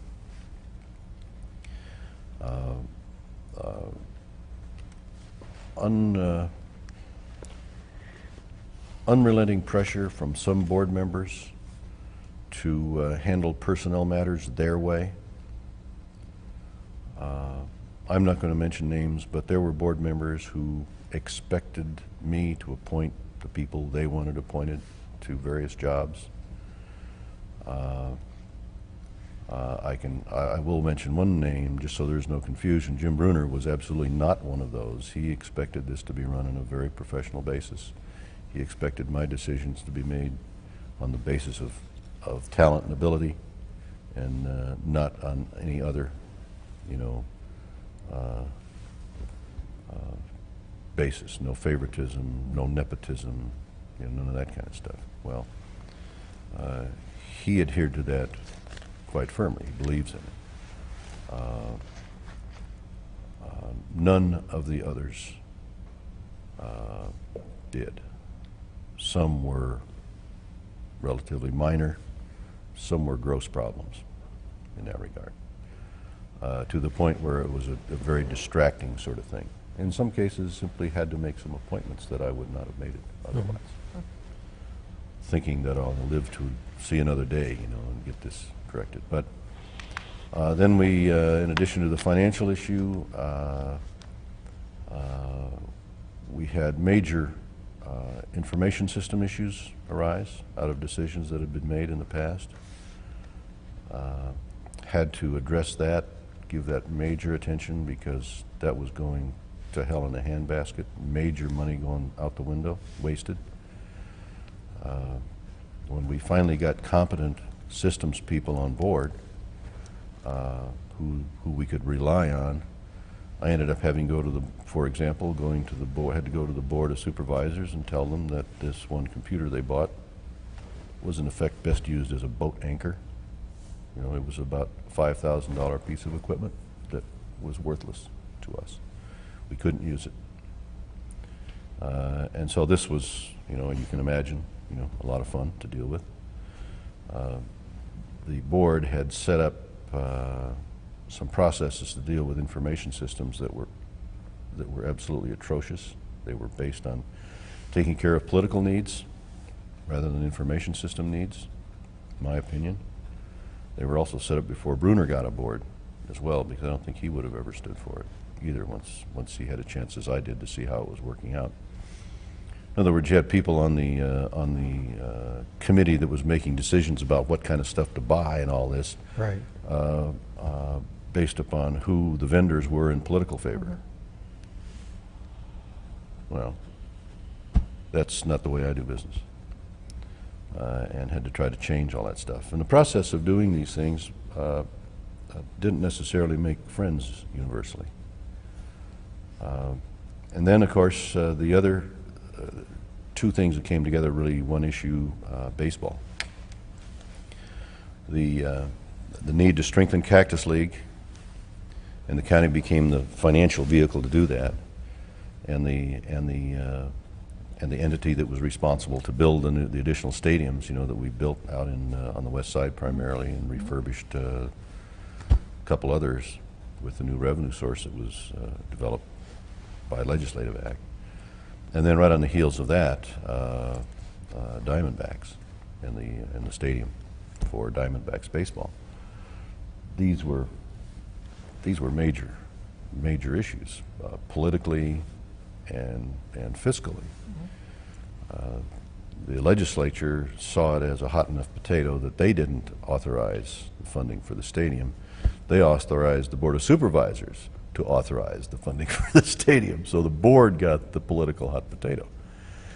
It was acceptable to the board because the majority was in favor of doing something to get Major League Baseball.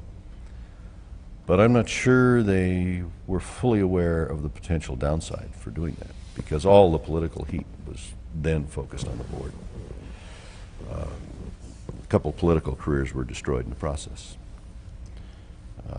But this is a major distraction from trying to do something else with the organization.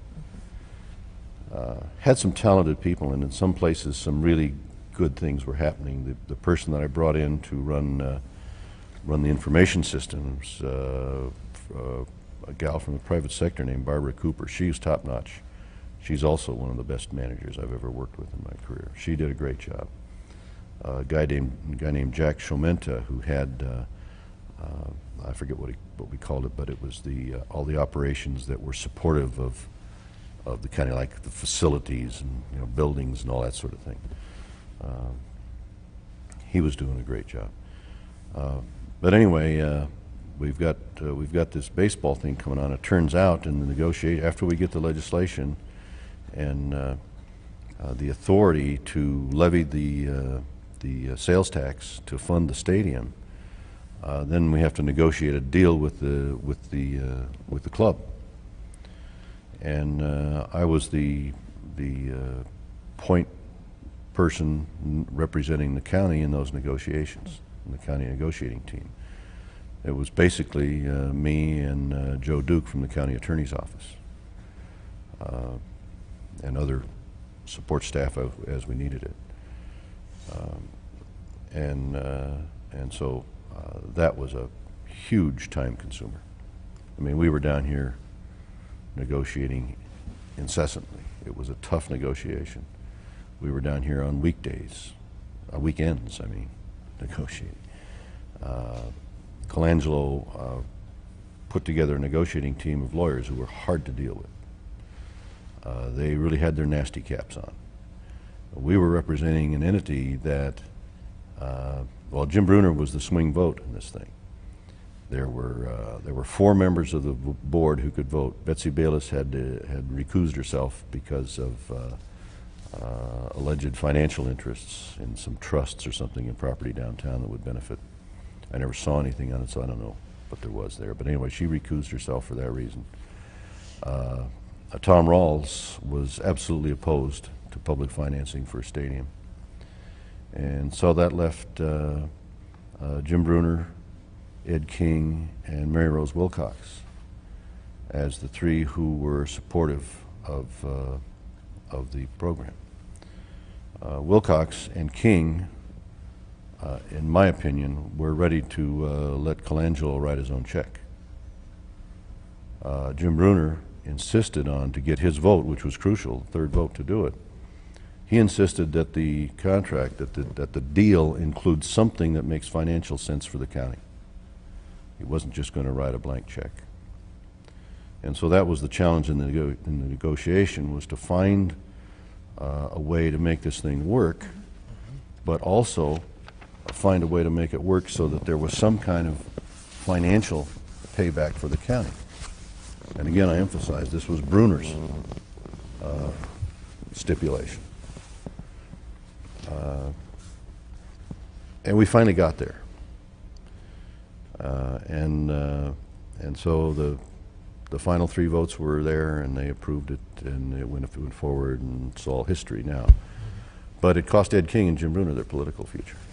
Ed King was defeated the next time he ran. Jim resigned from the board to run for Congress, and came in a poor 3rd in a race where he should have won, or at least should have been a strong 2nd, in my opinion. And it was, there was tremendous amount of hostility that was focused on the board for doing this. Interestingly enough, that's all forgotten. Jim even related to me a phone call he got from one of the visible, outspoken opponents, and somewhat vitriolic opponent to this thing. After it was approved, asked Jim if he knew some way to get him tickets. Irony of ironies. And Jim's the kind of guy, who wouldn't do that if he could. He has a box of the game he bought and paid for. Stood in line to get it. But anyway, that was also a major issue that we were dealing with.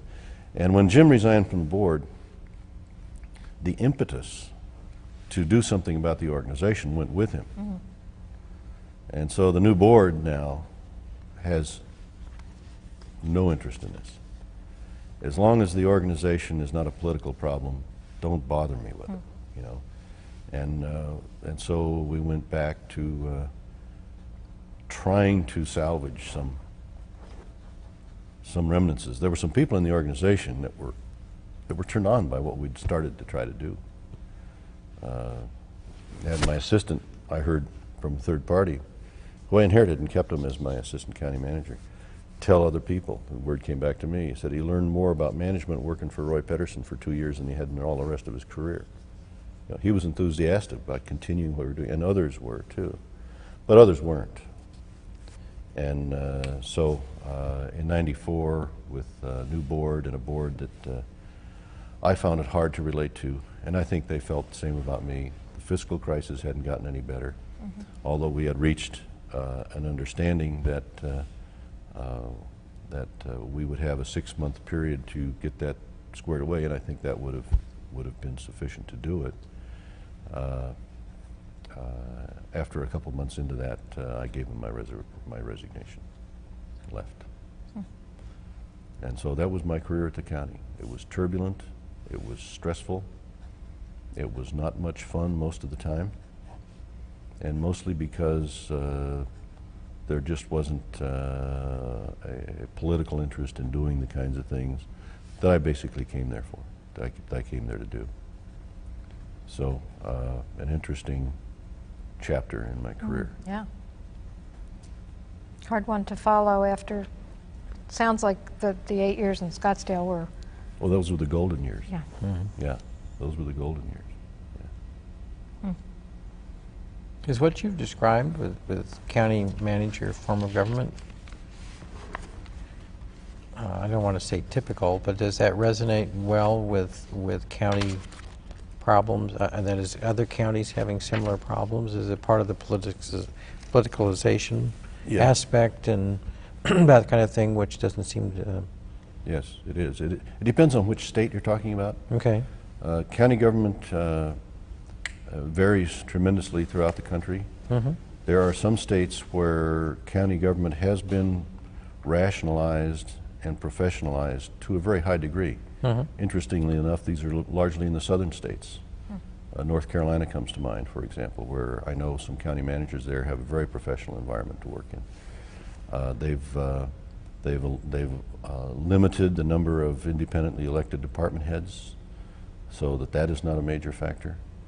And they've created a council manager charter kind of thing, so it tends to, and that depoliticizes the organization. Say what you will, that depoliticizes. It creates a legal environment where the expectations change.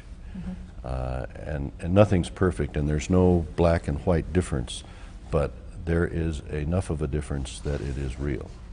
And I've been in both environments. You know, I've been in council manager cities where there was not a lot of interest on the part of the elected folks in the concept, but nonetheless respected it because it was there.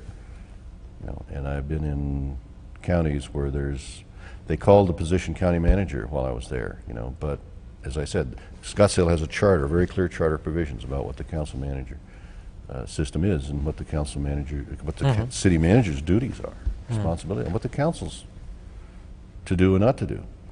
And one of the things that happens in that environment is when a council member gets out of line, another council member will call them to task on it. So it kind of self-enforces, you know, itself. In the county, no such thing exists, and so it's a political free-for-all. Whatever the politics allow is what happens, and you are successful as a manager to the extent you become part of that political process. It's a mistake to put me in that kind of environment. You know, I went there when the environment was changing in another direction. When I went back to that, I was just a square peg in a round hole. You know, I don't like that. That's the least interesting part of the job, in my opinion. The political part of it. I like the politicians to do that, you know, and obviously you interface with them. You have to be astute enough to understand what they're dealing with politically. But when you become a politician, when you become, in effect, the sixth member of the Board of Supervisors, that's just not my cup of tea. So it was good for me to leave. It was not going to be, you know, a productive relationship. In that sense of the politicalization that exists, are there a group of county managers that move around amongst county county forms of government that are operating that way? So you'd have another kind of set of discussions about that that would describe this in the way you know, and how you. Well, I went to California after Maricopa County. I went to a county in California, Yolo County, which is where the University of California, Davis is. It's across the river from the city of Sacramento. Right. Now, is that a? California counties are very similar to Arizona counties. They're an interesting side. After I left Maricopa County, they changed the title of the job. It's not county manager anymore. It's county administrator. By that, they're implying less managerial, less of a managerial role for the manager, which is accurate. California, they're almost universally called county administrative officer or chief administrative officer. And as in Arizona, there are no county managers in California. There are a couple of counties that are charter counties that come somewhat close to it. Sacramento County being one, and San Mateo County being the other. But that's 2 out of 58 And so in California, it's a very similar situation, and you see a lot of county managers there who are very much politicians. Now, the county I went to, Yolo County, it's a smaller county. The total county population is about 150,000, 4 incorporated cities, all council manager cities. And the board members, some of the board members have actually been on the councils or mayors of council manager cities in the county, or know what's going on. They're around, you know, they're in the environment. And so there was a pretty good expectation there that I function like a city manager regarding the appointed department heads. And so from that perspective, it was a much healthier environment. I was able to function without a highly politicized board. The board was not going in 5 different directions and having a lot of their own personal agendas and so forth. Nepotism was not a big deal, or favoritism, that sort of thing. There was virtually none of that going on there, you know, but that was because that was the board's choice. That was their way of doing it. They could have been that way if they wanted to be. There was nothing structurally to stop them from being that way. So the environment there was much more conducive to getting some things done that the board wanted to get done. Was that more akin to when you'd been in Porterville and that kind of county situation? It's a farming area. Well, Porterville was a council manager city. Right, but I meant, you know, it's in a farming area in California, and all those counties, farming area, strong farming area. Well, there were some of those similar influences. Yeah. But what you find in western counties is the pattern that's here and in California. Okay. A lot of row officers, you know, the elected department heads. This has led to major meltdowns in the not too distant past in California. Remember the Orange County meltdown, where millions and millions of dollars were lost by the actions of an elected treasurer who was not responsible to anyone. And when his investment, you know, he invested in a whole bunch of junk bonds. He was going to make a killing for the county. And when the market went south, he just lost that county millions and millions of dollars. Obviously, he was indicted. I mean, and the assistant treasurer, I don't know what all happened there. There were some convictions. But the irony of it is, it ruined the political career of all the Board of Supervisors members, because the folks held them accountable, although they had no control over this elected official. The county administrator lost, I mean, his career was at an end. He couldn't get a job because he was the chief administrative officer when this happened. I know the guy. The treasurer wouldn't allow him into his office, you know, leave alone supervise what's going on there. Didn't even know what their investments were, you know.